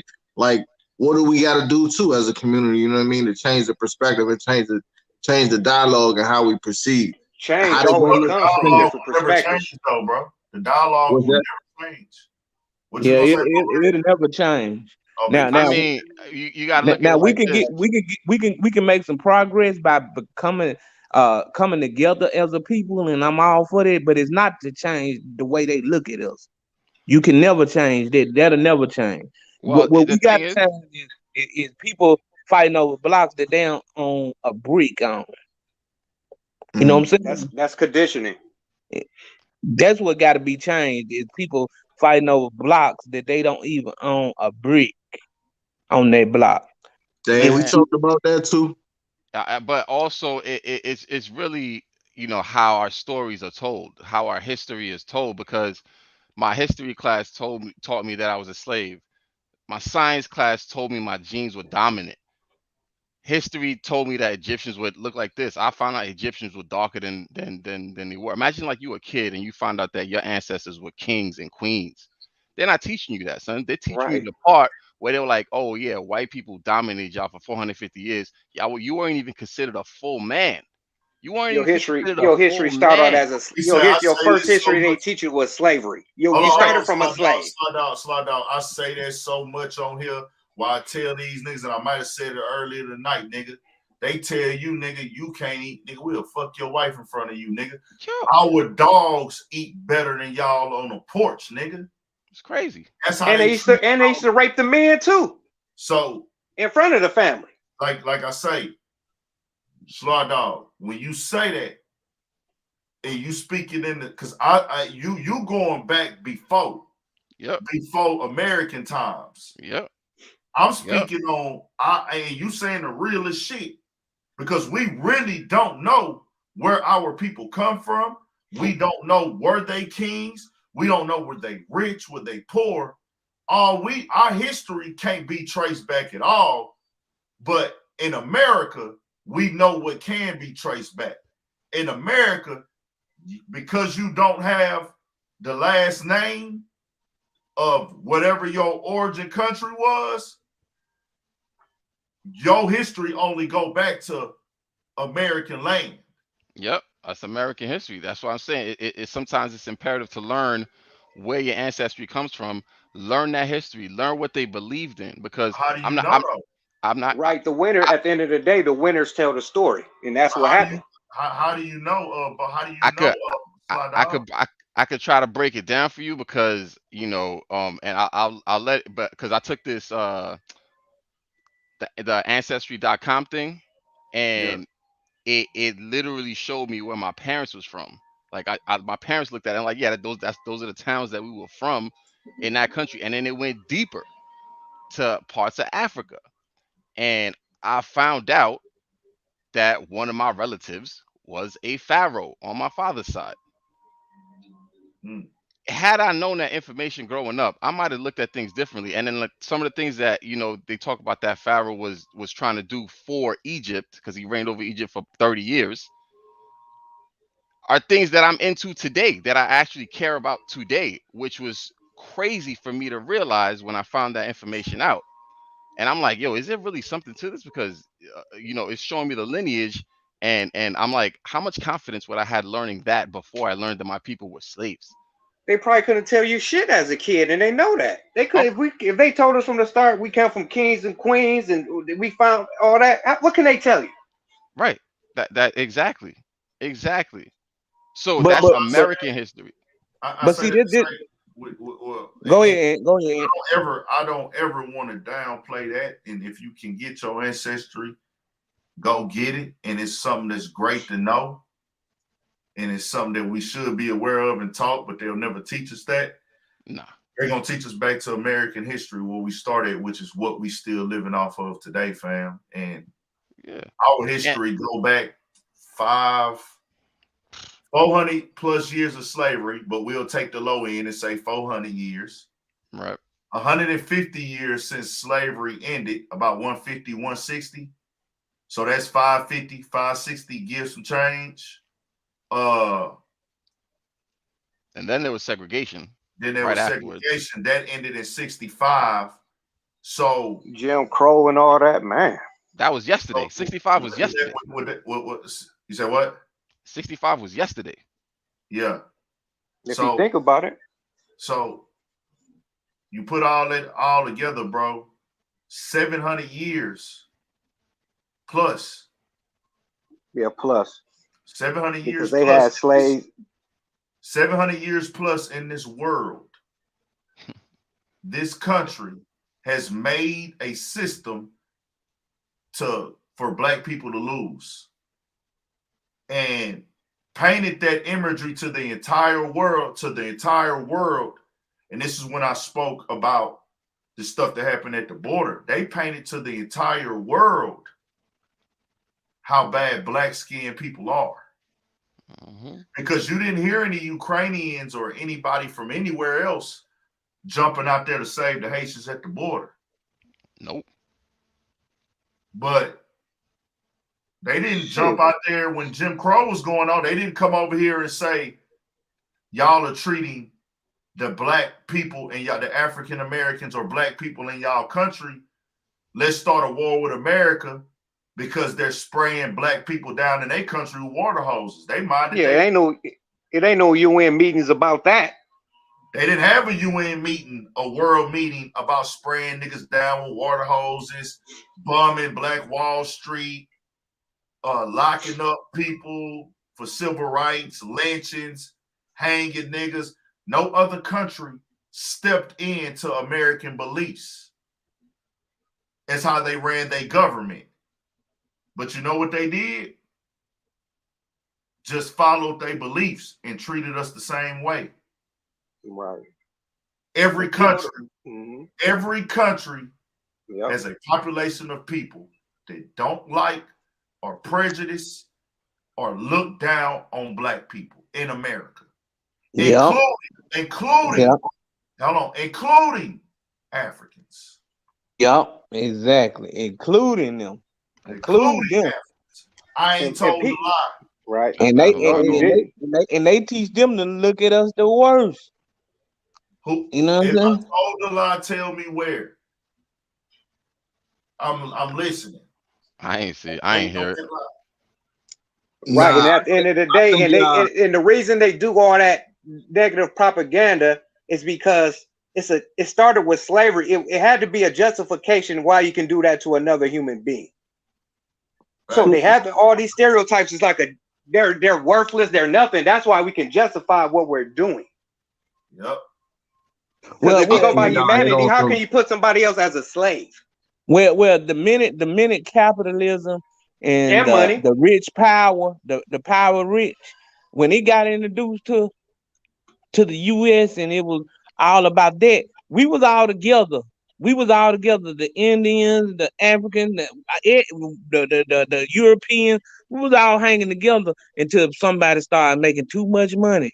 And then they start realizing this money gonna bring me power, and that power gonna make me control some people. But who am I gonna control? I'm gonna control these dark-skinned fellas. I need free labor, but if these people we treated them good at first, we got to justify why we're doing it now. They worthless.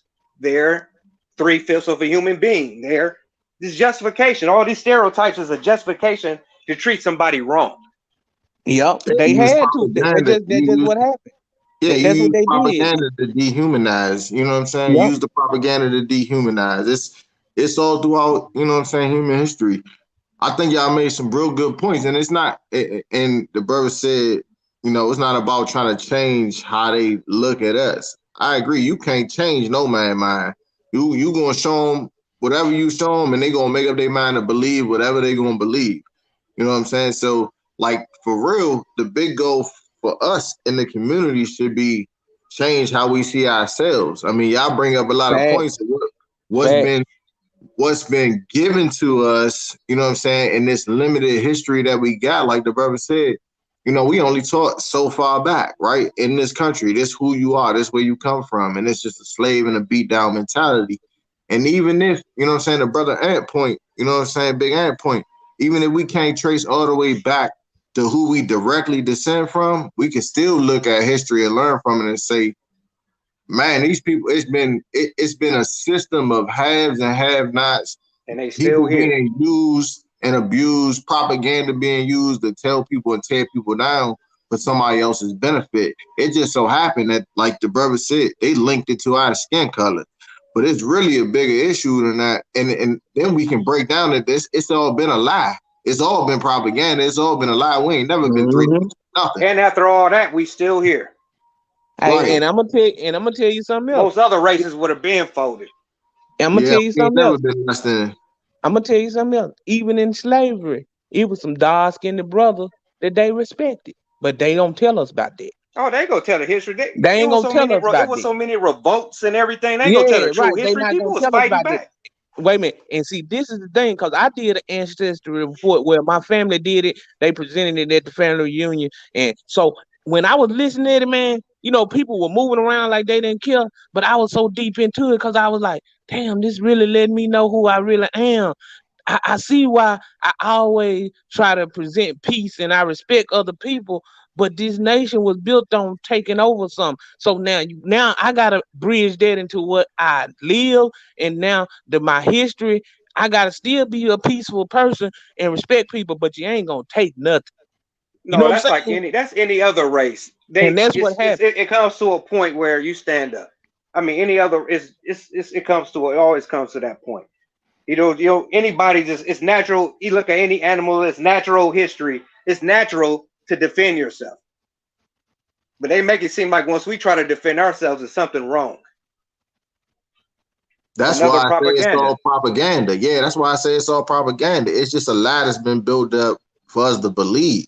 The problem, you know what I'm saying? The problem is you've been fed it so long, you start to just, you just buy into it. And it ain't no diss. That ain't no Aggressive diss on black that. man, and he too aggressive, and that's Nah, nah, propaganda, man. no, now, don't get it twisted. We out here killing people for little or nothing. We killing our brothers for nothing. But see, this is this is the point we done got to over the last 400 years. You see what I'm saying? Now we have conditioned the mind to think that that's what we supposed to do. You see what I'm saying? So now we gotta and this is my thing that I be on panels and I take this.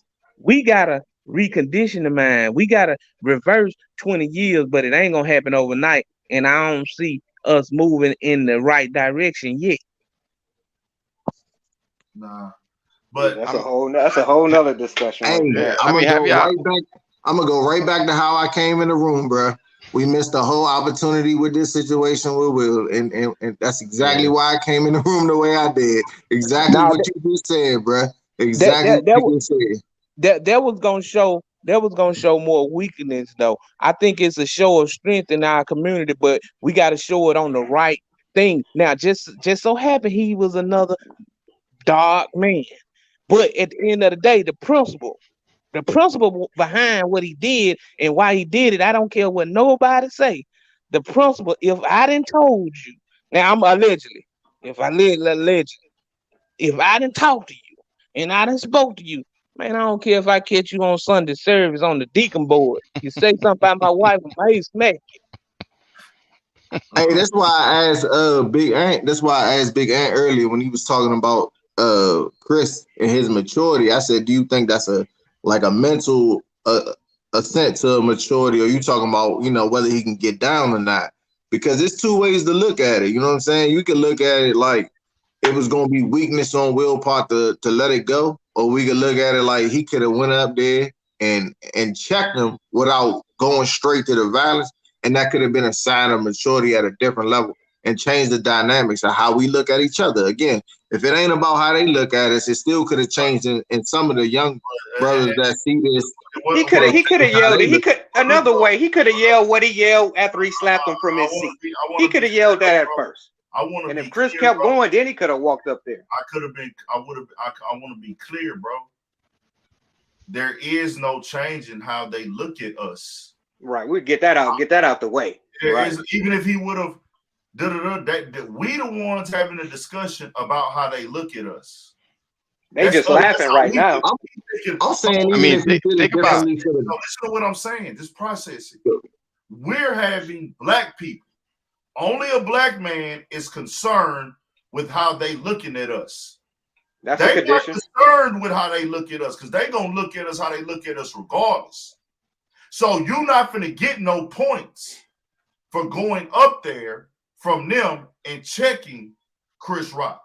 They not gonna say, "Oh, I like how they might say, oh, I like how he handled that, or he was being sensitive, or he was this and this, honey." But they're never gonna say, you know what? Will Smith did that right. Those black people sure know how to act out here. That's never gonna happen. Nah, I feel you, but that's never, what I'm saying. That is Yeah, never going to happen. I feel you. When I came in, I'm saying it was a missed opportunity. I didn't have race on the table. I wasn't saying how a missed opportunity to prove nothing to them. I'm saying it's a missed opportunity for it's young brothers in the hood that's gonna see, yeah, and just cheer it on automatically when they could have saw a different way to handle the situation. And I think that's what we don't see. And it's part of that programming that, what I'm saying, we've been talking about, is now we just conditioned to believe that that's the first and only way. And if you don't go up and smack them, then you weak. You know what I'm saying? Versus if opportunity to change, like, all right, boom. Damn, it took a lot of strength for him to hold back and go up and check that man and have a conversation and not just put his hands on him out the gate. Because that's what we've been conditioned to do. That's why you see us take each other out at the drop of a dime for no good, you know what I'm saying, for little to nothing. Because we've been conditioned to do that. So the maturity of Chris Rock, this is the beauty in the moment. Because the maturity of Chris Rock and him knowing he wrong. Absolutely. He knows he's wrong. He stand up and take whatever you got coming behind it. That's all you stand on it. You know what I'm saying? Stand on you wrong and just take it. Because that's what happened. That's probably what happened. I'm just gonna say, because I don't know nobody too much gonna take that. But and I don't know how. Yeah, that's what I'm saying. Yeah. Even if it was all this stage, maybe even if it was that, it still was a level of realness to everything that's happened. Yeah, but I'm gonna put it like this. It's still teaching a black man that when you say something out that mouth gets you in a lot of stuff. When you say something out that mouth, you better be willing to stand on it. And when you stand on it, if you were wrong, if somebody told you, man, look, discipline in the household. When mama told me not to do nothing, if I did it, I felt it. It wasn't no I had to hear that. I felt it. You know what I'm saying? And so I don't know. I just feel like that it was one of them moments where Will at a point in his life where he really didn't care about them awards. I don't think he just said, "Okay, I got one." You know what I'm saying? That was another. But I don't think he really cared about them awards. I don't think he cared too much about them folks in that room with him that night. I don't think he cared too much about money no more. He got enough to retire and die a rich man if he, you know what I'm saying, for the most part, if he did right. But then why show up? Because it was a moment that you were being put on a pedestal So you not showing up, you probably wouldn't even get put on the pedestal. I mean, that's celebrating your craft, and you're gonna Yeah, win an award right, for something you love to right. do. You So didn't put you're gonna everything show up. into, yeah, with my wife, with my But cheating wife, but with my wife who may not because you be knew all you the way were gonna together. win. He knew he was gonna win. Or you in the top, the top. Say if he didn't know, I think he knew. I think they kind of Nah, tell he him. But knew. say if you're Come in the on. top 1 or 2 or 3 in the running, you're gonna show up to see if I won. If that's what I you think love to do, and they trying to I think say they tell you you if finna you get an award for nominated. being the best in this craft, yeah, Yeah. show up. If you nominated, I think if you nominated, they at least gonna tell you. Even if they don't tell you you're gonna win, they gonna tell you if you on the board. You know what I'm saying? If you not Cause a nominee. they sat him in the front row. Yeah. Yeah, If you want Will Smith at the Oscars, are you gonna tell him that he won? After the last time they talked about the They Oscars, used they to say that boycotted it. about Beyonce yeah, too. Like she yep. wasn't going to no award shows unless she was gonna win an award. They say a lot of people Come on, like the politics of it. Like come on. Yeah. some Yeah, he people, probably knew. I mean, I ain't saying that. He He knew probably he was knew gonna though. win. He knew he was gonna win. Either he was trying to test them and see y'all. Like, yo, are they gonna let me win this award even if I slap the hell out of somebody here tonight? Yep. That's why I say he Think didn't about care it. about it. He didn't care about that award. He No, he slapped the hell went out at of that moment. At that moment, I don't think he thought about that shit. Right. At That's that why he moment, probably he ended didn't up. care That's nothing why he about probably that right after he award. slapped him, he started crying and shit. Yeah, right. He didn't care nothing about no award, no nothing. That's that kid on the playground in elementary school that had been getting bullied. And he said, "Today is the day I'm gonna stand up." go upside somebody's head Because today. he already knew the entanglement joke was coming. He knew it was coming in some shape or form. So let me yeah. nip this in the bud right now. So I got some breaking news for the chat before we get up out of here. Chris Rock brothers Tony Rock says he doesn't accept Will Smith's apology. I forgot about Tony Rock. He wasn't Tony Rock. apologizing to you, nigga. It ain't for you to accept. How you gonna not accept somebody else's apology on their behalf? Like he wasn't talking to you. Hold on, who the big brother, Tony or Chris? Chris, by a long shot. Okay, Tony he's just trying to stick for the honor of the Rock name. I could dig it. Hold I on. mean, he's just That's trying funny that, to but me. it's kind of here. Let I me see. mean, Hold on. that's family. If he gonna say something, go check your brother. Tony Rock 47. Tony Rock 47. So Chris in his 50s, I think. Gotta be. Yo, that's many- funny to me. He got one or two Chris brothers. Rock 57. Yeah, he the big Got brother. 10 So years if Tony didn't like that, go check Chris. If he wanted him to react, Yeah. check Boy, him, man. He don't got nothing to do with Will. I mean, you can protect. I mean, you could go for your family honor, but Chris got to get the most checking. If he wanted him to react, Chris should have been the one that. Hey. Hold on. Tony Rock put some shit out. This nigga different. Hold on. Oh yeah, Tony Rock a fool though. Yeah, This he nigga, is. hold on. Tony Rock on some bullshit. Oh, well, He said, hold on. Hold on. Tony Rock been tweeting like a motherfucker. Oh, he finna go man. viral too. He said, "I might as well get in the game too." I'm about to eat true, off look. this. Hey, He said, I'm look, eating off of it. Everybody else is. Might yeah, as look well. at it. And it's called clout. If my brother just got slapped like that, I'm gonna clout chase it too, probably if he ain't do that. Hey, imagine his DMs. They probably like, man, your brother got slapped. Mm. He probably can ate up with that. He mad at home like he got He seeing slapped. all the memes and all that. Moms, aunties calling. Yeah, I mean, they are some good I ones. gotta out there, say man. something. I'm Chris not ain't even gonna say nothing. He gonna act like he too He too said, good to say something. I'm gonna say it That's what for he Chris. said. He probably being a he spokesman. said, here go Tony Rock. Let's go. 20 questions today starts now. 20 questions Tuesday. 20 questions Tuesday. Oh, he about to crack jokes on Jada and Will. I'm Yeah, gonna read y'all the questions. Oh fuck. And his brother. I'm gonna read y'all the questions and the answers. Ooh, gonna get ugly. Oh, we How can do end you it on feel this. about Let's get the 20 questions in. how do let me you get the feel question. about the Oscars fiasco? 5. Top funniest 5 comedians in your life. Pryor, Chappelle, Rock, O'Neal, Carlin Living, Rock, Chappelle, Roy Wood Jr., and hold on. Oh, okay, I see what he's saying.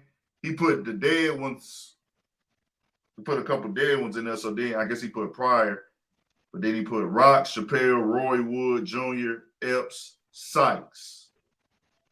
Wanda Sykes. Okay, I mean, solid lineup. What's your definition of love? Unfortunately, I don't have the answer. The purge form of experiences with my son. Okay, hold on. What are you going to do? He said, they asked him, what are you going to do to Will? He said, respond, period. He put respond, period. One word. Oh. Hold on. He gonna respond, huh? So somebody said, so, and then they put a bunch of spaces and periods. Did you see anything interesting this weekend? Oh shit. He put no, period. Heard a lot though. Man, they sent that to him. He shouldn't even said that one. Somebody That was a troll. That was a straight troll. No questions tonight. I'm a huge fan of Chris Rock, and I'm definitely hoping for the absolute best outcome. He did not deserve that. He said, thanks. How is your brother doing? All of them are fine. He said all of them are fine. That nigga crazy. Somebody said, I just want to say I stand with you both. I stand with Chris and love you both. Thank you. Somebody said, this for the other guy that was on here. That shit was real, question mark. It felt like some stage shit to me. If it was real, it was definitely foul and uncalled for. He put staged for, question mark. Like, why would it be staged? Right, staged for what? For the for the people that can't get it, you know. Mm-hmm. for the slow ones. Somebody said, I find it crazy he's done 20 questions every Tuesday. So this is not his this is not normal. This is normal. He does this every week. So this is a real thing. It happens every week. So he said, I find it crazy. He's done 20 questions every Tuesday, and it's mostly the same people who respond, myself included. But now all of a sudden, people have questions because of drama involved. He said, I knew what to expect. I do it for y'all. Are you planning to attend any you? Oh, okay, you talking about something else. Hold on. Do you ever tour with your brother, Chris Rock? Nah, just jump on a few cities when I'm free.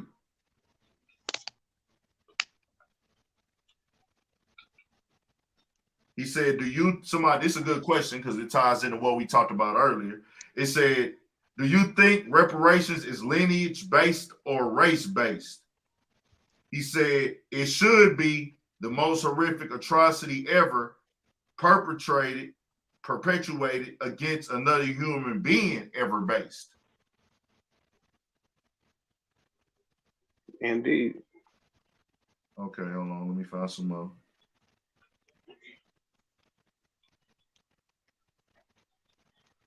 Hold on. Let's see. Do you approve the apology? No. Will to never apologize. Answer these hoes with one-word answers. One-word answers. No. I guess my question should have been who you. Hold on.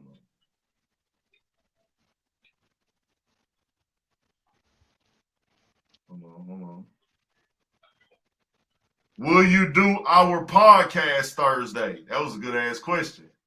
Guaranteed. They asked Van Lathan. That was Van Lathan. Oh wow. Van Lathan said, will you do our podcast Thursday? He put pass. He don't Hey, want no bro, part of it. I might do a video on that shit, bro. That shit is funny. That is funny.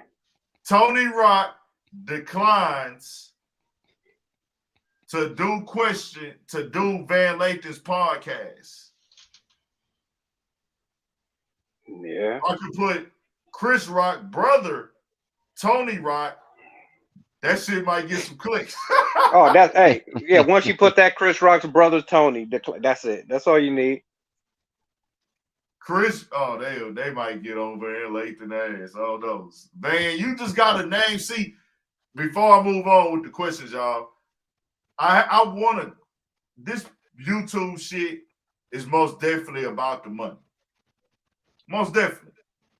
But it's also about finding something you love to do. It's a hustle. It's a grind. It's all of that. It's everybody here for a reason. Whatever the reason may be, it's different things that bring people here. Mine, most definitely, I think I want to have my own business is really the real reason I'm here. But I do have a passion for this culture also. So I put my feelings into it too. It just so happens I care about the thing that I'm hustling for. I tied what I care about and my hustle and my work ethic together. You know what I'm saying? That makes it easier. Mm-hmm. Yeah. That makes it easier to do. So that's the way I move. That's why I move the way I move. That's why I grind the way I grind. That's why my opinions are about some of the stuff that they are. That's why some things on here that get discussed can be personal in my opinions because it's tied into my actual life. Right. The way I live, the way I was raised, the way I grew up, all that shit. So when I put those type of titles, I said all that to say, I know that there's some clickbait, like not clickbait as in fake, because I don't do fake clickbait. Right. That's most definitely me reaching for some shit. Because I'm going to put Chris Rock and Tony Rock name in the title. But that's part of it, though. You got to put that for somebody to. Yeah, as long as it ain't clickbait where you're lying, like you bring them there, and you're not even talking about that, or you know what I mean. You didn't swerve nobody. It's marketing. This is what I'm saying. guarantee. This is what I'm talking about. So that's what I'm saying. Like, hey, for me to cover Tony Rock and Van Lathan on here, because it don't even tie really into rap like that. That kind of goes into like, yeah, nigga.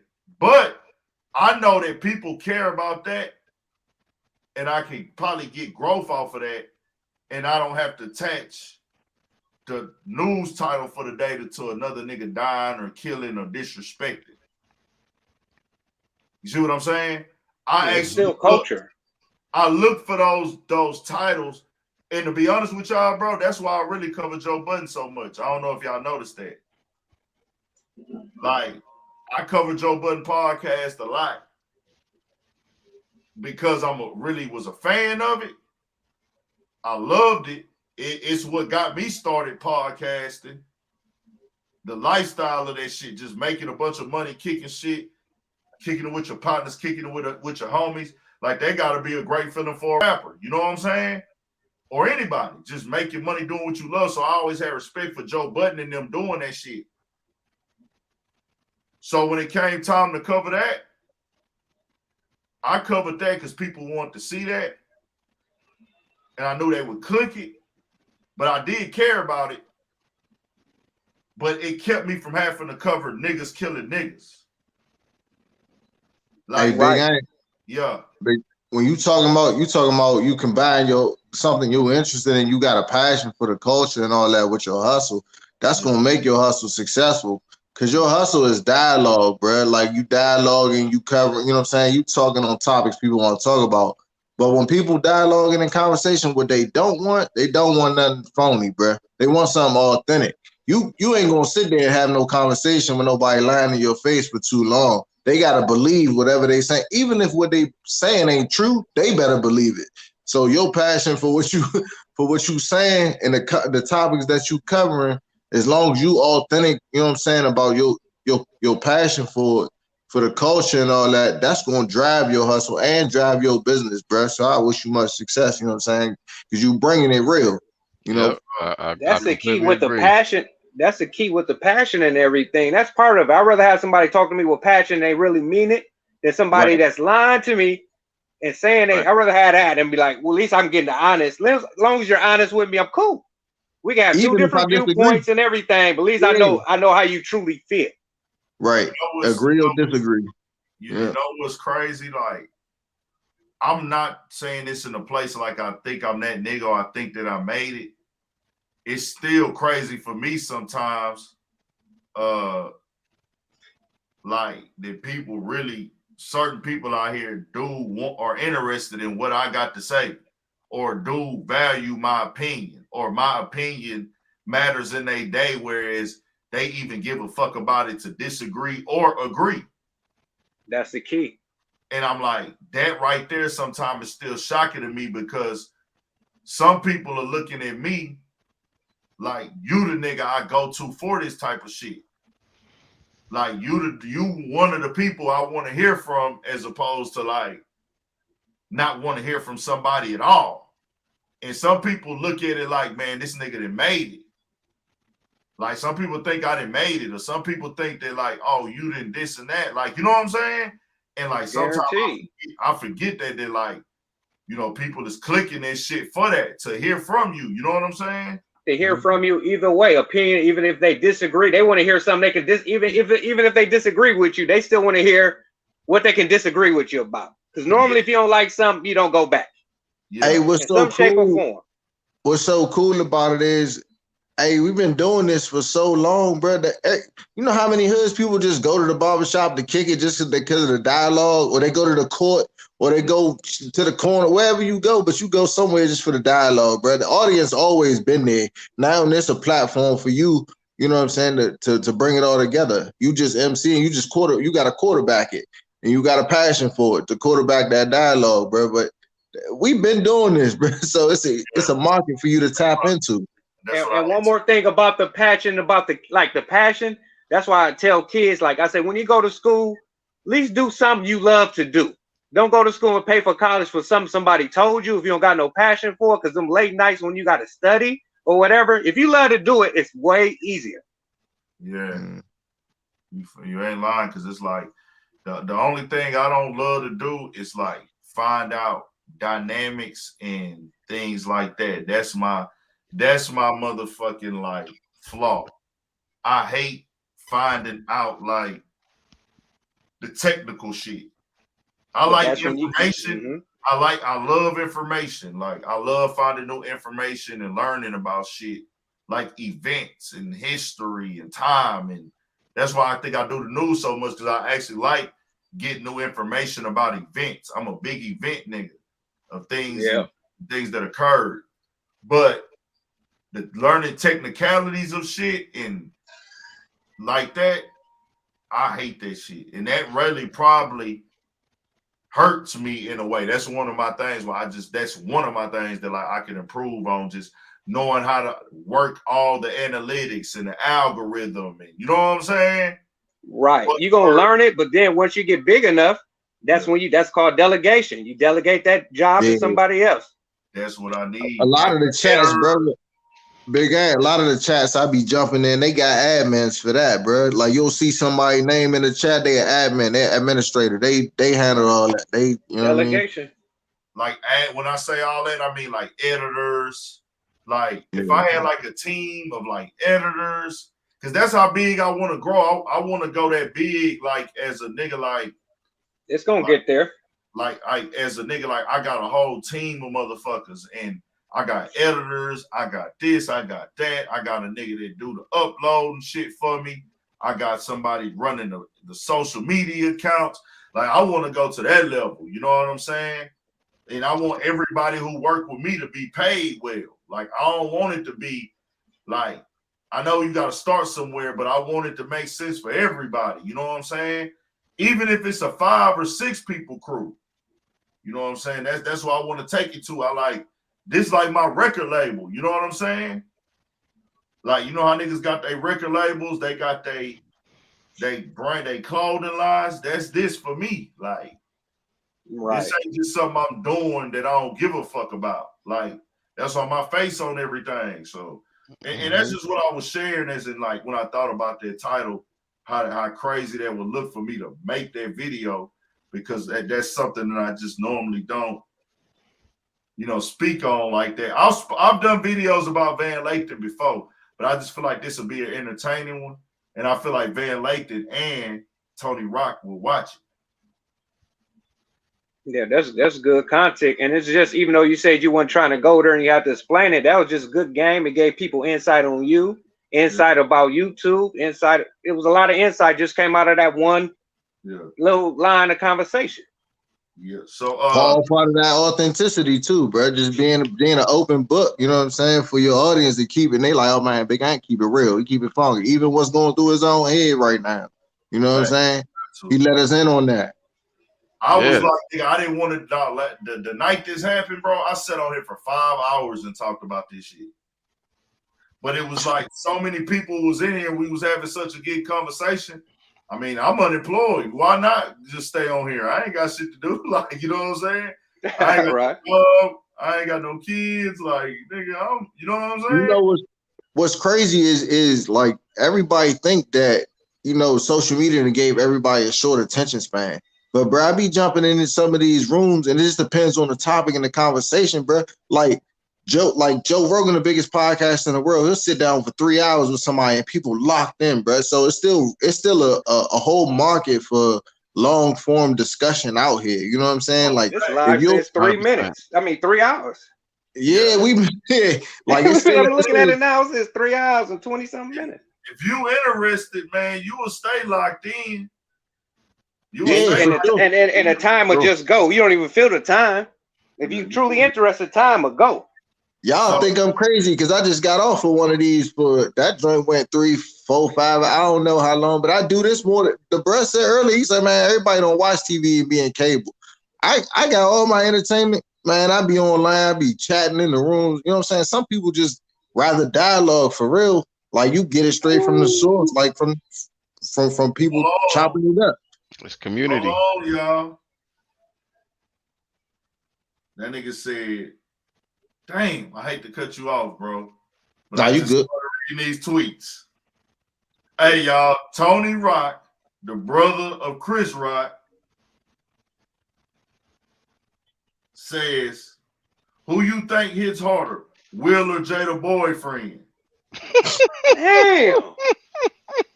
Oh, you ready for it? Yo, I told you they about to do.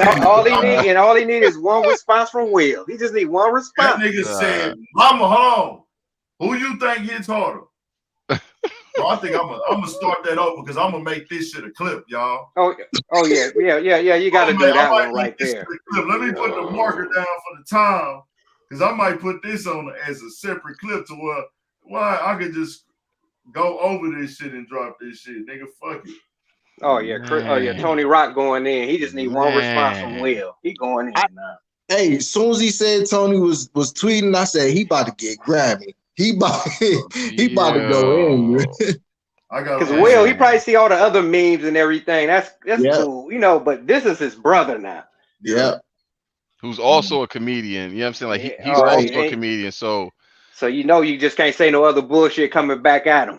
He's about to get reckless, man. Hold on, y'all. I'm gonna get there. My bad, y'all. Be patient with me. Be patient. Oh, go handle your business, man. You got to get that one. Okay, we good. Okay. 320. Yeah. Tony, he about to do Will like DL been doing Kanye, bro. Oh yeah. So yeah, man. We saw the headline of Tony Rock, which is Chris Rock's brother by younger by 10 years. And he does a thing on Twitter where it's the 20 question Tuesday and he answers 20 questions. So y'all know what everybody trying to ask right now, man. They finna get into this Oscar award situation, man. So the first question that I had read, this off his Twitter, it said, you know, do you approve of the apology? He said no. And there was a couple other things, but it got tricky when they said, who you think hits harder, Will or Jada boyfriend? That nigga Tony Rock said Mama Rock. That nigga said, are we fighting? Oh shit, they messed his fuck you ask this one. They said, are we fighting fire with fire or going the professional route? It's on, bro. That nigga said it's on. And he's not Get it gonna be cracking. professional, son. They said, Tony Rock, any new movies coming? That nigga said, shopping now, stay tuned. They said, more importantly, Tony Rock, how is Chris Rock and would he checkmate on his comedy tour? He responded, still rich. Legit right there. Somebody asked him, was they checking on you before? He said, you know what that is. Meaning, hell no. Somebody said, that wasn't real, right? Keep it a buck. That nigga said, fake for what? Somebody said, Ed Tony Rock, let bro know he's a better man than people give him credit for. As bad as the situation was, it could have gone completely sideways if he hadn't been the adult in the room. Tony Rock put peace. Somebody's, oh shit, here you go. That nigga said, hey, Tony Rock, so Diddy was lying when he said Chris and Will made up that night and are good now? Tony Rock said, yep. Oh. That's a better headline, nigga. Tony Rock said P. Diddy was lying, saying that Chris, ooh, shit. I might have to sit down and make a real video about that. Or should I just clip this motherfucker up? What y'all think? I'm confused why Diddy would why did he say anything anyway? But somebody says, is there a way I can get a Bella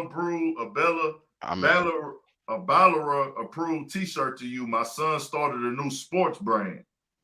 He said, I'll DM the information.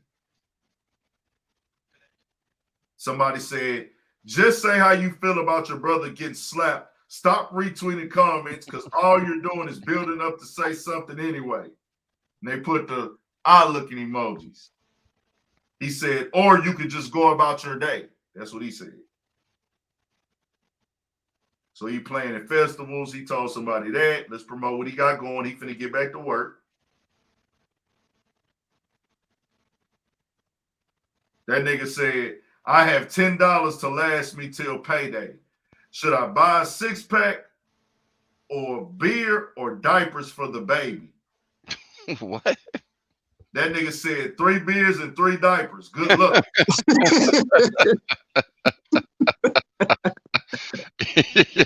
Club, so that on the sports shit and all this type of shit.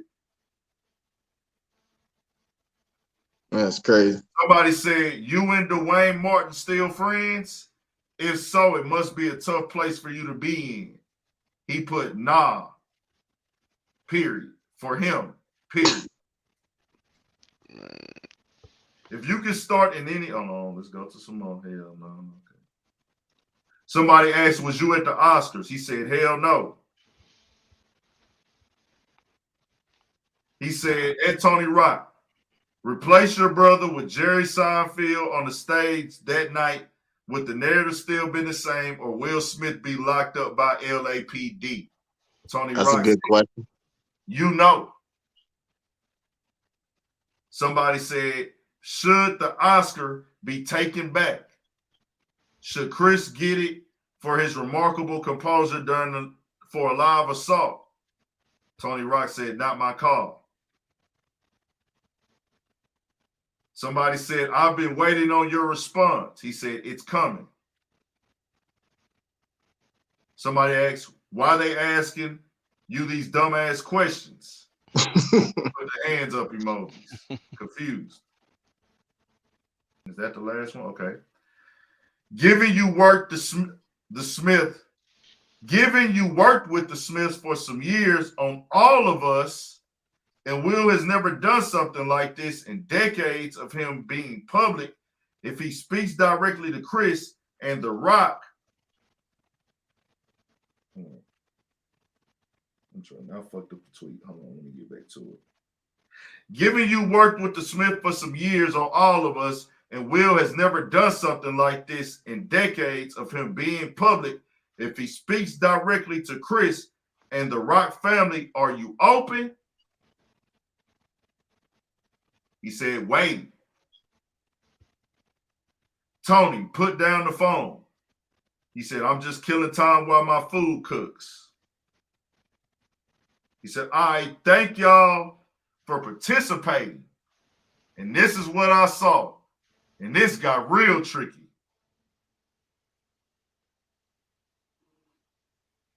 Be sure to watch Good Hair, since the narrative is now changed to all my bro does is disrespect women of color.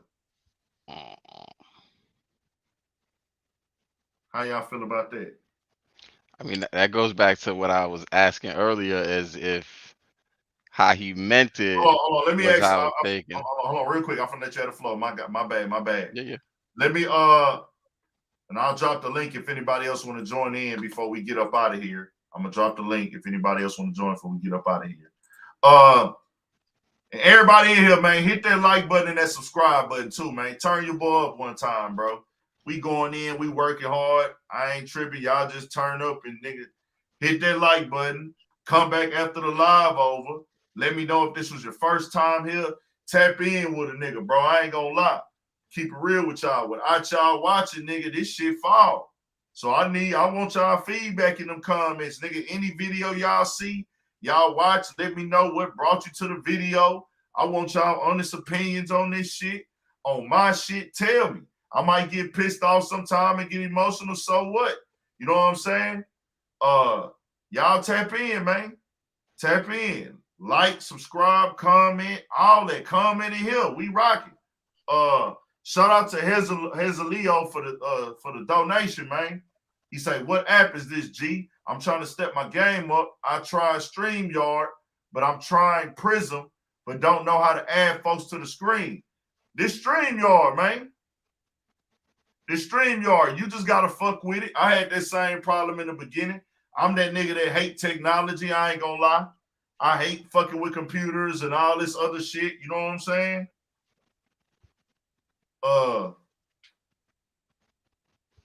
So shit, you know what I'm saying? You just gotta fuck with StreamYard and learn it. But there's other apps like this too. You just gotta find out which one best for you. But I ain't gonna lie, it's things that I still don't know that I don't fuck with on StreamYard. But when you fuck with it, that's how you gonna learn, man. Just fuck with it. StreamYard. What was the homie finna say? You still remember? Oh yeah, now I was saying that I guess it was akin to what I said earlier, as if how Chris said it was how it was taken. But if you made a movie about good hair and and it really talks about the plight of black women and the scrutiny that they receive because of their hair, then again things just aren't aligning for me, and it makes even less sense. You know what I mean? Like, so I again, stuff like that, it just confuses me. Yeah, I think they looking at it also like he made a movie about it, so he knows it's a sensitive topic. So why would he say? You know what I'm saying? It's two ways to look. It's two ways to look at it. Like, bro, why you already know? You know what I'm saying? You stepping on landmine. You playing in a field of landmines, bro. You bound to blow something up, bro. You already know it's a sensitive topic.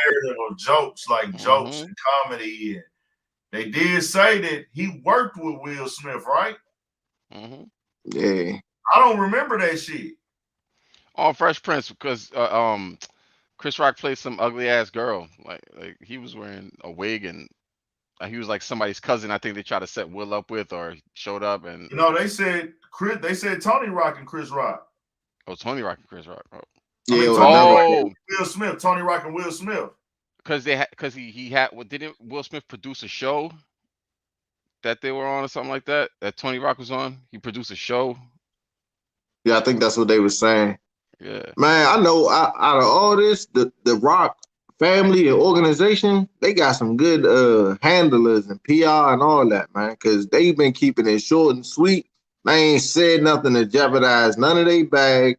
They Mm-hmm. ain't reacted in no type of way. Like most of the comments, the questions you was reading, Big Ant, he was coming back like, oh, look, I ain't saying nothing too wild, too out of pocket. I'm gonna throw a little plug in here and everything. You know Mm-hmm. what I'm saying? Like they handling it like some champs, like some professionals. You know what I mean?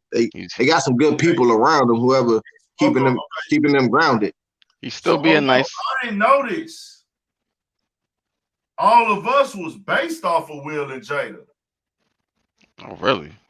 When Know that you look it up, it says based on the domestic situation of Will and Jada Smith, this comedy examines the humor that arises in trying to create a new life in day and age where the old one never completely falls away.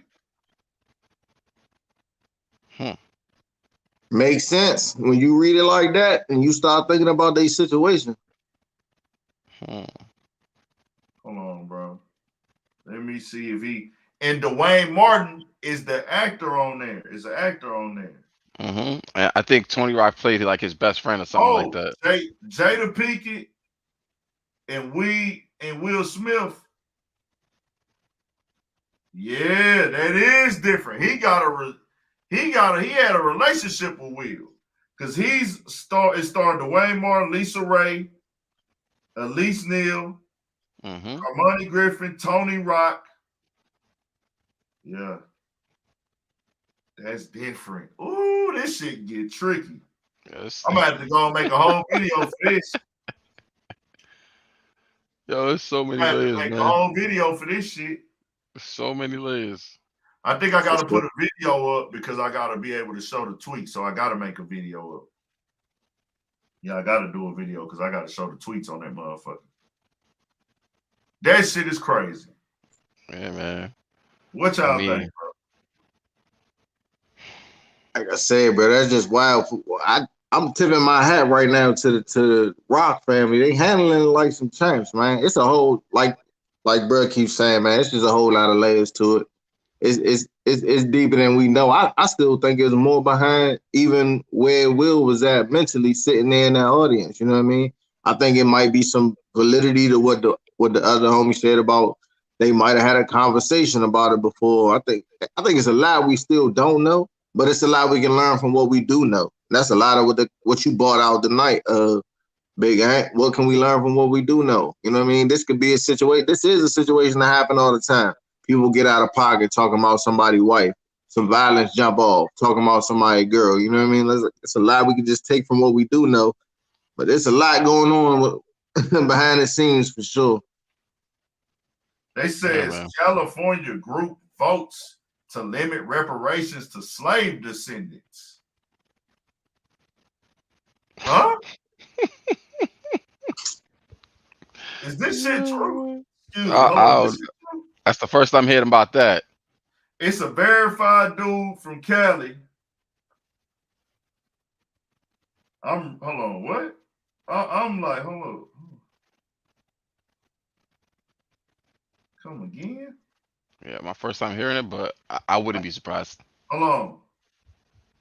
It says California's first in the nation task force on reparations for African Americans said a plan based on lineage as opposed to race has the best change of surviving a legal challenge. California to limit, okay, they're reading it in the top order, my bad, okay. California to limit reparations to descendants of free enslaved Black people in the U.S. in the 19th century.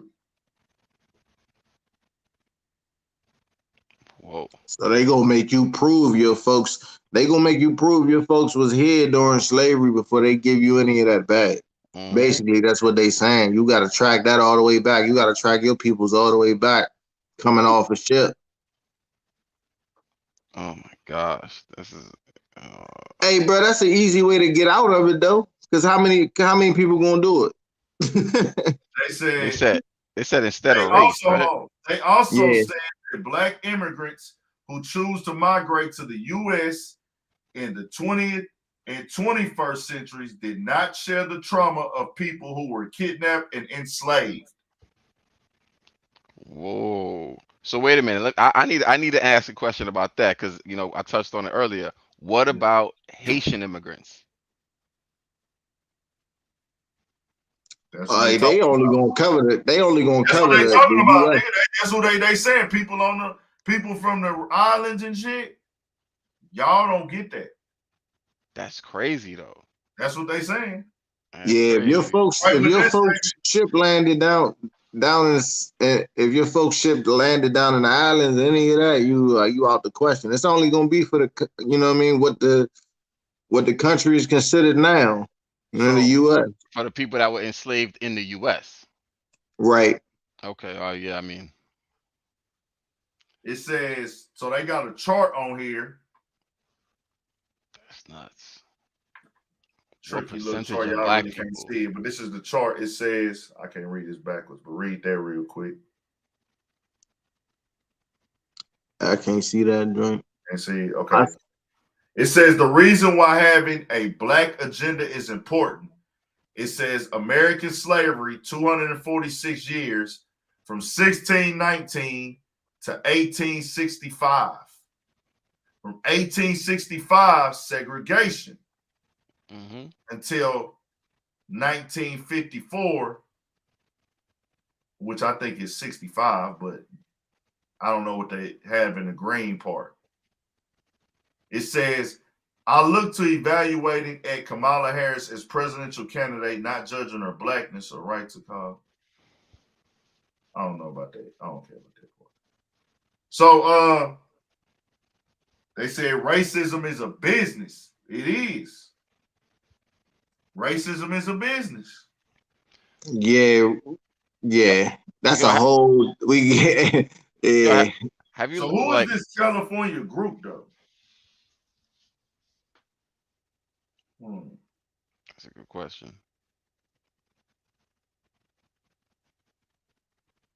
Race has been about a business, man. Like you look back, I don't know how heavy y'all dig into like history, but when you look back, people ain't really divided up by race the way we divide up by race now. Race came in through like philosophy and all of that, you know what I mean? A way to separate people. Folks divided up in classes based on wealth. They divided up based on like what customs you lived under as a tribe or a nation or whatever. But they always accepted that people was gonna be lighter, darker, whatever. They ain't really break up like that. Your lineage might have parsed you out one way or another, but the way we look at race now, like you look at somebody, you automatically, okay, they black, they white, they this, they that. Man, that concept ain't come. That's not a historical concept. That's a fairly new way of looking at things when you look at history for real. Isn't the definition of race racist? It What's says that? Like when you look up the definition of race, doesn't it sound racist? Like you ever looked up the definition of race? I know how we use it. What you mean? Like Like the actual definition of race. Like when you look it up, it's like because it's to categorize people by physical yeah, phenotype, yeah. and social behaviors and stuff like that. So if they're saying, oh, black people are aggressive and this, that, and the third, like all that categorization It's leads racist. to racism. You know what I'm saying? Yeah, Like the yeah, definition of race is racist. Like, yeah. and that's to me, that's crazy that it's still on forms and all that. I'm like, it's that to me, that's crazy. And it's like, it's a pitfall. it says California's first in the nation task force on reparations voted Tuesday to limit state compensation to descendants of free and enslaved black people who were in the U.S. in the 19th century, narrowly rejecting a proposal to include all black people regardless of lineage. The vote was a split 5-4, and the hours-long debate was at times testy and emotional. Near the end, Reverend Amos Brown, president of San Francisco branch of the NAACP and vice chair of the task force, pleaded with the commission to move ahead with a clear definition of who would be eligible for restitution. Please, please, please, I beg us tonight, take the first step, he said. We've got to give emergency treatment to where it is needed.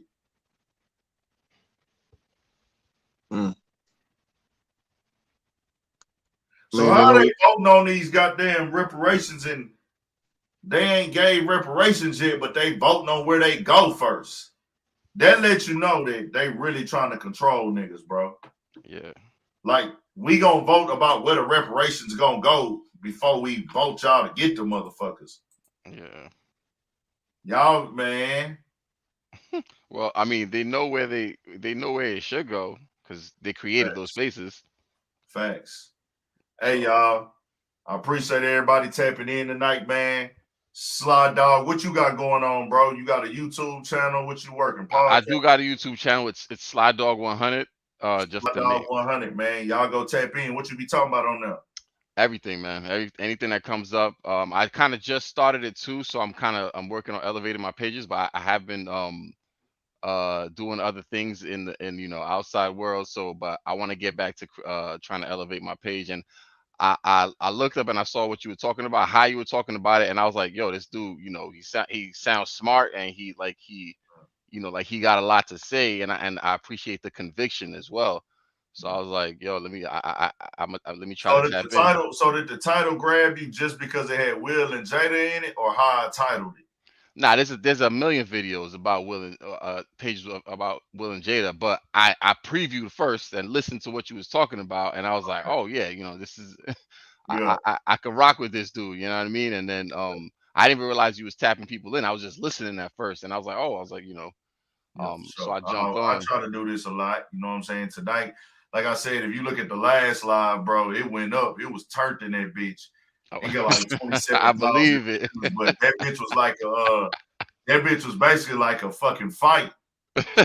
Everybody was in that bitch arguing, we yelling, niggas all over the place, cursing, all Oh, type of shit. But tonight showed that I think I can run a very responsible, very respectful platform and get everybody different points across. And I think like I want to show that every time I do a live like that, I like to come back and do one and show that I can really like run and conduct a real conversation and everybody get their points across, whether we agree or disagree, and make the conversation make sense. You know what I'm saying? yeah, So, yeah. everybody go subscribe to Sly Dog 100. Go turn that channel up. You know Appreciate what you. I'm saying? Go Appreciate you. like him up. Go like his channel up.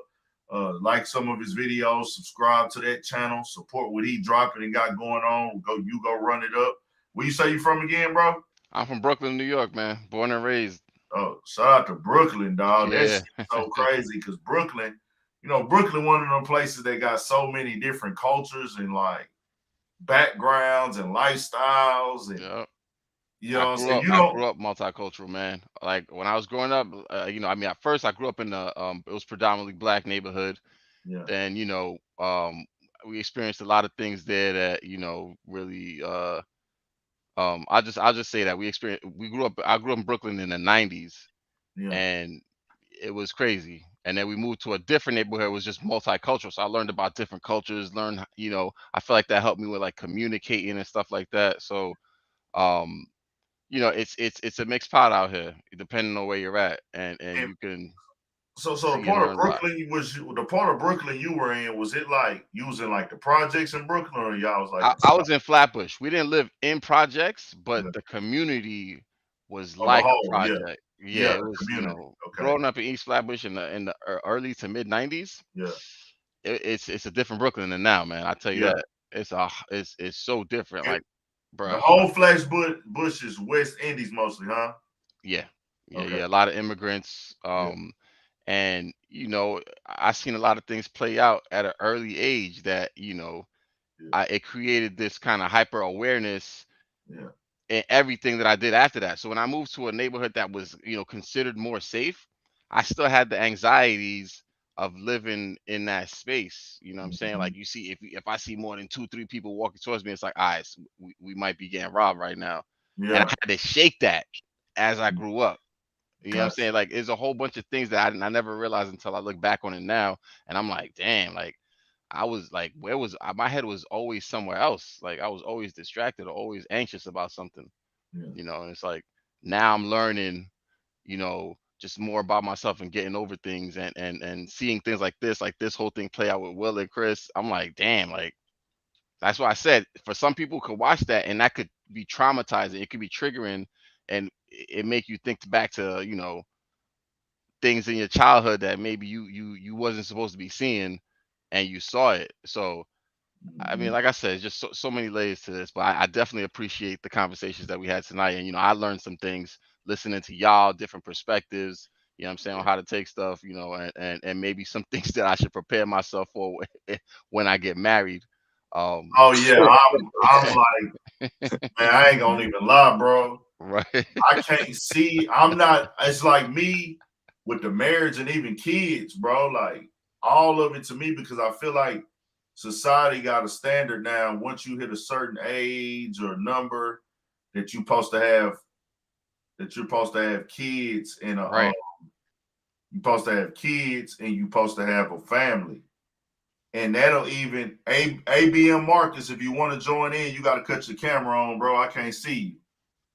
ABM Marcus, if you want to join in, you got to cut your camera on. But like they set a standard on us, like let's just say 30. At 30, you supposed to already have your family, you supposed to have your kids, or something is wrong with you.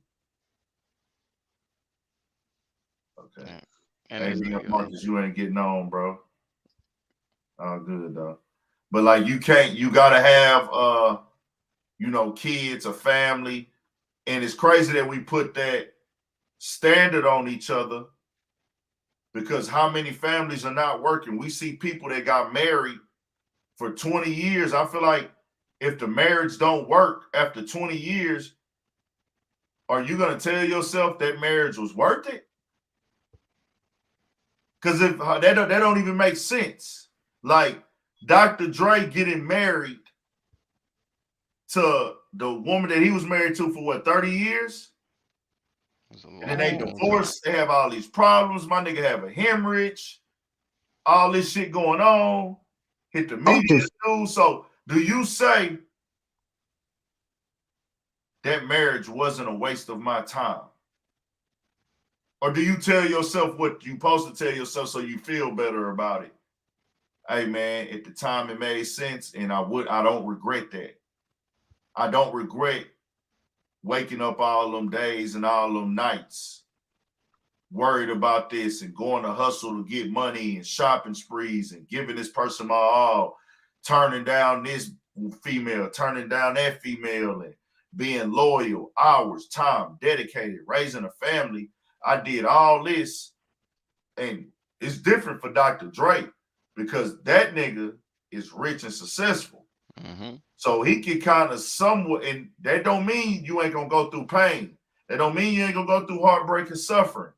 But he can cope easily with the replacement of other women. But he can't cope all the way if he really love that woman.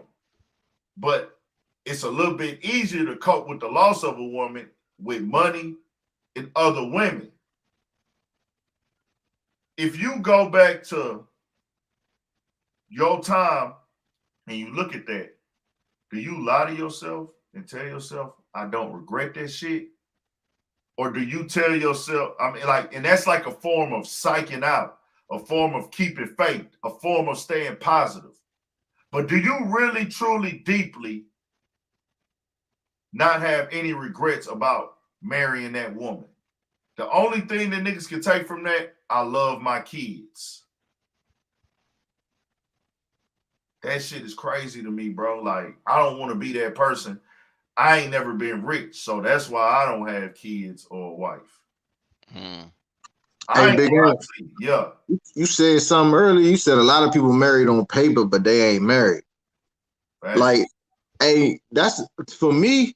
I don't understand why people like people. I think we need a distinction, right? In our society and our culture now, the distinction. You should be able to get married, or you should be able to have like a contract. Because a lot of people just get married for financial benefit. Oh, we got a house together. If something happened to me, we gotta be married for it to be willed to you. You know what I'm saying? Whatever, whatever.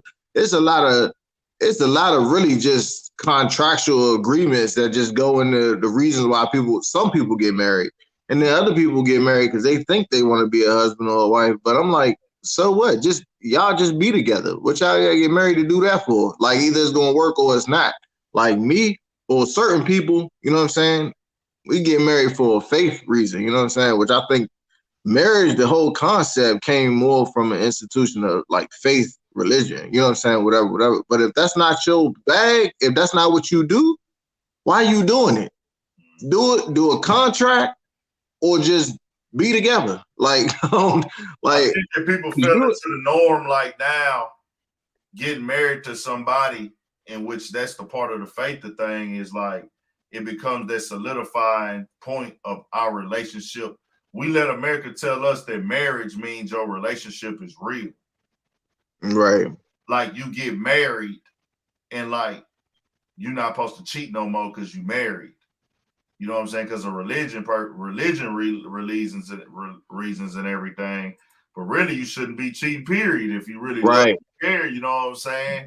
right. And it's just kind of like one of those things where it's blurred lines when you older. Uh, you know what I'm saying? Getting married, bro. If you ain't got it, if you ain't got that up out your system, before you walk an aisle, tie a knot, sign a contract, slip on a ring, It's not gonna work. it it ain't going nowhere. It's not gonna work. I have you I have set It's you not set gonna work, yourself man. up for failure. You I set yourself up for straight failure. Now, only thing that's finna happen is she about to get half. I was gonna tap out, but then I saw a lady. I wanted to give a lady an opportunity to speak. Uh, um, Soon as we start talking about marriage, the female showed up. Yeah. You've been typing a lot of comments, so I want to give you an opportunity to come speak. You don't have to cut your camera on, Tamika. Just cut it on backstage so I can see that you real, but I think you are. But I do got trolls who will make, sometimes trolls will go make a fake page with their name on it real quick. And then just so they can get in here and fuck up the live. You know what I'm saying? So Tamika Corbin, if you want to join, come join. Not in the whitest night in the industry. Nah, bro. What you mean? The whitest night in the come join, Tamika. Come on. Come join real quick before we tap out. Come click that link I just dropped. It's a link that'll guide you in here. So yeah, man, push your YouTube channel too, bro. Do your thing out here, man. It's so many questions I have about just Brooklyn culture and everything and just lifestyle is opposed to what I see and don't see. I don't know I've been in New York before as a kid growing up, but I never really got to experience it. I got out, I experienced it, but I didn't tap into the scene, you know. Right. What is that the scene like in New York for people who are not gangsters and street people, but who just be living life and partying and get money? What's the difference? What's the different scenes like? You know what I'm saying? What's the kickback like in New York? Is it going to the clubs or is it going to like, you know what I'm saying? I mean, that's the beauty, man, is that there's so much here. Yeah. You really can direct it how you want to. Like you can create because they cater to so many different cultures that you can literally create that scene for yourself. Like, you know what I'm saying? Like you want to go to day parties and brunches and that's your thing. There's spaces for that. Like you want to go to do the clubs with the boy they popping bottles, promote. You can do that. You want to go dance. It's just I think that's the beauty of New York is like you can meet 1,000 people and they all have a different experience with New York because that's just the crowds that they run into following their interests. Yeah. Because we're all doing that out here. You know what I mean? If you want to be in the hood, you go to the hood. Like, you know what I'm saying? Like, but the hood is established already. You know what I mean? And that starts to almost be lineage based now. You know what I mean? So Yeah. like New York is just such a mixed bag. You know what I mean? Like I grew up in Brooklyn. There was one point I was only partying in the city. There was one part I was only partying in Brooklyn. It's just it's like phases, bro. Like and How big is Brooklyn? it's big, man. I don't exactly know what the population is offhand. I know it's big, man. I But think y'all, it ain't spaced out that big though, huh?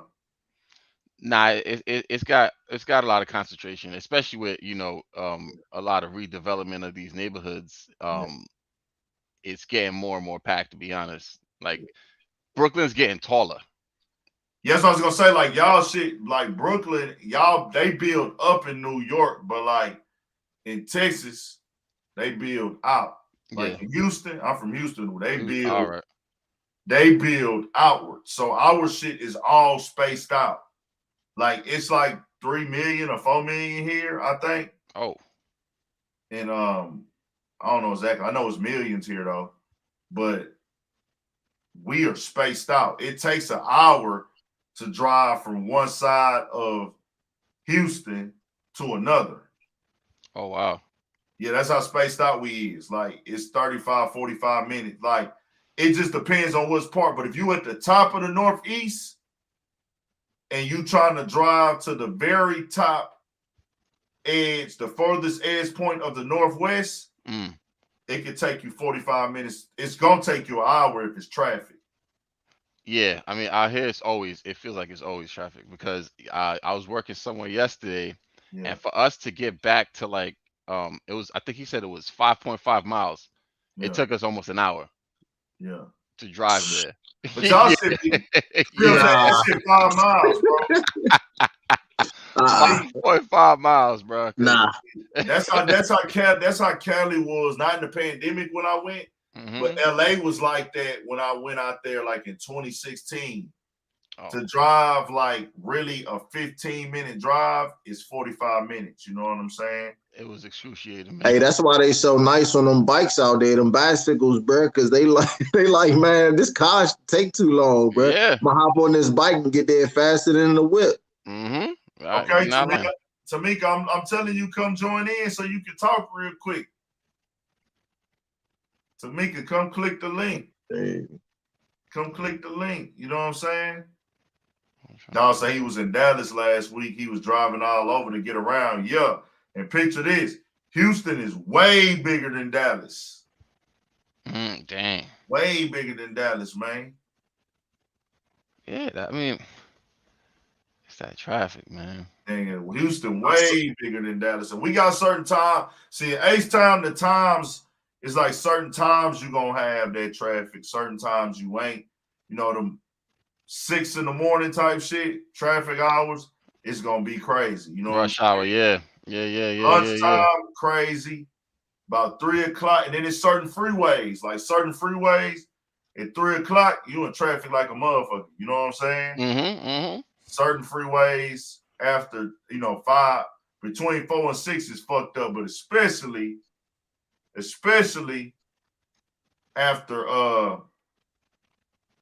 after 6.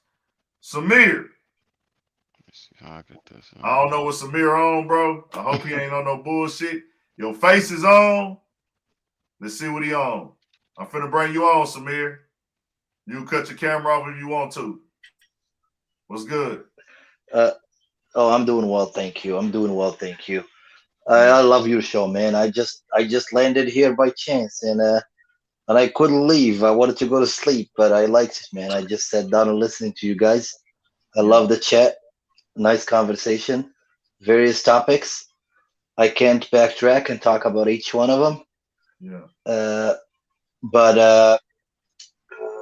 the marriage point, that's the last one that got me, and I just uh, felt like I had to jump in just because I felt like the conversation needed the other side of the spectrum, the other opinion. yeah, for sure. And I wanted to say that there are some things that, if, for example, if you don't have kids, you would not know. I mean, you can try to guess what it's like to be like in the Caribbean, if you've never been there, but it's not gonna be the same that once you land your feet there. It's not gonna be the same when you think what it's like to have kids until you have them. If I could bring it any close, for example, is you know how you make, oh, excuse me, you know how you make friends in life, you get to know people in life, you can meet a woman in life, you can do all these things in life, but uh, you always get disappointed. Almost always, you always there are always these things where you feel like the other party wants something from you, or uh, the thing with kids is this different feeling. You can be ugly, you can be disabled, you can be without a job, you can be rich. They don't care. They're going to clamp onto you, and Mm, that feeling is unique when you have mm, children. It's hard to describe when you realize that in this whole world, with these 7 billion people, there is this one person that's clamping onto you no matter what. They just love you. If you go somewhere and somebody tries to take them from your arms, they just hold on to you. They don't want to go to the other person. Even if the other person has the whole world, even if you own the whole world. And coming from this precious thing that is kids, when you are married, you sign a contract that both parties would never leave these kids, at least until they stand up. And the marriage makes it difficult for either parties to walk out, because we know that if either the father or the mother walks out away from the kids before they're grown, there is some type of trauma that they will suffer. So the marriage guarantees somehow, or at least makes it harder for the parents to walk out, as opposed to relationships where people just get together. And I mean, you can't guarantee that they're not going to have kids because it happens all the time. And then you have a lot of kids where one of the parents walked away, and it's never the same. So this is the part that I wanted to relate to you guys, and I wanted you to consider it. Hmm. I get what you're saying, bro. Like that most definitely is you don't know the other side. You know what I'm saying? Like I get what Yes, no, it's like it's two sides to it, and I ain't never just like not understood the other side. You know what I'm saying? Uh, yeah, it's one of those things, bro. Like man, you don't know, bro, and it's just like basically what I'm saying is make sure that's what you want before you jump out there in it. oh, definitely, That's definitely. really Yeah. what we pushing when we kind of was saying what we saying like, and that's what I think that was born again. Born again was saying like, hey man, if you're not ready for that, don't do it because a lot of people just Yeah. doing it because they not really that stoned down with that. It just seems like this is what I should be doing, or Right. Right. this is what the society has told me to do. Yeah. And I This feel the like, Yes, formula. The formula that's been shown to me of what yeah, my life should look like. yeah. I exactly. I think mean, if there is, I'm sorry. Go ahead. I interrupted you. Sorry. Hold on, real quick. Hold on. Sergio Cruz, I'm gonna allow you to join. Anybody else want to join? Come on, because we're gonna wrap it up in about 10 minutes. So I'm gonna let Sergio Cruz join. Samir, you got the flow. Okay, so what I wanted to say is that I agree with you. Yes, you gotta make sure that it's the right person that you're about to marry, because it's not a 1 year or a 2 year deal. You're engaged for life, supposedly, especially if you're going to have kids. And the thing is, you have to learn to love that soul behind the makeup, behind that skin, behind that skull. You need to learn to love that person deep inside, and make sure that you're okay with every little defect that they have, because little things will grow on you. Some little things, as little as, for example, a spouse uh, that that interrupts you when you talk. You might not like that, and but if you don't like it once or twice during a date, you gotta make sure that you're okay with that for the rest of your life. Or or somebody that says lies all the time and you have to cover up for them. Are you ready to do that for your whole life? Or somebody who has a temper and they get angry. Are you ready to take that your whole life? So this is what I say, because the beauty will go away. I mean, look at us men. We will lose hair. We'll get saggy. We'll get the muscles will go away and all that stuff, and we'll might get a belly. We might get, and same thing goes for women. I mean, a woman at a young age does not look the same 20 years later. So you got to make sure that you love that person inside that machine, that soul inside. And once you're okay with that, then you're ready to tie the knot. And unfortunately, a lot of people now just get married because they like the outside, and then later on in life they can't live with the inside. So Hey, let me that's make so two. you are right about that point. So hold on, let I'm me gonna introduce go. let me introduce Sergio, and then I'm gonna get a flow to born again Roman, born again Rome. Sergio, what's the deal, man? Yeah, I'm calling from Houston, Texas, southeast area. Okay, shout out to the South Side, man. You know how we rocking H Time, Texas all day, man. Mhm. What you want to call and tap in on?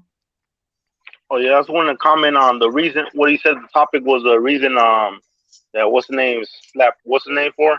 Yeah, for sure.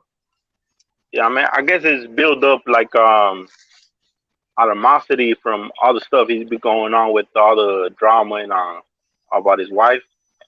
He just Mhm. took it out on him, you know. Yeah. I feel that that's a very high possibility also. I will say this though about the um when Will dropped his book, he knocked out about 7 seasons of Red Table Talk. Just I just want to throw that out there because he let all that out. He said, nah, nah, nah, nah, nah, nah, nah. She's Yeah. not gonna have 10 more seasons talking about all our stuff. So he said, yo, I'm gonna drop this book real quick. Red Table I'm Talk. gonna beat her to it, huh? It ain't been as hot since. Red I, Table Talk ain't been as hot since. That's all hey, I'm saying. That's all hey, I'm gonna say about that. I'm gonna say this, bro. To answer people's questions of the build up, like you say, Sergio, you feel like it got built up, man. Will is a strong nigga, believe it or not. We can call him weak.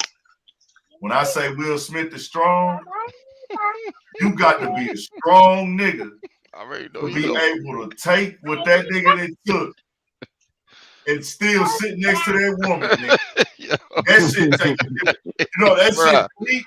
Like we call that shit weak and soft and da da da. You got to bruh, be confident, nigga, in yourself. And son. you got to have strength. You Hey, can't Big Ant, They that turned him tie into a that meme, son. That that Red tie Table in. Talk was a meme. Yeah, I'm about to say that tie in both of the your topics though that it came up. That tied both of the conversations together. Like, you know what I'm saying? Being that strong in they married, bro. And a lot of people came on here and said that's still his wife, still his wife. yeah. And that to what the other brother was saying, like that mean he took that oath serious. You know what I'm saying? Like people don't understand that's an oath, bro. That's a Hmm. contract. That's a covenant. That's Hmm. something that you enter into. You like, man, better or worse. You know what I'm saying? Rich or poor, however it go down, we go down together. You know what I mean? Like a lot of people ain't looking at it like that now. So you right, and you just tied a bow on both topics. Hit it on the head, bro. Hmm. For real. You Hmm. know, my here's the thing that I have with that. Uh, Personally, in if I was in Will's shoes, I would feel the same way. I wouldn't want somebody roasting my wife for making a joke like that, especially if she's going through some tough times or stuff. But then the problem is, I don't believe it's Chris's fault either, because Chris is just doing the standard of the industry. The industry, if you guys watch these awards and stuff, it always has been some roasting, and everybody thought it was funny. And Chris didn't think that it was going to be. not funny that one time. And so I don't think that he had any malice when he was trying to say the joke.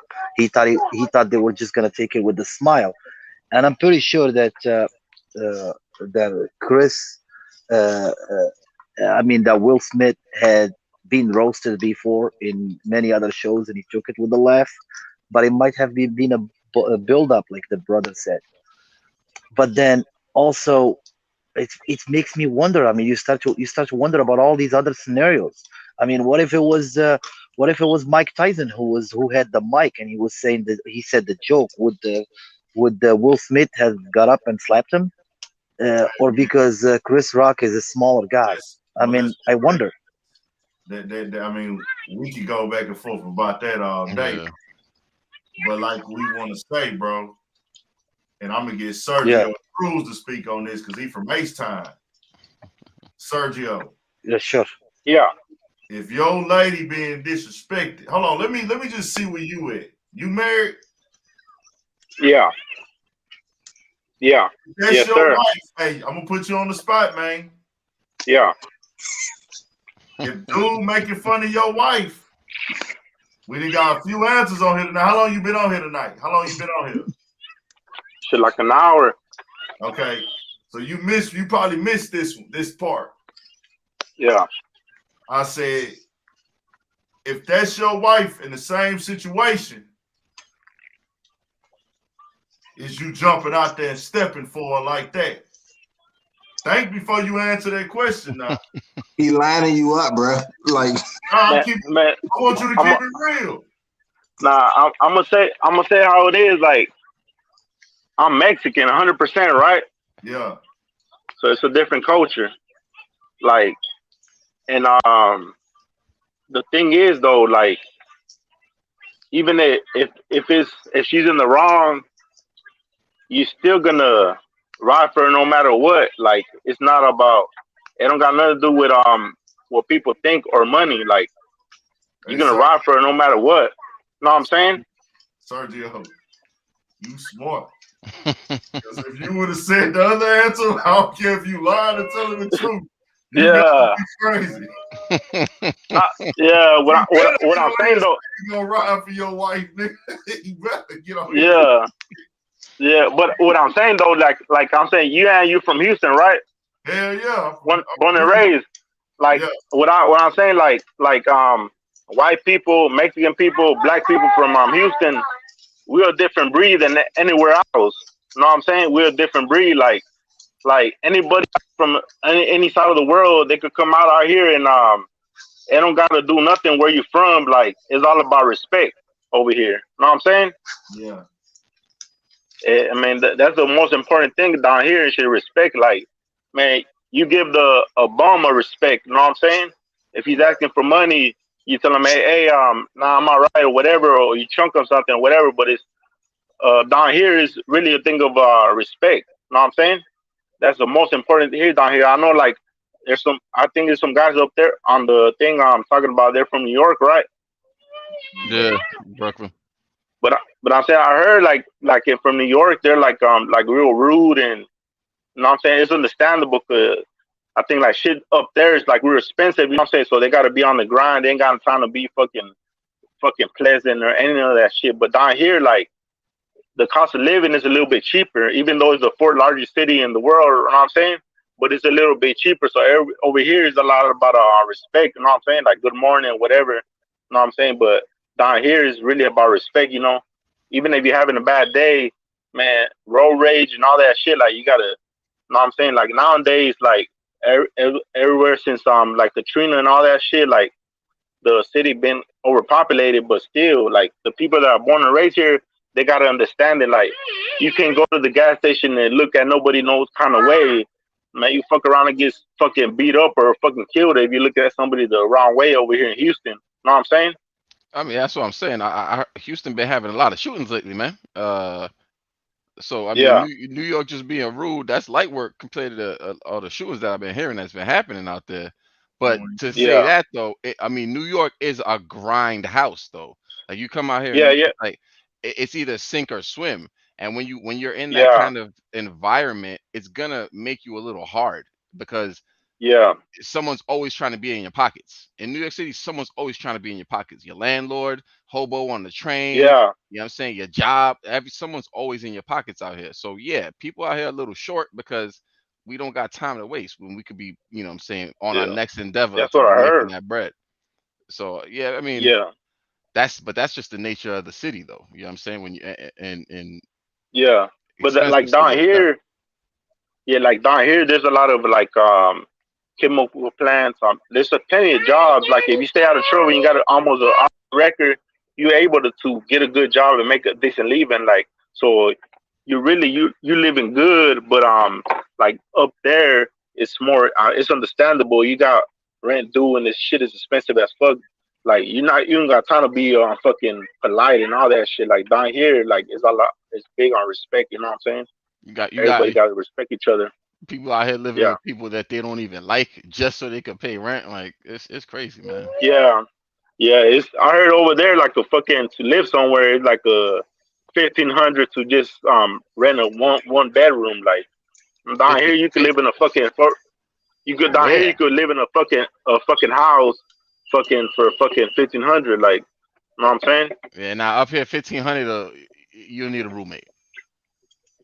Yeah, You yeah, need a roommate for yeah. 1,500. bro. Shit What's down here you rent a house out for fucking 1,500 with a fucking front and backyard living good and shit. Like you know what I'm saying?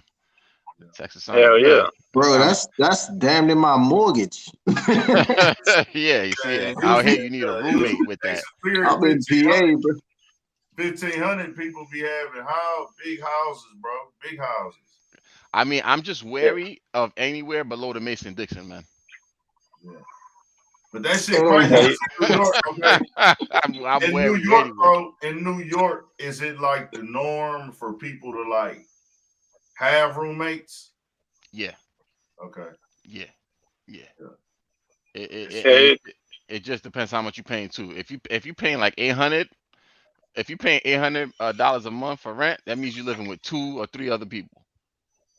So how much yeah. how much is those rent and how much is the rent in the projects? Or that's a little different. I'm not sure what the current rent is now, but it can't be crazy like that. In Oh, the like projects deep out, and now the projects they just be in like the outskirts of Brooklyn, like yeah, they just far. Like if they make it, they're far. right, Um, but I don't. I'm not exact. I don't want to give you yeah. false idea what the. But I would About like guess somewhere. 1,000.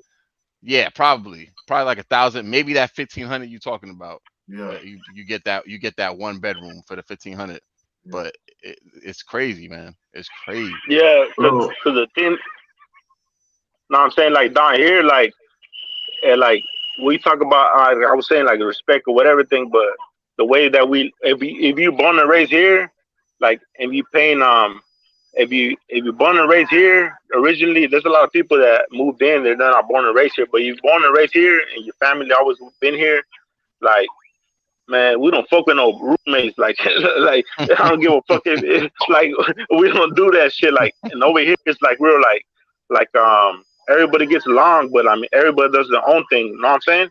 Right? Yeah, yeah. I Like, mean, like I don't give a if I want to pay if I want I'm a in my pay I'm gonna pay 1,500. I'll pay 2,000 as long as I live if I'm comfortable. Like down here, like the roommate shit really doesn't. Only if you're a single dude you stay you have a roommate, but if you already got a family and everything, like ain't nobody fucking with no roommates down here. You know what I'm saying? yeah, yeah. I mean, and that Yeah. lends itself, empires, old empires were built from the home out, man. They were built from the Yeah. home out. And now it's Shit. like you got to rush your kids out the house. Like that's what they want you to do. They want you to rush your kids out the house. So Because they I could tax them. tax them, divide and conquer, man. That's what it is, man. It's yo, Hell I yeah, divide think and like we I had. conquer. go. I think we go wrong with that, but we can open a whole nother can of worms. And man, we Yeah, gonna have you yeah. big and we had you on here another 4 hours talking about That that. would be, yeah, Yeah, yeah, I yeah. Let I me ain't get trying to my do it to ass y'all. off here, man. I appreciate everybody who been tapping in all night, man. Go to the comment section. Shout out Sergio Cruz for tapping in. Samir, I appreciate you tapping in. Samir, did I get where you was from? I don't think I asked you where you was from. Oh, I'm from Cleveland, Ohio. shout out to Uh, Cleveland, Ohio, man. It's yeah, all the rents here are a little more reasonable than where you guys are from. Oh, yeah, facts, yeah. facts. But Shout it's out all to about opportunity. I mean, you go to Brooklyn, New York, and the opportunity is better than Cleveland. yeah. So So it's we all appreciate relevant. Right. appreciate all y'all tapping in, man. Hit the like button on y'all way out. Subscribe, turn y'all notification bells on. I can't say that I drop all types of content for the people who this their first time here. It's mostly rap and hip hop, rap, hip hop news, rap interviews, mostly with underground artists. Uh, all types of content. We drop a podcast every Monday, Studio 56 podcast. So it's different types of content. Just turn the notifications on and click what you're interested in. Links is in the description for the podcast and stuff like that. But it's Studio 56 podcast that comes on every Monday on this channel. But I drop content consistently. I'll probably gonna drop a video with the Tony Rock stuff tomorrow. So y'all can pretty much go ahead and I'll probably just separate it strictly to the Tony Rock stuff. Yeah. I think that'll probably be better than trying to put in Yeah. By the way, I hope you guys understood my position. My position, I just want to make sure that I'm like not siding with either side. I yeah, just wanted to make sure that that Chris Rock was also a victim of the industry standard, which was for the last 20 years Right. that the host will be roasting a little bit the guests, yeah. and he just did it at the wrong time with the wrong person in the wrong situation, and it backfired on him. This is what I was trying to say. Yeah, we Yeah. got you. We got you. Aaron, can I say one more thing? Yeah, say stuff. Yeah, out on the last caller, he was talking about kids and stuff like that, right?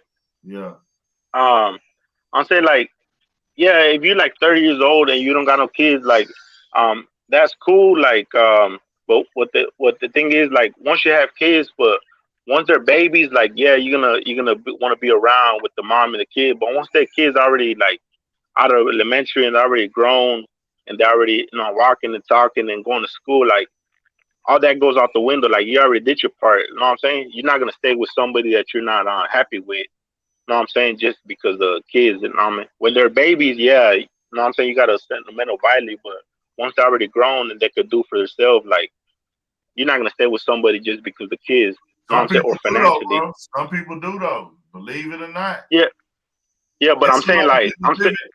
It's a lot of people that's yeah, living together that's married, and it might not be for too much longer, but it's a lot of relationships that be hanging on to a thread. yeah, I seen it where somebody stayed together for a year, where one was sleeping downstairs and one was sleeping upstairs.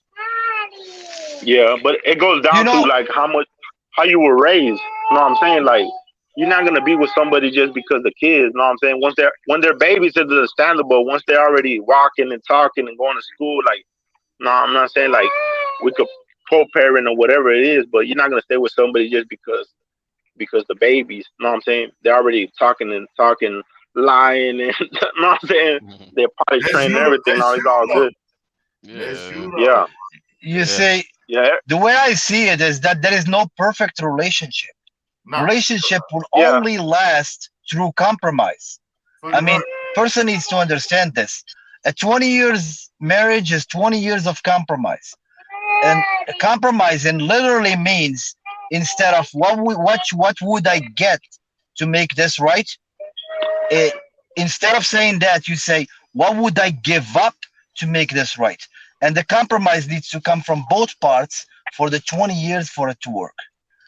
Uh, because there is no relationship that is going to be perfect throughout, whether it's marriage or not. So the compromise is truly needed, but a compromise not always possible. If the other party is making your life hell, then yeah, there is a way out, and that's divorce. And I agree. I mean, but all you gotta think about it too. After your kids are grown, time has passed.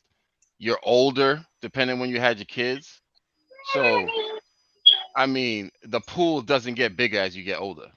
You come out of a divorce and marriage. Who you looking at? You 55 years old. You gonna be on the dating scene? Who's out there? What you gonna find? Like, you know what I mean? Like, Yeah.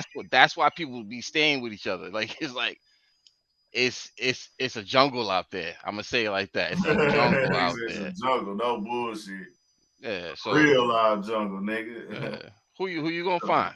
Let me know. In line, nigga, for sure, bro. But hey, man, we here, we rocking. Appreciate y'all for having me, letting me tap in, in. man. Sergio. Let me jump out first. I wanna throw you a little gift. I appreciate your show. For sure. Yeah. All right, take care. Thank you for having me, buddy.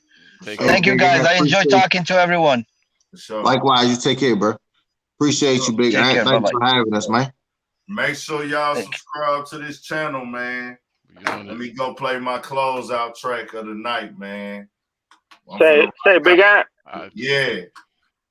Shit, man, I've been trying to find that song that Walking on Water. What is the song? I can't find it. Oh, that shit crazy. That's crazy you asked that, man. It's called 03 Greedo. It's called Floating. I'm finna play it right now. You fuck with that 03 song? Greedo? 03 Greedo, man. Hold on real quick. I gotta put you back on here, bro. I'm gonna send this shit to that nigga. 03 Greedo, man. I'm gonna DM this shit to him. He might see it. I'll be telling niggas Floating is one of the ones, bro. You fuck with that song, though? Hell yeah, that bitch is hard. Like, I couldn't find that bitch. I was, man, like, what the fuck? Like, you said it fucking was it Green Money Man, right? Like, nah, that's Valley or Grass something. Valley. That's the other one. Yeah. That's the other one I play all the time. The other one I play all the time is Money Man Grass Valley. This one is called 03 Greedo Floating, but I be playing the screwed and chop version. You know what I'm saying? Because sometimes, like, you know, artists be signed and shit, the label be like copyrighting the music type shit. So I played the screwed and chop one, but the vibe on that song is so fucking strong, bro. It kind of like feel like it's normal, but the song actually faster. It's slow. It's screwed up. It ain't chopped. It's screwed up. What's the name? It's called 03 Greedo Floating. Who raps it? 03 Greedo. Oh shit! I thought it was Money Man. Nah, that's what I was saying. I was telling you that's the song that I played by Money Man. That's called Grass Valley. Yeah. But the one when you said Floating, I knew that you was talking about the 03 Greedo song. Okay, Floating. I thought it was Walking on Water. No, the song is called Floating. Walking on Water is what he be saying in the song. Okay. The song is called, he says floating in the song too. He be like floating. Where's he from? Huh? Where's he from? He from Watts, California. Oh shit, damn, that's crazy. He from Watts, LA. South. Hey fellas, I'm gonna tap rapping out. like he's from Texas. Oh, for sure, Slide Dog. Appreciate you. Hey, Slide Dog, I'm gonna check out your page, bro. I'm gonna go subscribe to you. Big Ant, I'm already subscribed to you, big homie. Appreciate you. I'm gonna tap out. I appreciate y'all. For sure. Appreciate you too, yo, fellas. Take care. Have a good night. Later. Bro, for sure. Appreciate you, man. Samir Forsane.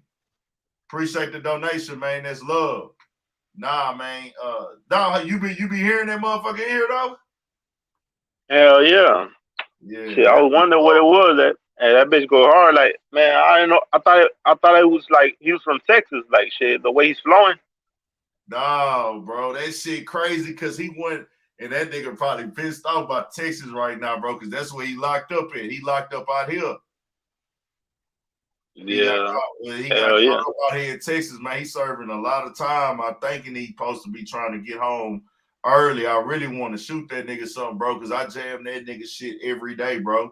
Like, that nigga shit be getting me some shit, like, for real. Like, hell yeah. It's like some fucking zero shit and shit. Bro, you know what I'm saying? Nah, he wasn't even going for that shit. And Texas don't know.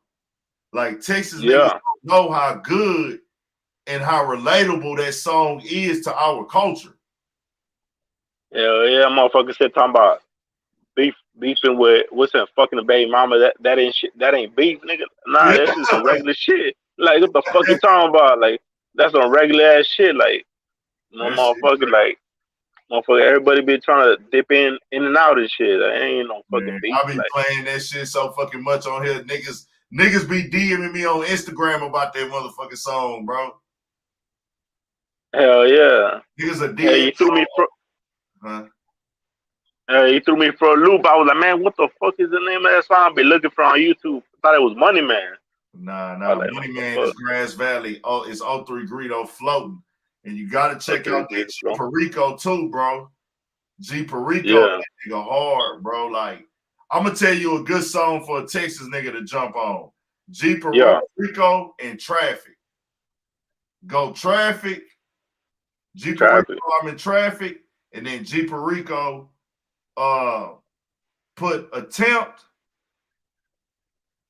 And then put G Perico on a Sunday. And Yeah, Perico and G Perico got a lot of music together too. Well, not a whole lot, but they do, but they haven't released it all. But they was partners. They hell fucked yeah, each other, like on some music shit. Like on some, hell you know yeah, cause what I'm saying? But I'm gonna yeah, play that motherfucking O3 before we get up out of here. We turned up. Shout out to hell Sergio yeah. for stepping in, Southeast Side, H-Town, Texas. We rocking. Make sure y'all subscribe to the channel, man. 1,000. Stay on your pivot for shit show. All right. Bet.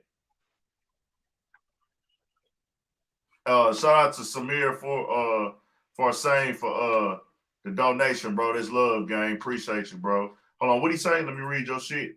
Great show, great host, great guest. Thank you. For sure, Samir for saying love, bro. Stay up. Let's get it. We do them shout outs, man. I'm shouting out whoever's still in the chat. Shout out to my nigga New Money on the wax, man. Or the bait, the wax, whatever. This shit good. This shit get a nigga in the zone. You'll be too high. Watch your spirit rise and rise. Just cause you got young, could call my blood. Walking on water. Walking on air. Flowing. Walking on air.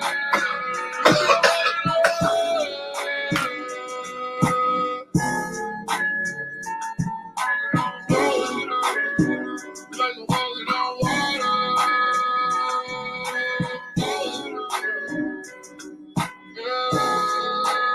She let me down in the ocean. I dive beside her ocean. When am I'm feeling like I'm floating.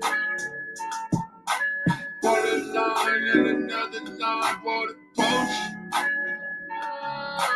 Put the truth in the limit line, now I'm floating.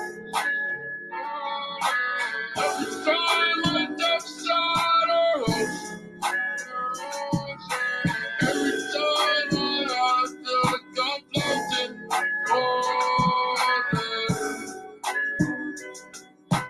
you don't get busy, I turn to a shack. Fuck on it, bitch, she look just like an anchor. Working the guns right under the mattress. I feel like I'm floating on top of the mattress. Demons out of ocean.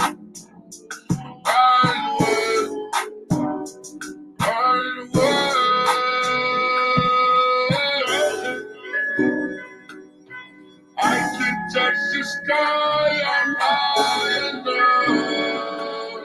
Chopper right behind us, loaded up.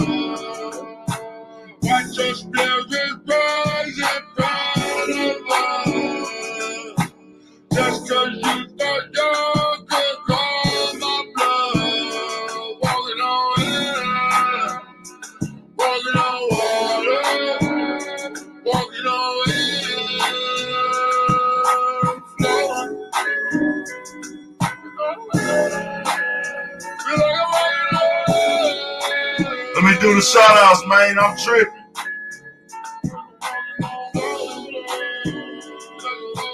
I'm shouting everybody out right now, man. Shout out my boy Samir Farsane. Shout out Courtney Love.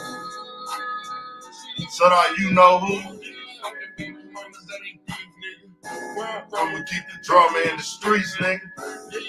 Got the chopper in the seat, nigga. And it came with a beam, nigga. We'll put your ass to sleep, nigga. No doors on the cheek, nigga. I can touch the sky, I'm high enough. Chopper right behind us, loaded up.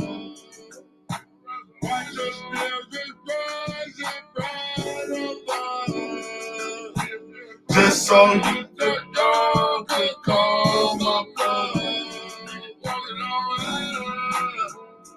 Walking on water. Walking on air. Float.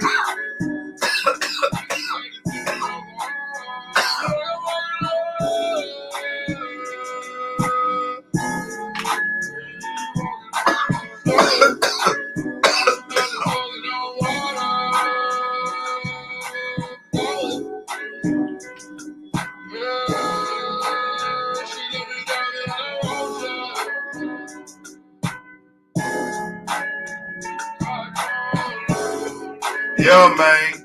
303 Greedo. I appreciate all y'all tapping in. This considered somewhat early for a nigga. Kanye gonna get on them niggas' ass, nigga. I ain't even get into Kanye tonight. But shit, we straight though, man. I appreciate all y'all tapping in. Make sure y'all subscribe to the channel. Hit that like button. Go back to the video after. Just tap in on the comments, man. Give some feedback to this motherfucker for sure. Stay on your pivot. We out.